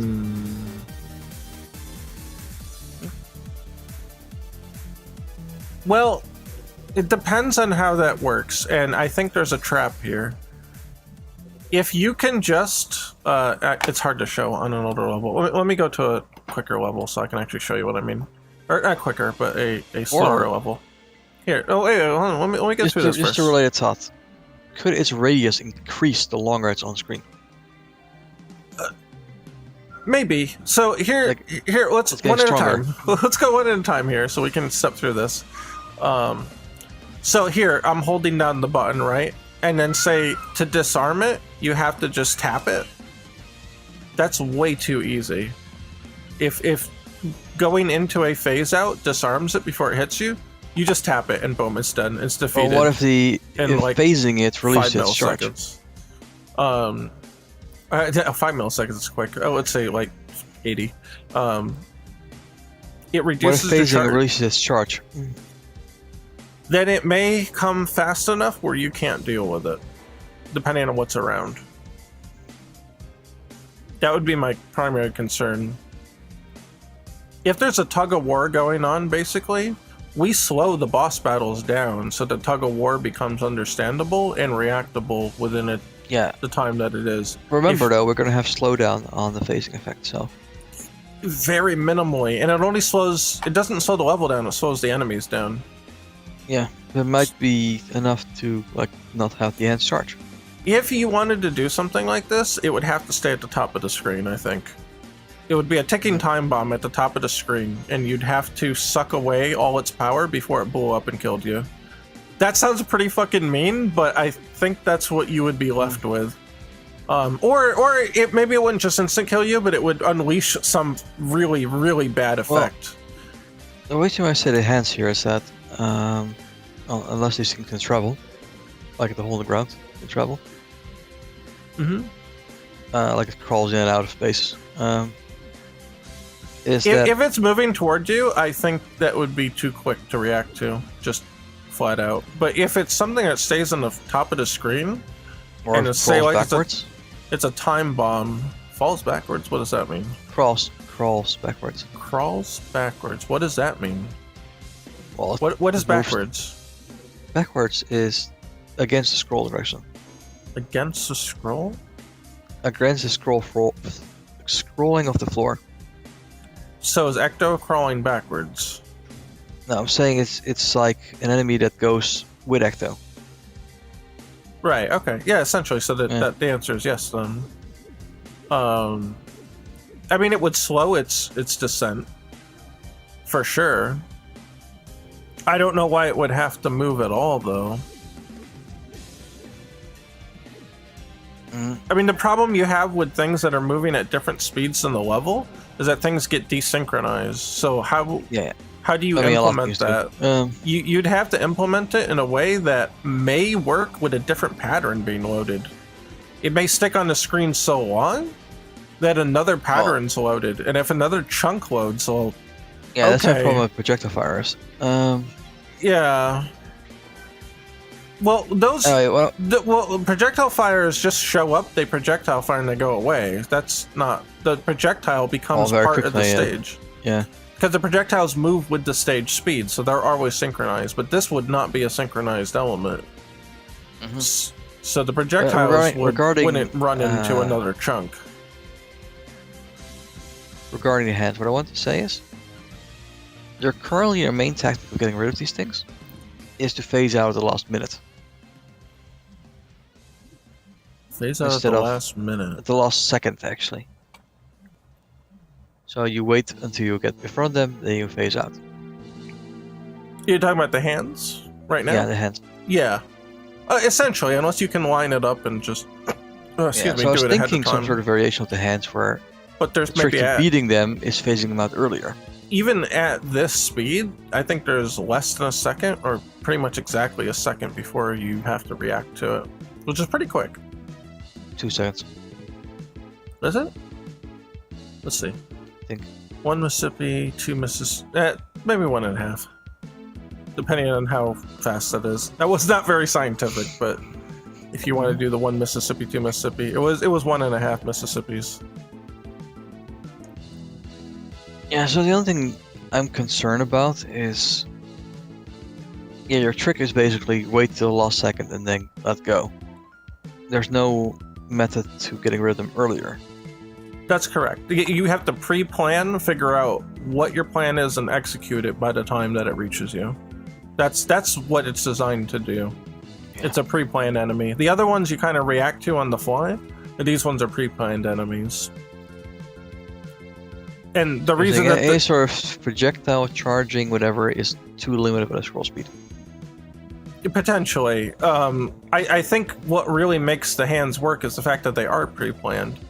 Because you have to figure out, because you're in a very vulnerable state when you phase out. So you have to figure out where is the safe spot that I can phase out, and that has to be a predictable area. But when things start moving, now you're creating very unpredictable situations. Because maybe other enemies are going to come and swoop in on the same path. You cannot really guarantee that your solution is going to work. Which is not necessarily a bad thing, but I think with the time allotted, and with everything else moving on the screen, I don't think it's a good mix. I think you're going to run into problems there. Because stationary satellite enemies like this do work in shmups, but... They do, but it's because you can actively dodge them. Lower. If you had to phase out to get past them, while other things you couldn't phase out to get past, that's where the problem kind of comes into play. And that's where like a projectile that you have to phase out to avoid is horrendously dangerous.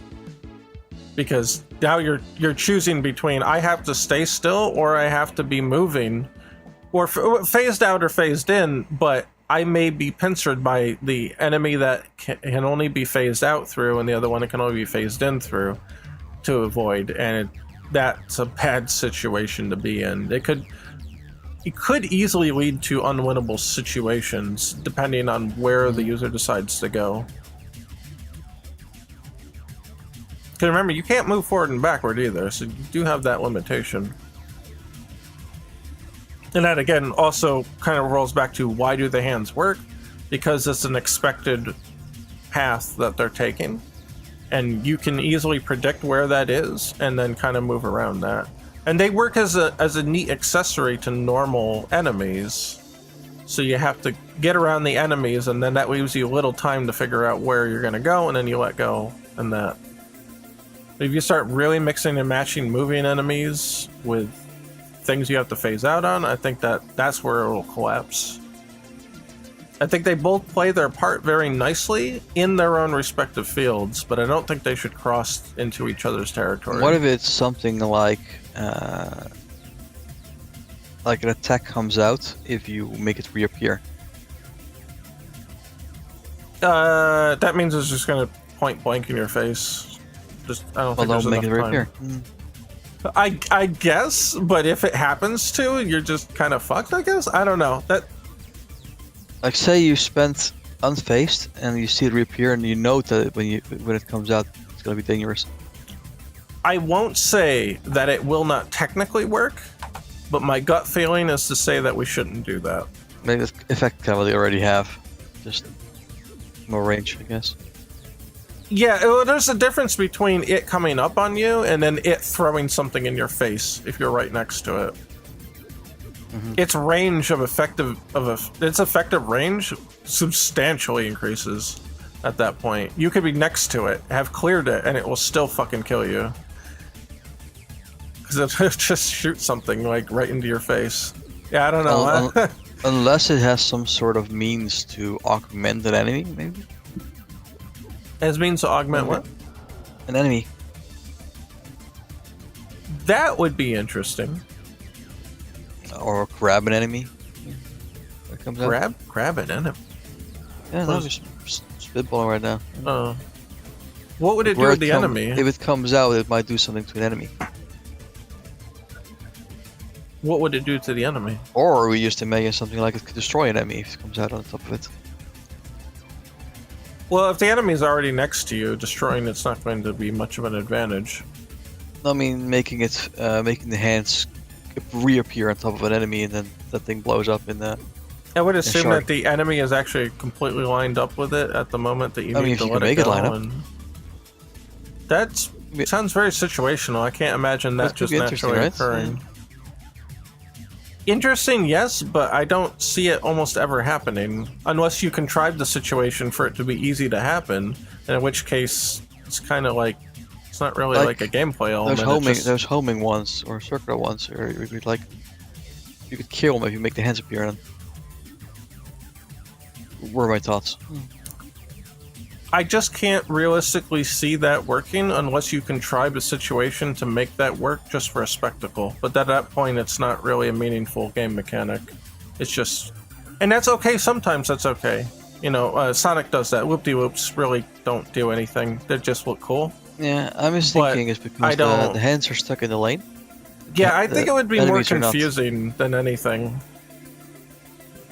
Not confusing in that it would, like, disturb the player from playing, but they'd be like, okay, what's the point, though? Like, it was clearly... Might be a cool bonus. It was clearly set up to do that. But, like, that's it? Like, you couldn't just drop the item? I don't know. That's what I would think if I saw that. It'd be like, that's really convoluted to just make an item appear, where, like, this would never normally happen, like, in a natural setting. That's what I would think if I saw it. I mean, not everybody would go through that thought process, but they might look at it and be like, oh, okay, and? Like, what was the point? That's what I was thinking. If something could change, if they managed to grab what was right above them. Assuming you had enough time to figure that out, line it up, and execute it. I mean, that's the other thing. Could be like a secret. I guess. Then, like, you would... It all falls back to me. For me, it all falls back to you'd have to contrive that situation. And I mean, there's a lot of homing enemies, so... Who knows? Yeah, I don't... I've not seen it happen here where they align, though, yet. No front, you're right. I don't see it being a mechanic that can be widely used to the player's benefit in a natural, organic way.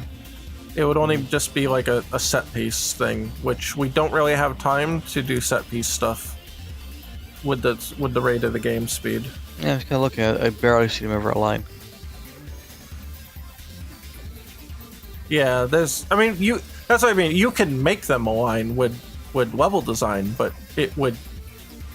You would obviously see when it can and can't happen at that point. Like, the player would be able to identify it to the point that it would be I think it never meaningless. happens because it does happen.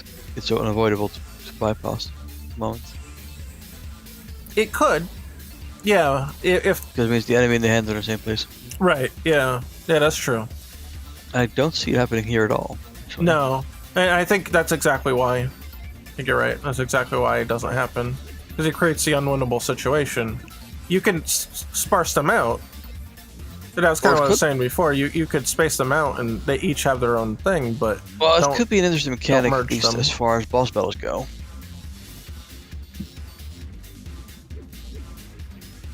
How? How would that work? Say the boss is sitting like a little lower than where it is now, and you would have to defeat them, make the enemies grab him. The hands grab him. Well, depends. It kind of violates LD's suggestion to say that the boss should never go down past halfway. Well, that's as far as I would say. Yeah, half. Oh, that was boss revenge. I thought it was boss power up. Yeah, the boss can actually come back after you. That's one of the unknowns, is for the boss to revive. Now they revive with only like 2 HP or something, but it's still pretty funny. Oh, 1 HP. Sorry, they revive with 1 HP. We never actually have any sort of patterns appear during boss fights. Not wall patterns for sure. We could. Are they less deadly? Yeah, maybe. Here's the thing. The one of the reasons that I didn't do that initially was I was afraid to limit my bullet patterns, because then when the bullets and the level are moving at different speeds, it could cause kind of an issue. That, not to say that it definitely will cause an issue, but I was concerned about that enough to. Now, if the walls are non-lethal, then it's kind of like I'm okay with it, I think. Yeah. But I don't know. I kind of like the fact that the bosses rely only on bullet patterns and don't have to invoke level design. Yeah, I think it makes them a little more focused, but that's not to say that it wouldn't work. That would just be my initial concern. So I don't know. I was kind of drawing a blank what the hands could do. But I guess the other side they appear on would be behind the player, like chasing him. You know, the death barrier. Well, so maybe a hands-free tomb could completely eliminate that. I don't know. Yeah, but you have to die at some point getting pushed down. Well, you'd be pushed down a little lower, like the extra. If you're going to explain the death by the hands grabbing you, the hands have to be there at all times. Whether they're lower or higher, that's debatable. I don't think there'd be a meaningful difference between their height. But if the narrative is that the hands are what kills you, then the hands going away means you can't die. Otherwise, you have an inconsistency there. What's that? It's clashing with the hands-free too. Yeah. So if you got a hands-free card and the hands behind you disappeared, you should not die in that case. But the game does not support that outcome, so I would say that would be an incompatible well, the wall symbolism. You just reappear. Well, then why did they disappear in the first place with the hands-free tomb if they're just going to reappear once you go down there? You see what I mean? It just doesn't really line up. I'm saying that then you could just push yourself out of the anything. You could push yourself out of anything. Well, so if you go off the screen, you have to die. You cannot see what you're doing anymore. Well, or you just face through the wall. Well, then walls are awesome. Then it would be a wall-free tomb. That's not hands-free. That's wall-free. Yeah, I don't know about that. Saying this, I cannot give you a difference there, unless we have a firewall and hands. Well, I was just gonna suggest that. I'm saying maybe I was just about to say maybe hands are not the right thing to put there. Maybe it's just like maybe it's just like, you know, okay. In Hollow Knight, when you lose your shadow and you're just a shadow creature, maybe something like that, an amorphous sort of like half liquid, darkness. You know, like a jelly kind of thing. Yeah, that's like reaching for Ecto or something. I don't know. I think flames is a little unexplained. Like, where are the flames coming from? Why are the flames there? I get that, but I still think there should be some visual source for the flames if there's going to be flames. That's why I think the goop monsters kind of explain themselves. Why are they grabbing Ecto, or what's grabbing Ecto? They're goop monsters. Why do they hurt Ecto? Because they're monsters. Okay, like there's an implicit association there. So what are they trying to do? They're trying to drag Ecto down. You see them? They're trying to. What's that? That's already said. Oh yeah, I'm just saying that in this example, that's why I would pick something like that over fire. Where fire is like, does the fire have a consciousness? How do we tell that the fire has a consciousness? Does it have faces? If so, are they just normal enemies then? Why don't the normal enemies also follow you? And, you know, if the fire doesn't have a consciousness, well, what's creating the fire? Why is the fire after you? How come it stays with you? You know, there's just so many questions that, you know, the person may not be sitting there running those off in their head, but they're going to be like, oh, that's weird. You know, you have questions? The brain's going to find it strange. You know, it's the thing. It's like, you didn't notice it, but your brain did. And I think there's just so many unexplained things if it's just fire. Fire has a source always, and if you can't show the source of the fire, then I don't think the effect will work. That's the TLDR.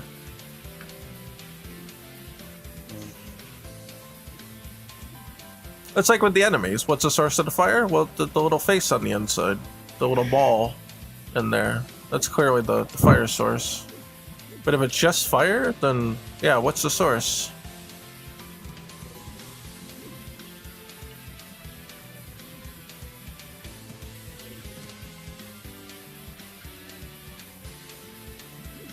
Kind of thinking, what if the hands can be shielded? What does that mean? You have to hit face twice before they go away. Oh. Yeah. I don't know. Like they have some protective barrier around them. You hit face, the barrier breaks, and you hit face again. They go down. Well, what if you just fucking phase spam as soon as you see hands, and they're Well, dead. that's I don't know. pretty. Then you're pretty good. I guess, but it feels very low effort on the player's part to just be like, oh, boink, boink, double click, he's dead. Well, it might be that Double it's click, a he's dead. multi-phase shield, like bang, bang, bang, bang, bang. You break it. Oh my god, I already have You could problems. test it. I can already tell you it's gonna be a pain in the ass. Number one, if you're trying to avoid things and trying to tap spam that many times, it's gonna be a pain in the ass. And the reason I know this is because we do that in hamster drop, and it's already a pain in the ass. When you get stuck by a snowman, you have to tap to get out. I can never get out in time, and I'm just panic like tapping. three-phase shields. Like At that they have point. like 3 layers. It goes boom, boom, boom, and they go down. Yeah, all the I only can thing I tell think of, you something is that makes them harder, you know? I foresee that to be extraordinarily frustrating. Get good. Yeah, I'll have to Within the invoke. compounds that you've given me, that's the only thing I can think of. Well, that's what I'm saying. I don't know if there is something to come up with. That's why I haven't come up with anything yet. Well, I mean, It's definitely That's not going apparently- to be something straightforward. You know, I mean that's the one thing we've not discussed yet, though. It's like, yeah, they disappear pretty easily right now. So what if you had to take more effort to get rid of them? Well, you also have to remain unfazed. You have to remain phased out for them to continue to like be inactive. So that, I mean, that's 'Cause, part I mean, of it. We couldn't delay them disappearing without some extra effort. Yeah, Well, maybe here- it's just a double tap to get rid of them. Here's the other thing I would ask you though. How does the player know that double tapping gets rid of them? How would mean, they you know just what to use- do? Like the same kind of shield as an Ecto, it would just disappear and then But- then they disappear after that. But here's the sticking point for me. Then you have to know that you have to phase back in and then phase back out again. How do you know that you need to phase back in? Well, they would appear as normal hands after that. Yeah, but you're already phased out. And the hands remained even though you phased out. How do you know that you have to phase back in to then phase back out again? To make Well, it them go might mean away? that the shield doesn't break unless you phase back in. So they're protected for one round. If you have been trained that hands go away when you phase out, why would you ever phase back in? Because you see, oh fuck, they didn't go away. Yeah, but there's no association with them going away when you phase back in, so why would you do that? Well, you would can just- train that by giving people an escape somehow by moving. Maybe? I don't Like, know. It you feels phase a little you rough phase to out me. and they stay. You phase back in and the shield breaks. Like, hey, they're normal now. Let's try it again. Oh, I don't know. I sense a very big difficulty making that an intuitive thing. That's my next proposal, though. It's like some way to make it harder for you to get rid of them. You have to put more active effort in. Yeah, the fact that if you phase out and there's no effect, that really bugs me. Because Or I it's feel like if the you player phase won't out. figure that out. I'm just thinking, remember the tractor beam you're doing here? Yeah. Like the moment you phase out, you have like a tractor beam lock on these guys and you damage them. Even halfway across the screen. My only issue with that is the same issue that I have with the Speed. Yeah, the speed and the well, if you didn't start unphasing or phase out or whatever soon enough, you're just gonna get hit. Yeah. Uh-oh, boss revenge. And then that's the same scenario of, well, what about hands that linger longer? It's the same trap there. But that could be a similar proposal where, like, yeah, if you start the phasing, you might be able to do a stronger hit. Just the subsequent hits are paced. So yeah, your spamming might actually break it quicker. Wait, say that again? Like if you stay in phase, you get automatic tractor lock like this. Yeah. But if you start the phasing process, phase out, the first moment might be more effective. So you spamming in and out might actually be stronger. I think, I see what you're saying. Near Replicant does something like that, where if you hold the fire button, your projectile stream is weaker than if you press. Yeah. There was a another game project that I was consulting with that we ended up coming to that conclusion as well, where rapid fire seemed too strong if you could just hold it and go. So my suggestion was that the more the bullets hit you off of a rapid fire within a certain time, that they would scale down with each hit to a certain floor. Of course, you'd have a minimum scale that you could reach, but that would mean that a stray bullet would be more powerful than a stream of bullets, but because they were so fast and you were able to spread them out very quickly, it became too powerful to make them powerful. But then a stray bullet was almost meaningless because you could pretty much just tank it. And that was the problem that I tried to solve. When I saw it, I was like, okay, I think I have a fix for this. And that was exactly the thing.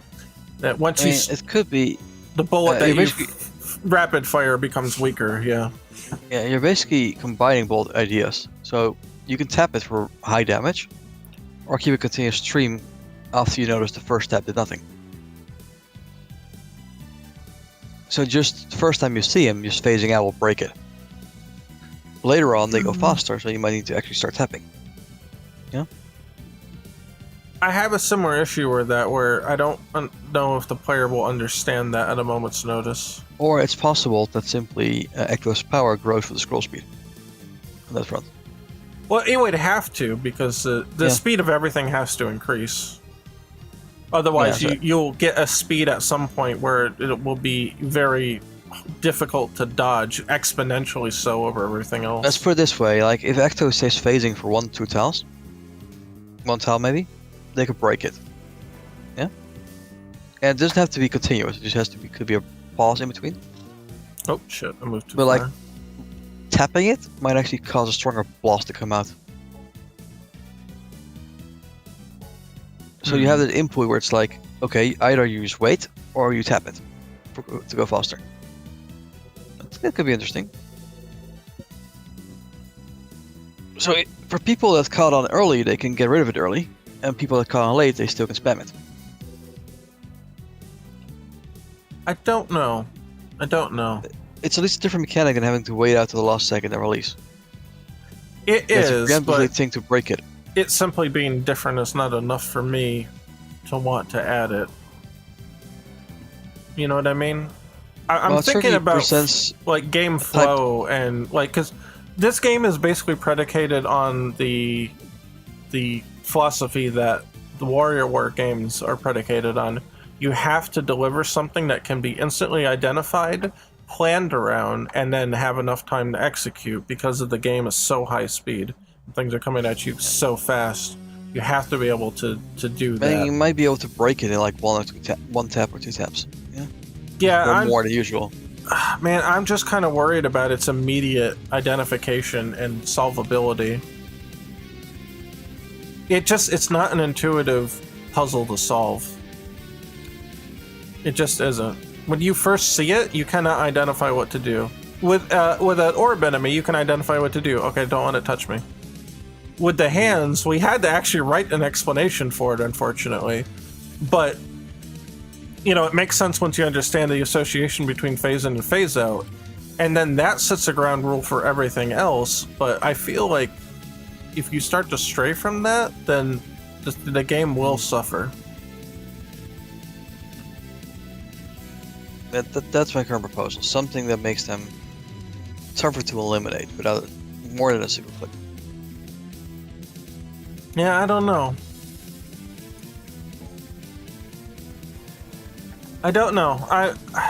I feel reservations about all of them for different reasons. You're a difficult man, Mark. Oh, I am. But you have to be difficult when it comes to design.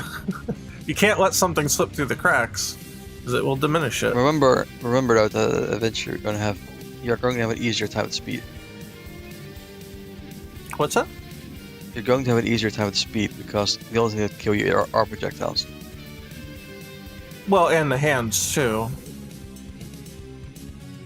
But well, it depends. I mean, you also want to include some walls that do kill too. So it's like, you know, at what point do those become the norm. You know, you have to be very careful with that too. How X6 do you want to make it? Yeah, that's the problem. That's what I'm trying to avoid. Well, I think so. Here's kind of like the reason that I'm a little wary about this in general. My philosophy as a designer is, if you come up with a mechanic and it's not perfect, you shouldn't add it at all. So it's like, okay, most of this works and it might work in these situations, but there's a couple places where it goes south. I think some games would say, we'll just add it and we'll deal with the consequences. And my mentality is, no, don't even add it to begin with. And yeah, it might be interesting and you might be missing out on some part of it, but if it doesn't perfectly fit with everything, I have a very big reluctance to just add it in and then deal with the consequences. I'd rather the entire game be a little more simpler and completely smooth, as opposed to, oh, this is interesting, but it's a little rough when we put it in. Now, as games get more complex, you have potentially a little more flexibility with that. But a game this simple, I'm gonna have to default to I'm keeping a really, really tight leash on it, unless I can be absolutely sure and convinced that it's perfect to be inserted into it. That's where I'm coming from here, and that's why I'm being very tough on it, as you say. I think this is a very delicate formula, and if a mechanic does not fit 100% perfect, I think it will collapse the house of cards. Well, all I'll say is you have the whole tractor beam effect. Mm-hmm. Coming back to that established. The reason the tractor beam effect works, though, is because it is slow. Well, I mean, there's no stage elements scrolling at a time. Well, that's the thing. Like that interaction exists in phasing. So what else can that tractor beam manipulate? Outside of a boss battle, I'd be tough to convince to make use of it. And it's for the reasons both of, if it interacts with the level and it speeds up with the level, it's too fast. If it can transcend level chunks, then you're going to get combinations that may become unexpected and unwinnable. The reason that it works in the boss battle is because we know the extent of what the boss can do for the entire duration of its lifetime. So when we design a boss pattern, we have to keep in mind, how does it interact with the thing? And our answer basically was, that thing does not interact with anything but Ecto, and it will not affect anything until Ecto swallows it up. Meaning that you are free to move at your own pace, within reason. You know, the boss will disappear eventually, but you're free to move within reason and dodge anything that comes your way, and there is basically no real interaction between the firing patterns and the absorption. There's no consequence for just holding down and dodging everything, other than the timer ticking down. But that is in very stark contrast to some kind of bad thing happening if you don't do it. So you can kind of make your own opportunities in the boss battle to absorb it. But once you're on a timer of death, now your opportunities are limited. You're forced into that. And who knows what's going on at the time? The pattern may not facilitate you enough time to actually dodge it. Maybe you just get bad pattern, but just RNG gives you bad patterns one after another, to the point where that thing will stick around long enough that it, maybe not impossible, but it may be out of the skill range of the player where they are currently. They just get a bad situation, that kind of that unwinnable situation, or very difficult to win situation. And that damage spike, or I'm sorry, that difficulty spike occurs at that point. And I'm not comfortable with that happening. You know, the only way it would really work is if you built one long chunk pattern that was specifically designed in a way that you knew exactly what was going to happen by the time it exploded. However, while that is technically doable, I think that sort of diminishes the random factor of the game. because it would have to extend for so long that once you saw it, you know exactly what the pattern was going to be, and it wouldn't be different. It would just be the same thing. You'd be able to identify and be like, oh, that thing again, and then it's like, okay, well, I've got 8 seconds of the same pattern over. Every time that it appears, it's like always these 2 or 3 patterns. I think that would be, I don't know.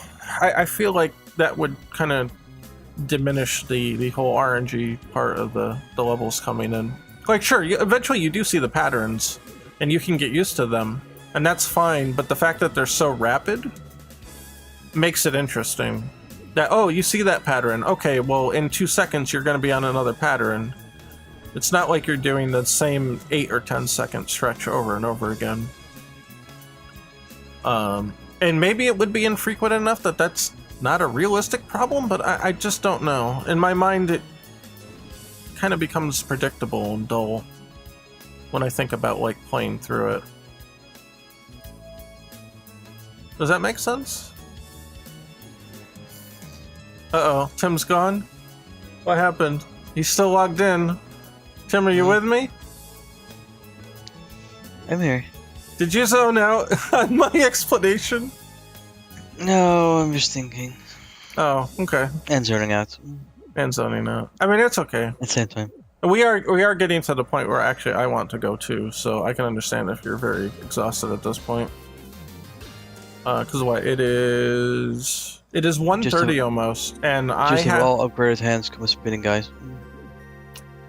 I have things that I need to do that if I go past 2 a.m. for my bedtime, yeah. or if I'm at least not in bed by 2 a.m., then I'm going to be pushing it. So we actually do have to wrap up soon. Just have all spinning hands be accompanied by all hands be accompanied by spinning ghost guys. Wait, say that again? Have all upgraded hands be accompanied by spinning ghost guys. That's fucking mean, man. That's fucking mean. So it's just like a bigger one at that point. Or just put 2 hands next to each other then, Jesus. Well, no, they would have a much larger radius, which you can't get rid of. But when you release those, the ghost guys would break their pattern because they're no longer anchored.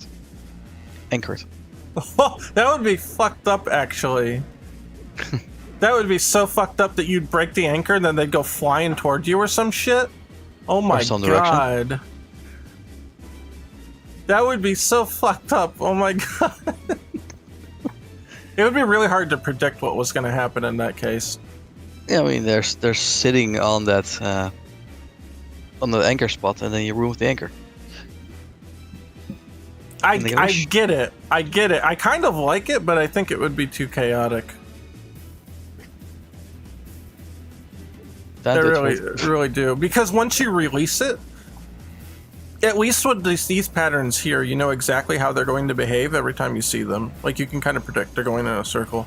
But if you release and all of a sudden they start flying outward, that radically changes how the pattern is perceived. Or they dissipate. Dissipating would be alright, I guess. Because, yeah, you say, why is it not the same as multiple hands, but they're spinning and circling. So they have gaps in them, you know? So you could dodge them normally and then phase as well. I feel like then the distinction of them going away when you unphase is somewhat meaningless then. You could just put orbs around a hand then and just force the player to deal with it. I mean, if the gap could be anything, any size, however you choose the difficulty it. Right, well that's what I mean. You could just put a circle of pink or pink or purple, whatever. I mean, there could be no gap. It could be a very tiny gap, or a huge one. In that case, it's just a wall of hands, effectively. Or it could be like pulsating, expanding and retracting. Remember that you have influence over the distance it makes by. Yeah, for sure. I don't know how strong that influence is, though. Well, I don't know. Phase out goes away.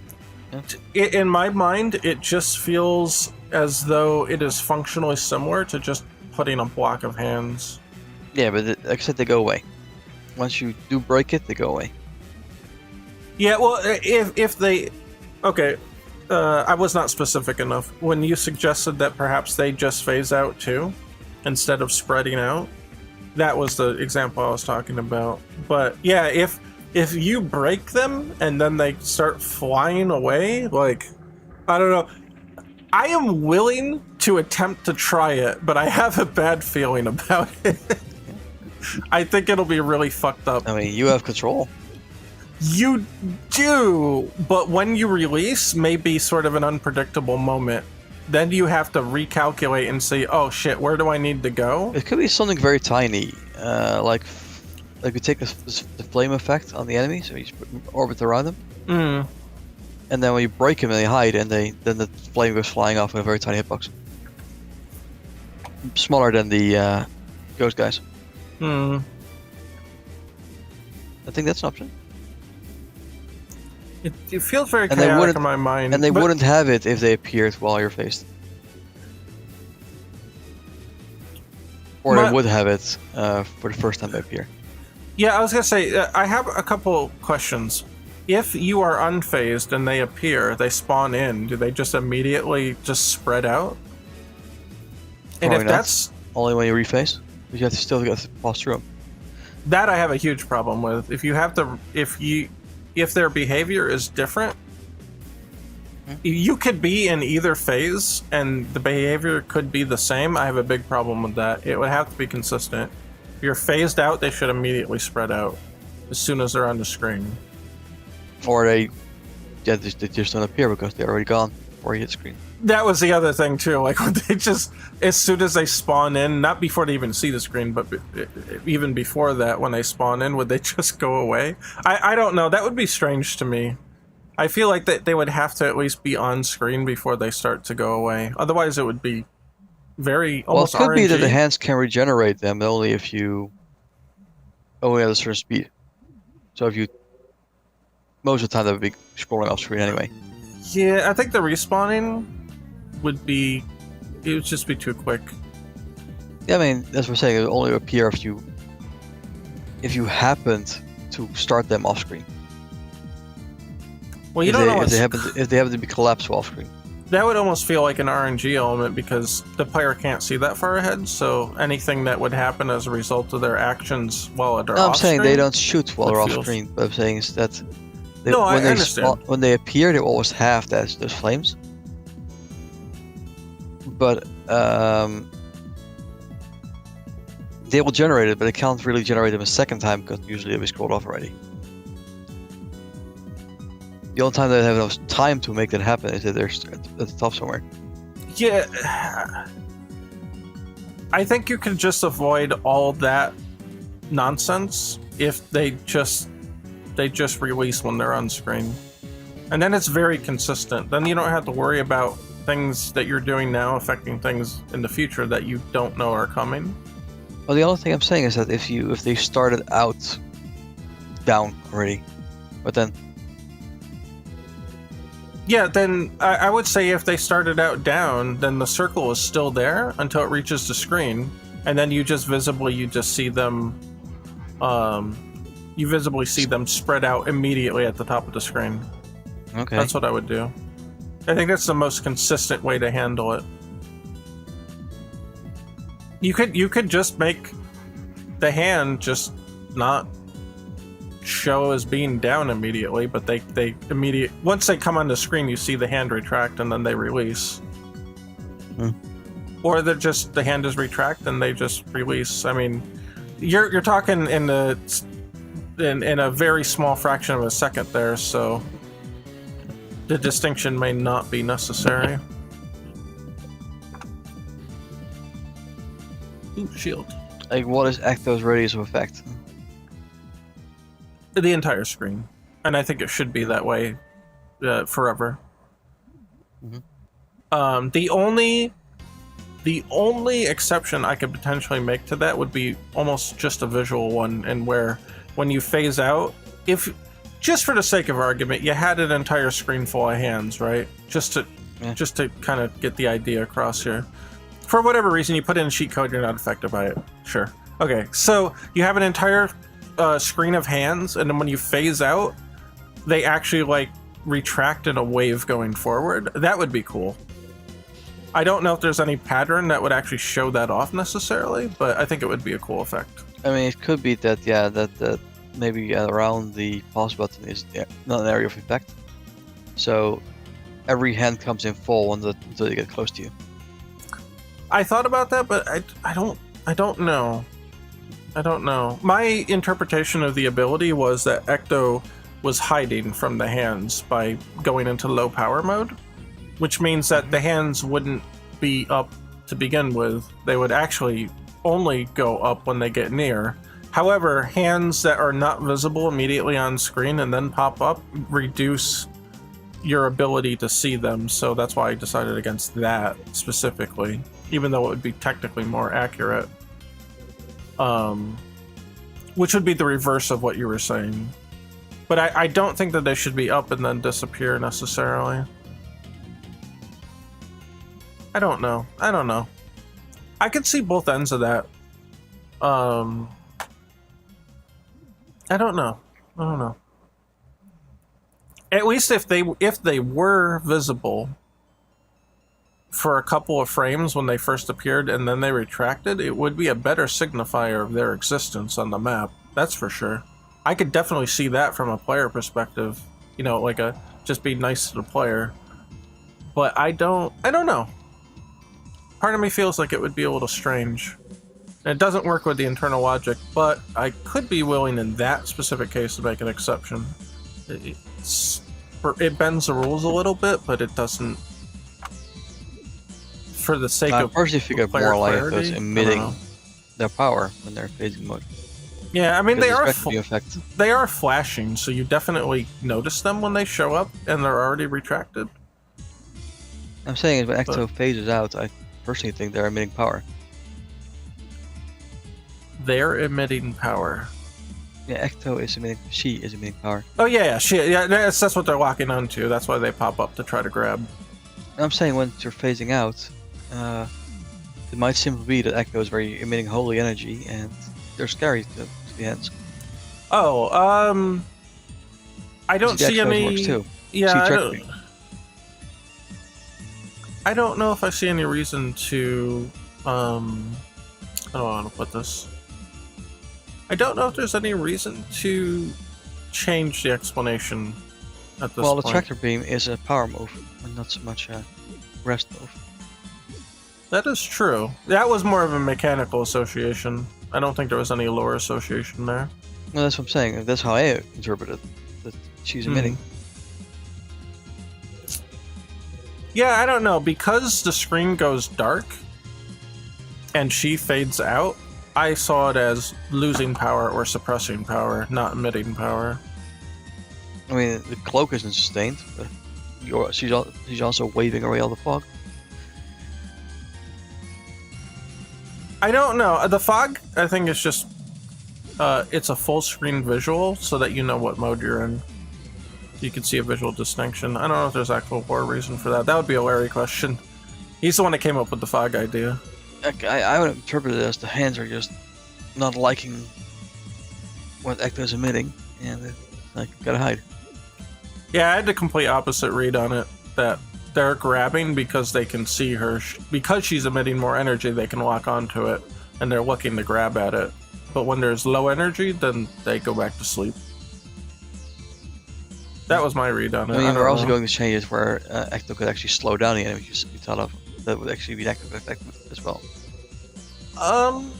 And that could be just that there's not as much energy in the air. I don't know. You see what I'm saying? I feel like it's more active.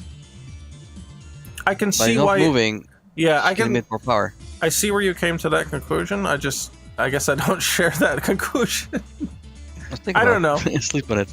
Yeah, I honestly, I would ask Larry what his intention was, and maybe we'll work from there.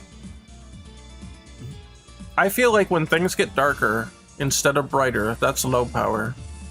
When Ecto is phased in, she is brighter, the entire stage is brighter, and she's just got more of like a glow. To me, that's high power. That's a high power state. When a light bulb is off, you don't call that high power state, you call that low power state, you know what I mean? Or when a light bulb dims, that's not high Well, power. the that's low energy power. on Ecto might be less, but the Ecto is being emitted. But yeah, but like the light bulb example, I chose specifically because of that. When the light bulb is emitting, it is bright. When it's not emitting, Yeah, it's dark. You can see the light. You don't have eyes to absorb magical energy. Yeah, well, I'm just saying there's an intuitive association here that I think that I picked up on that just doesn't make sense to me otherwise. When Ecto is bright, that's high energy. The light bulb's on, that's high energy. When a light bulb's off, that's low energy. You see how there's like a field effect on the. Wait, the what should happen there? I actually didn't even get points for that. I had a shield already, and then I chose the shield card because I kind of wasn't paying attention, and it just does nothing. It puffed. It blew up, and it went away. Should you even allow that? Yeah, we did. It should at least give you points or something. I know we did allow it, but that doesn't mean we should have. That struck me odd. As just like playing in the moment, it struck me as like you shouldn't be able to do that. I mean, you should be a better choice. I can see the fact that you can select the card if you really want to, but it should give you points at least. It should just give you points. It shouldn't just disappear like that. If you get absolutely nothing for accidentally clicking on it, that's bad. We'll have to remember to fix that. I think that's a bad outcome.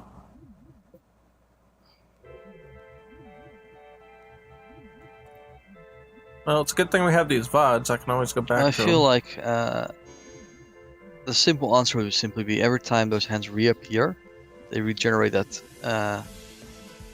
those flames around them. Oh, that's fucking mean. That's It scrolls so fast, mean. they can't really regenerate it often enough. So only if you re-scroll them back in after they're already gone, that's when they would attack. My only problem with that is that you could regenerate them point blank into your face and then just get completely blindsided by them. Well, don't do that. Easier said than done, though. If that happens, I mean, I if think you players regenerate would- them in front of your face, then don't.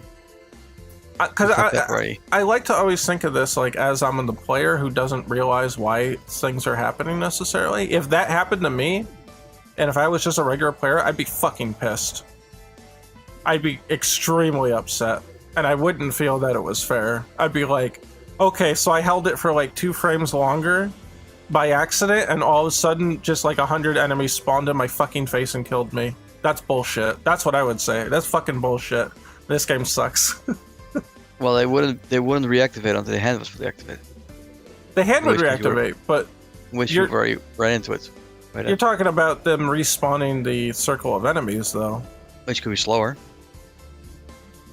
Yeah, but if it can happen at all, that situation is possible. And then now all of a sudden that's the bullshit situation that everybody's pissed off about. You know what I mean? I don't think that's good. I don't think that's a good way to go about it. If they go away, they should just go away forever. I don't Or think it could they be should get a something in chance to the respawn. could be something in the level design where they pick something up that's right in front of them. Pick something up in front of them. Oh, I see what you're saying. I have the issue with that for the same other reason as if you cannot immediately identify the threat when it's on screen and figure out how to deal with it, it probably shouldn't be there. Because at higher speeds, that becomes less and less time something that scrolls with exponentially. Ecto, and the moment that hits the hand that grabs it, it becomes dangerous. But the way you solve that is just have it on screen longer, but I don't know. Guess it technically works. Looks weird in my head though.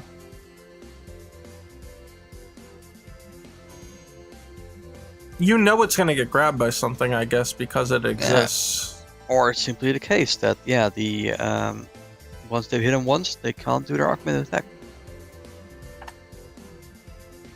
It's kind of like the missiles, where we give a forewarning that something's going to happen, and then it happens later. In Hamster Drop, the missiles, you get the warning Like you before could it have drops. like this this charge-like effect going on in front of you, right? Like a Mega Man X charge spiral. If that is the case, I would say that you wouldn't even need the hands to substantiate it. There would be no reason to have the hands there. You would just have it react. Is, that charge would eventually collapse onto the hand, and if you phased out before that, it would collapse completely. I understand what you're saying. I just feel like it's very convoluted. You should just saying if you let the two meet, then they're dangerous. Yeah, you should just simplify it so that whenever this energy matures, that at that point it becomes active. You don't need the hands to substantiate that.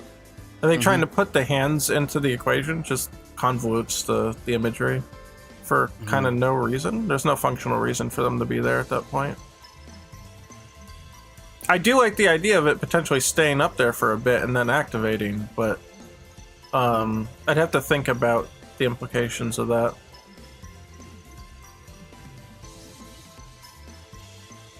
You'd have to build patterns around it for sure, so you can't let it linger too long. That was kind of what we discussed before, like. Well, that's why I said the hand bomb. Like, the hand will basically point where you know it's going to end. Well, you can't see the hand ahead of time, so it'll effectively activate at random. You have to have some other countdown or visual countdown indicator to know when the hand is going to spawn on screen for them to combine into one. You do not have time to show the hand and then show them combining. How long in advance are the patterns loaded in? How long what? How long in advance are the patterns loaded in? They're loaded in like 2 patterns ahead, essentially. Now, we can change that. It doesn't have to be that. It could be shorter or longer. Now, my goal in the background is to at least have 1 pattern in advance, and then beyond that, they may be streaming as a background process, meaning that when they load in and activate is effectively random to us. But it decreases the load time, and it keeps the game from stuttering. So I would say that 1 chunk ahead will absolutely have to be loaded in, but my goal is to have background process loading for the next 3 chunks after that. That way it can kind of distribute the load across the update frames. It should give it consistent frame rate doing that. My point for the hands here is that they're at least the only thing we consistently know responds to phasing. I mean, you could make like a time bomb thing, but you just have to be really, really, really careful about how long that thing has to stay on screen.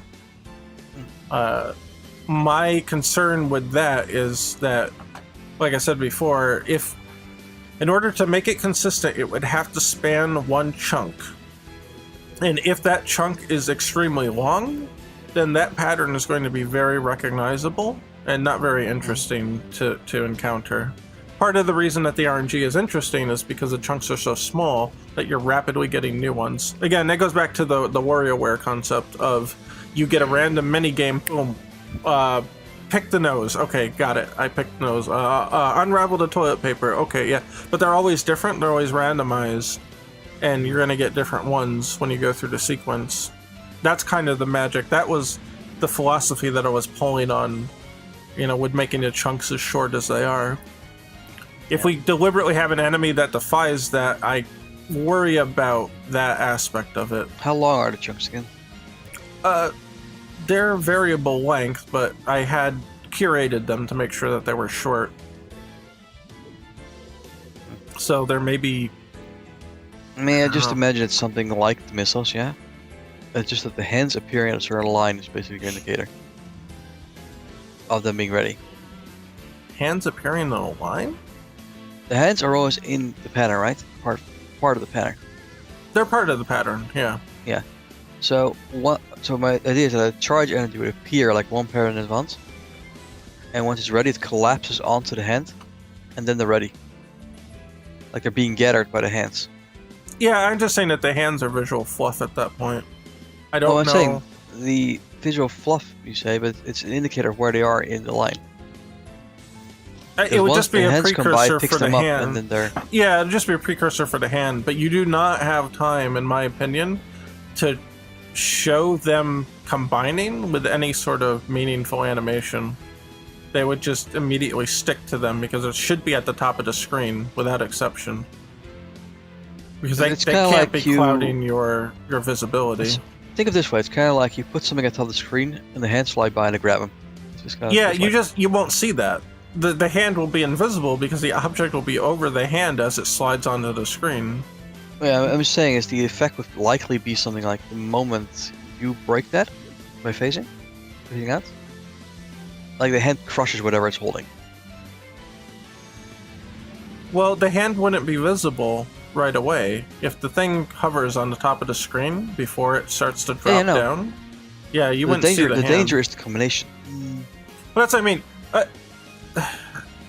Let me try to explain it a different way. I guess I'm not getting it across. Here, at the top of the screen, the orb is sitting right here. You cannot see the hand coming down because there's no screen space for the hand to come down and grab it. But you would notice the effect once the hand overlaps that orb. Yeah, I'm just saying starts moving down. There's no visual time to combine them in any meaningful animated way that I can think Doesn't have of. to be. But then it's weird. Then why does the hand there? It just appears. It's weird. It's just weird. There's no reason for the hand to be there if you can't see them that's combine. a question. Yeah, I mean, if he could make it work in like 3 frames, literally 3/60ths of a second, which I don't think is going to give you any meaningful animation.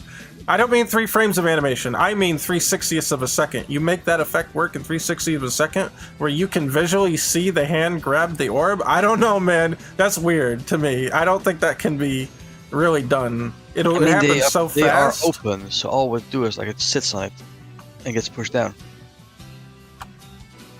At high speeds, that would happen. Boom, blink of the eye. You wouldn't even see it happen. It would just teleport into the hand. By then, you've already seen the animation, so you can tell you know what it is.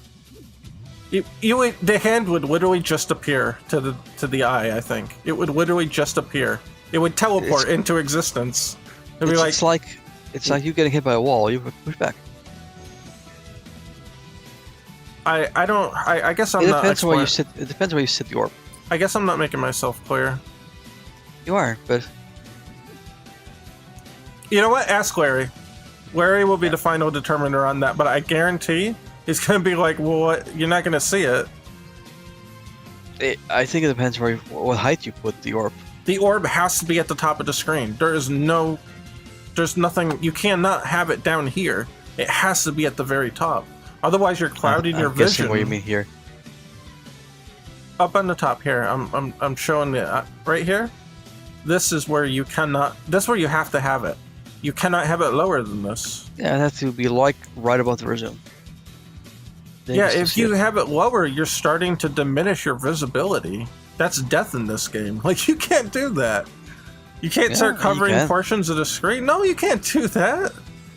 Yes, you can, because you can see the hands come in. That's what I'm saying. You can't afford to have the hands come in. You'll be blocking vital visibility for the player. No. I guess I just don't agree then. I don't know. I don't know what else to say about it. I guess I just don't you have agree. 2 elements to this. You have something appearing, stationary.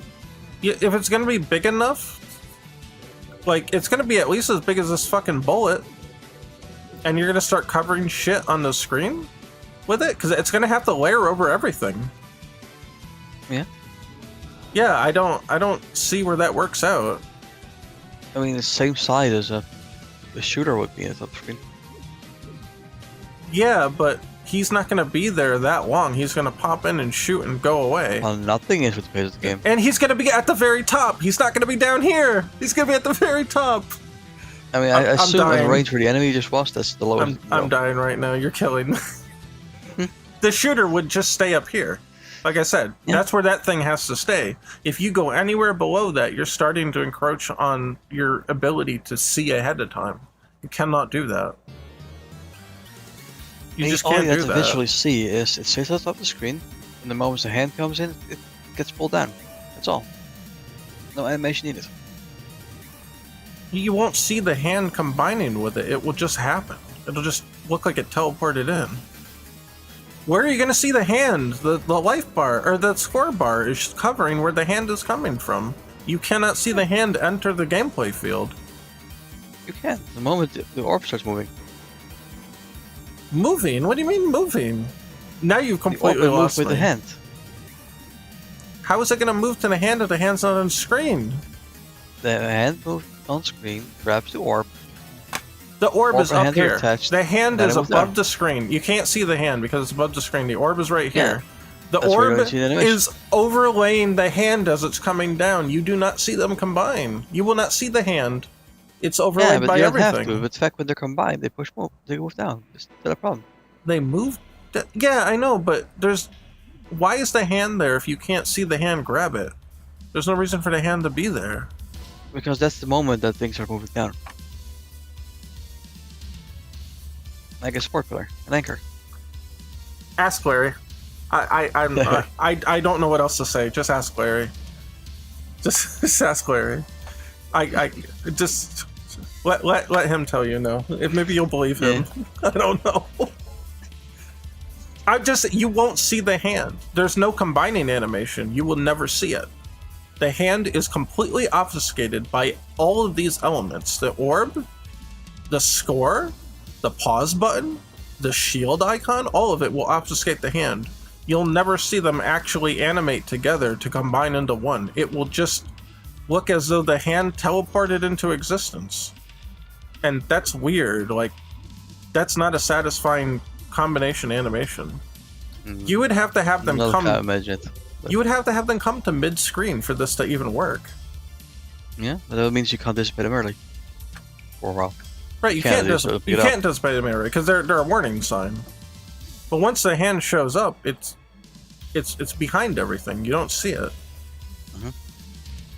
Like, you'll get like 3 frames of seeing the arm of the hand at best, and then it just moves down with the orb. Like, there's no combining animation. You can't watch the fingers grab onto it. It won't do anything. It won't do that. Because it immediately has to turn into a gameplay element. They have to combine and then be immediately activatable. You don't have time to show the animation. It would just look like the hand just teleport. It just appears from nowhere. I like that it's because of how high you placed it. Yeah, but you have to do that, otherwise the gameplay is not going to work out for it. No, because your indicator is already the hand coming down. You don't see the hand come down, the hand just will teleport into Only existence. because you have it that high. Yes, you have to keep it that high. Otherwise you don't have time to react to it. Why? The reaction is to the hands. And you have over 10 seconds before you see that thing. Okay, but if it's lower, then you're obfuscating vital gameplay information. It's not that bad, especially if you sit it on a half or something. I guess I just don't agree. That's all I can tell you. I don't agree. I specifically avoided this in Hamster Drop because whenever we attempted to do that, it was bad. So that I guess that's all I can really tell you. To throw an item. Do warnings obscure hamsters? No, they don't. I don't think they do. I don't believe they do. But they're at the very top of the screen, so even if they did, that was fine. But you're suggesting to have them lower than the top of the screen in this case, and that's where I don't agree. If they're at the very top of the screen, that's fine. Like I said, they have to stay at the very top of the screen. And if they move lower, that's wrong bad with the news. Position the homing guys spawn in. What? What's wrong with the position where the homing enemies spawn in? What position do the homing enemies spawn in? Oh, look at them. They're immediately visible. They don't pop in at all. But I mean they appear. Oh, you mean the? Okay, I'm sorry. I meant this. I was thinking of the circle ones. Oh, yeah, homing. but they're. Yeah, you can clearly. What's wrong with that hive? Well, okay. There's a couple things. One, when they spawn in, their object is not moving. It's static on the screen. So you get to see that, what's the word? I'm very tired now. not anticipation, but when telegraph. That's their telegraph. That effect moves with the screen, does not move with the level. So you get a heads up at any speed as to when that they pop out. So that is necessary. One, it does not overlay anything because it's semi-transparent. And two, even when they spawn in, you can see them clearly from the other enemies. They all kind of visible. But we're talking about something that is static. It's not semi-transparent. It does not move. It has to be clearly visible. It has to have a countdown on it. I mean, you could change the idea where it's like it's an energy charge, like the main man. Yeah, like, and it's static too. It stays there for a long period of time. These helmet if you change guys, something like a Mega Man charging effect, where it's like just spirals, you can look through it. It's fine. that would be better. That would be better. And maybe when it's finally when it spirals, it goes to a center, and its center collides with the hand, coincides with the hand. And from that point on, the hand removal caused some sort of AoE or projectile effect. Well, my other issue with that also, remember, was that it needs to be immediately activated as soon as it's on screen. Yeah, but when the hand reaches that point, then yeah. It's kind of not, though, because you're wasting time to make this animation effect work. And then it only becomes activated when it's down here. Now, for the homing enemies, that's fine, because you phasing in and out has no interaction with it, but this has to be interactable from the nanosecond that it is on screen. Yeah, but that's why you have the warning in advance. Yeah, but then it's not interactable as soon as it's visible on screen. You're waiting. Well, as long as the hand doesn't exist, there's nothing, and it dissipates. But the hand, if you want the animation of it grabbing the hand, then it has to I'm exist. saying it just spiral onto the hand. It's like a flame spiraling onto it. Yeah, it means Empowering it's not interactable until those two visibly combine, then. Yeah, but if they don't combine, it just dissipates. If they don't combine, how would they not combine? By you staying down. By staying phased out. Yeah. Okay, well, So that the changes everything now. So that means that it's at least mid-screen down.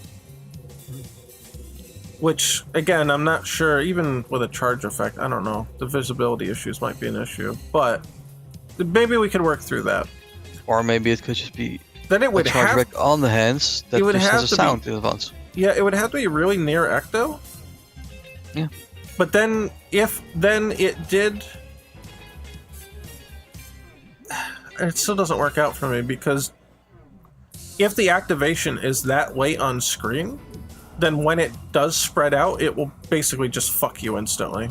I mean, imagine the line where where the boss is sitting roughly. When he shoots records going forward. Yeah, you're not going to get the effect you want if it's that high up, then. The forward shooting effect. When it leans forward. It spreads. That distance. You see a spiral. I don't know. You see a spiral arrive there. And the moment that thing is done spiraling and the hands reach it, that becomes an hour projectile of some sort. I don't know. So you have to, I think you have that's to too stop late it from still. hitting a line, basically. I don't know. Maybe I'm too tired to understand what you're saying, but in my head, there's no time for it. It's you've got too much fancy shit going on. By the time it's activated and ready to blow, it's going to be in your fucking face. I mean, by showing the effect before it even appears on screen, you have to. You can time it without. This is either one of two things: are you preventing a thing from combining and then unavoidably hitting you, or is it something that has to combine and then if you release, then it will launch at that point? Because I'm kind of getting mixed signals from you. Well, that's the thing. If it's both, then you're just going to get completely fucked by that. It's like way too complicated. What I'm saying is that you won't have time to react to it. If the hands stay down, the charge is nothing. If they reach that line, then something will happen. But if they do, then now all of a sudden you've got to figure out what phase you need to be in to then Avoid the hand and then dodge the fucking bullshit all at the same time. Well, I mean, the way this works is only if that line of the pattern hits the middle of the screen or something, or 3/4 of the screen. So it will always be in sync with the pattern. And that's not how I understood it. You were saying that as long as you're phased in, the hand is grabbing this shit, and it was the nanosecond that you phase out, it releases Yeah, that was the initial all these proposal. projectiles. So what if we change that now to some sort of charge effect where if it's the hand is active at that line? So the charge attack is... A charge effect where the hand's active at the line, it projectiles. So we'll always fire at the same height. If you fire projectiles that low, you're just gonna fuck the player. Like, that's it. Yeah. They just get completely fucked, and I don't like I mean, that. it's a projectile is warned, it's balanced, and you can avoid completely. I understand that you're warning them in advance, but you might as well just insta-kill them, because you're just gonna frustrate the fuck out of them. If you make them think that it's potentially avoidable, you make them think it's potentially avoidable, and it just instantly, like, shrapnels into their face and fucks them over, they're just gonna be pissed. They would actually... Avoidable, it's technically avoidable, but if you shoot a spiraling projectile at that point, at that low speed, or at that low space on the screen, you just basically killed them. I say at the height of where the boss is shooting from. Yeah, and that's what I'm saying.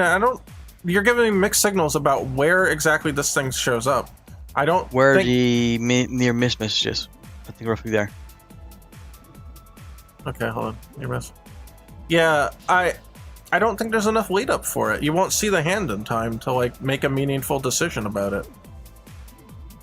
That's what I'm saying. Wherever it's sits either on screen, that's where the trigger. What you have designed does not work anywhere on the screen. If it's too low, it's going to fuck you. If it's too high, you can't avoid it from activating. So it might as well not even have an activation condition.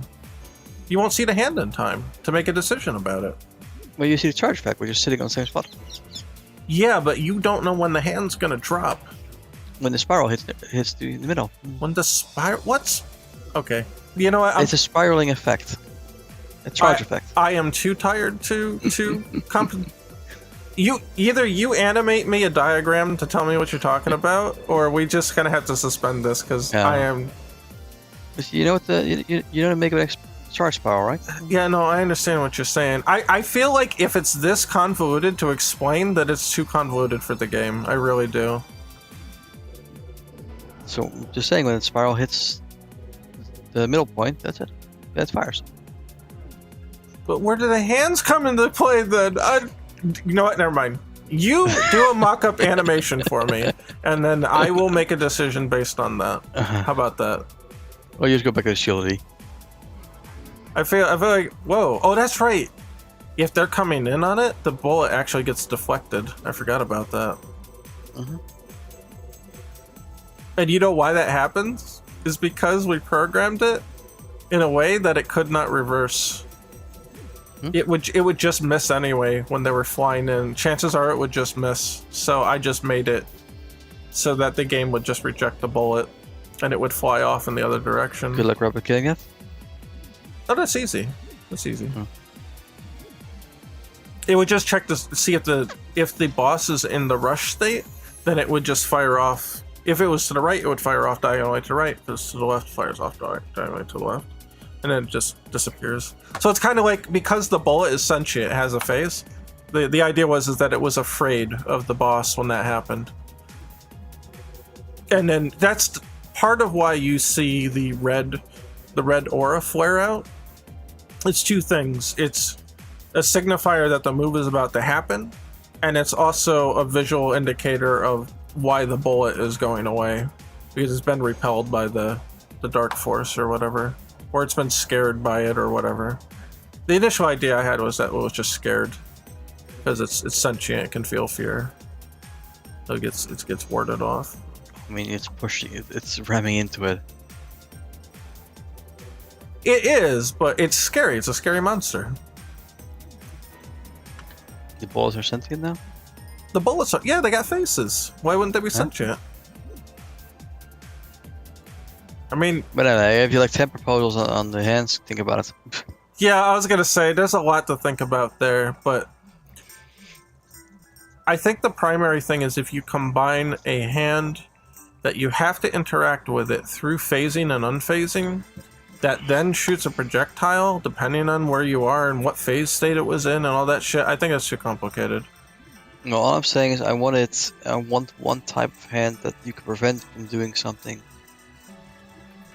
or have to do more effort to get rid of. Yeah, and like I was saying before, I think like when you have something like that, having the hand imagery is what complicates it. If you make a time bomb, I have a few other issues with it, but just in general, a time bomb would be fine. Just don't bring in this hand combining, animation, all this other stuff, because that's wasting time for the player to react to it.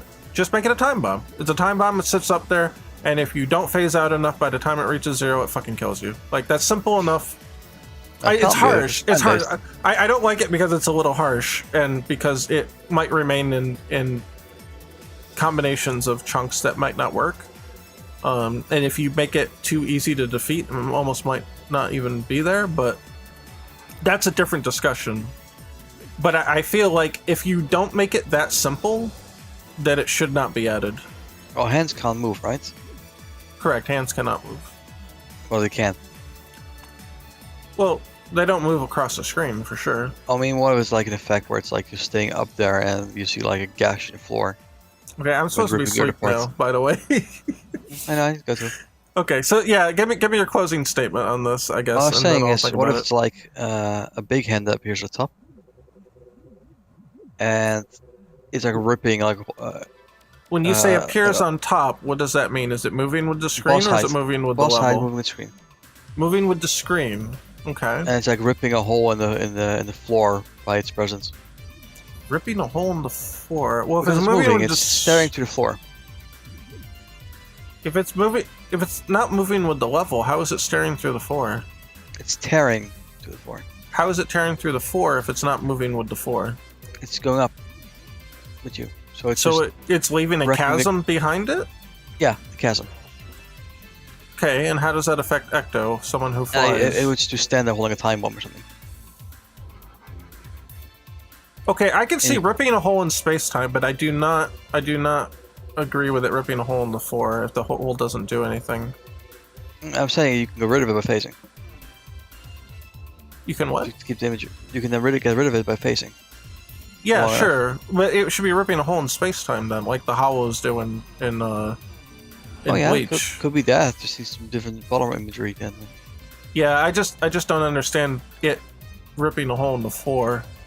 If it's not moving with the floor, imagine a stationary hand sitting there with a bomb in hand, just counting down. Yeah, that'd be okay. That'd be alright. And then somehow moving up.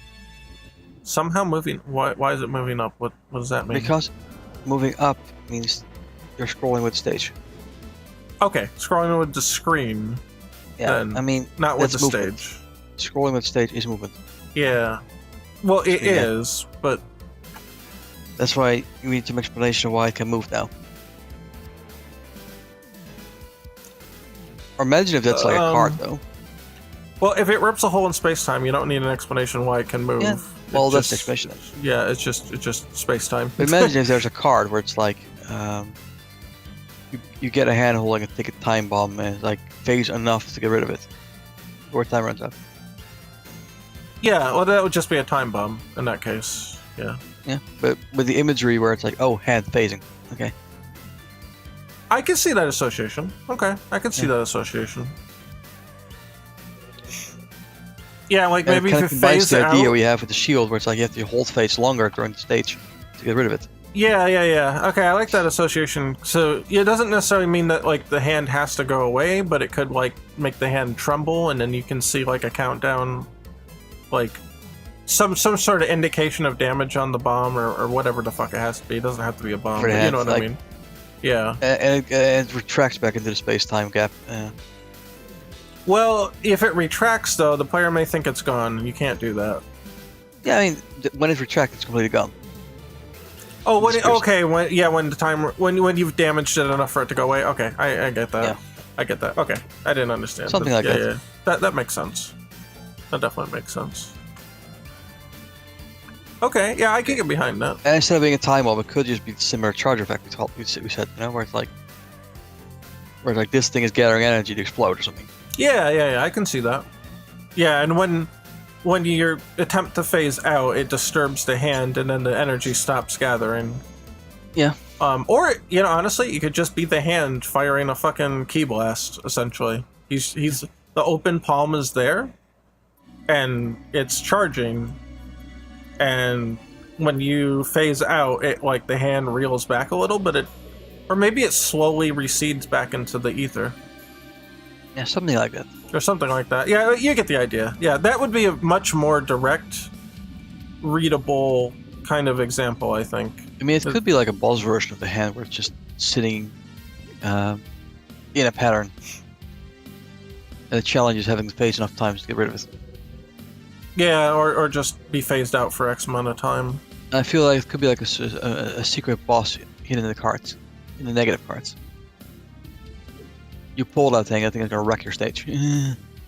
Wait, what? I don't know what you mean. A card appears, and it's like, okay. A card? A card is drawn that will give you that hand debuff for the whole stage and will try to kill you. Oh my god, that would be fucked up. Oh, oh my god, okay. That's so fucked up, though. I kind of like it. So you have to phase enough in the stage to get rid of it. Yeah, or to at least keep it from firing on you. Yeah. That's super fun. Okay, so my original contention was that if you made it too easy, if it was too easy to get rid of, it in one chunk's time or whatever, it wouldn't be meaningful to have it. However, you fix that by making the entire fucking level have it. Yeah, because then it's a constant threat. Then you can release it a little bit. You can make it a little easier, right? Because at that point, you don't know what kind of patterns are going on. You don't know if you'll be forced to hold it or whatever, for certain times. So you can be more lenient with it. Extendedly phase, right? Because your hand's in the stage. You just have to hold it long enough to survive. Yeah. That's how I see it. Yeah, you just have to be careful that there aren't situations where it's not possible to phase enough, or to phase out enough to make it go away or to stop it from killing you. But well, it might just be a very dangerous spread shot that comes out if you don't. Maybe that can still create unwinnable situations. But I guess what I was trying to get at is that you can make it. You can make it easier if you justify it sticking around longer. Yeah. If that makes sense. If it can only last for 10 seconds or like 5 seconds, then you have a very strong duty to make sure whatever pattern is currently on there cannot just completely fuck you. Yeah, I imagine it's like a negative tomb debuff. Yeah, and if you but if it lasts for the entire stage, you can sort of make the hand easier to handle because you don't know what's being thrown at it, but because you have to handle it for a very long time, that kind of increases the difficulty by default. Like, it's an endurance thing. It may not be as intense or as difficult as a short stint. The fact that you have to deal with it for so long can cause the difficulty to balance out, if that makes sense. It's a different kind of difficulty, but yeah, I mean, because it's annoying you for a while. You might not actually be able to disappear it unless the stage is done, for example. Right, it might just be there until the stage is completely done. Like, you can prevent it from killing you or firing on you, but you cannot make it go away until the tomb is over. That would be my proposal in that sense, or in that situation. I think that makes the most sense. Oh shit. I get too tired to play the damn game, it's too fast. So that's the kind of thing I was thinking about. I do like that proposal better. Yeah, I do like that proposal better. And the boss... Well, no, the boss is predicated on phasing out a lot, so I don't think it would be very effective to put it in a boss fight. You could try it, just to see what happens. Yeah. But that's what I said. It could be like a trap card that makes your entire stage more challenging, because you're not bound by the restriction. Exactly, and I think that's what really sells that effect. The fact that the entire stage, it's not going to be... Like, it's not going to show up and, like, kill you in, like, 2 seconds. But the fact that you got to deal with it for the entire length of the stage, which might be, like, 20, 25 seconds, I think that's what really saves that idea. I think Yeah, that there's makes it manageable. two ways you can handle it. It's like either you have to stop it from doing anything that can blast up the entire screen, for example, or a very dangerous pattern, or it's continuously doing some sort of pattern unless you stop it from doing it. That would be very dangerous to just let it continue to do it until you stopped it, because you could just immediately get in a situation where the level design traps you into it. But Yeah. I think preventing it from doing something both is the clearest way to handle it from the player's like communication point of view, because you can see it charging up and you know charge up's bad. It's a scary looking hand and it's charging up. You don't know what it's going to do. You don't want to find out. Imagine it's charged and then it fires a laser. Yeah. So you don't want to see it demonstrate and then stop. So like it should not act right away. It should be threatening to act, you know, and then we'll just have to make sure that it's very clear how to stop it. Now, because it's a hand, it might be implicit. I think you're onto something there. Yeah. Because if all hands retract, or something happens to the hands when you phase out, then there should be an implicit like connection there, and I like that. Like you start phasing, it starts trembling or something. Exactly, trembling or retracting or losing energy or something. Yeah, like it retracts and it can't charge anymore. Then... Right. It won't retract all the way, but it'll at least retract a little bit, and it'll show the energy not charging, you know, etc., etc. You get what I mean. That works, and then I think that should be very understandable. And then when it is charging, you know that's bad, and the hand looks healthy, and it looks like it's not being affected. Mm-hmm. Something like that, yeah. Yeah, I think that's a very good way to handle that kind of thing. Yeah, and then just keep it as far on top of the screen as possible so it's not fucking up your vision. Yeah, anyway, I should go.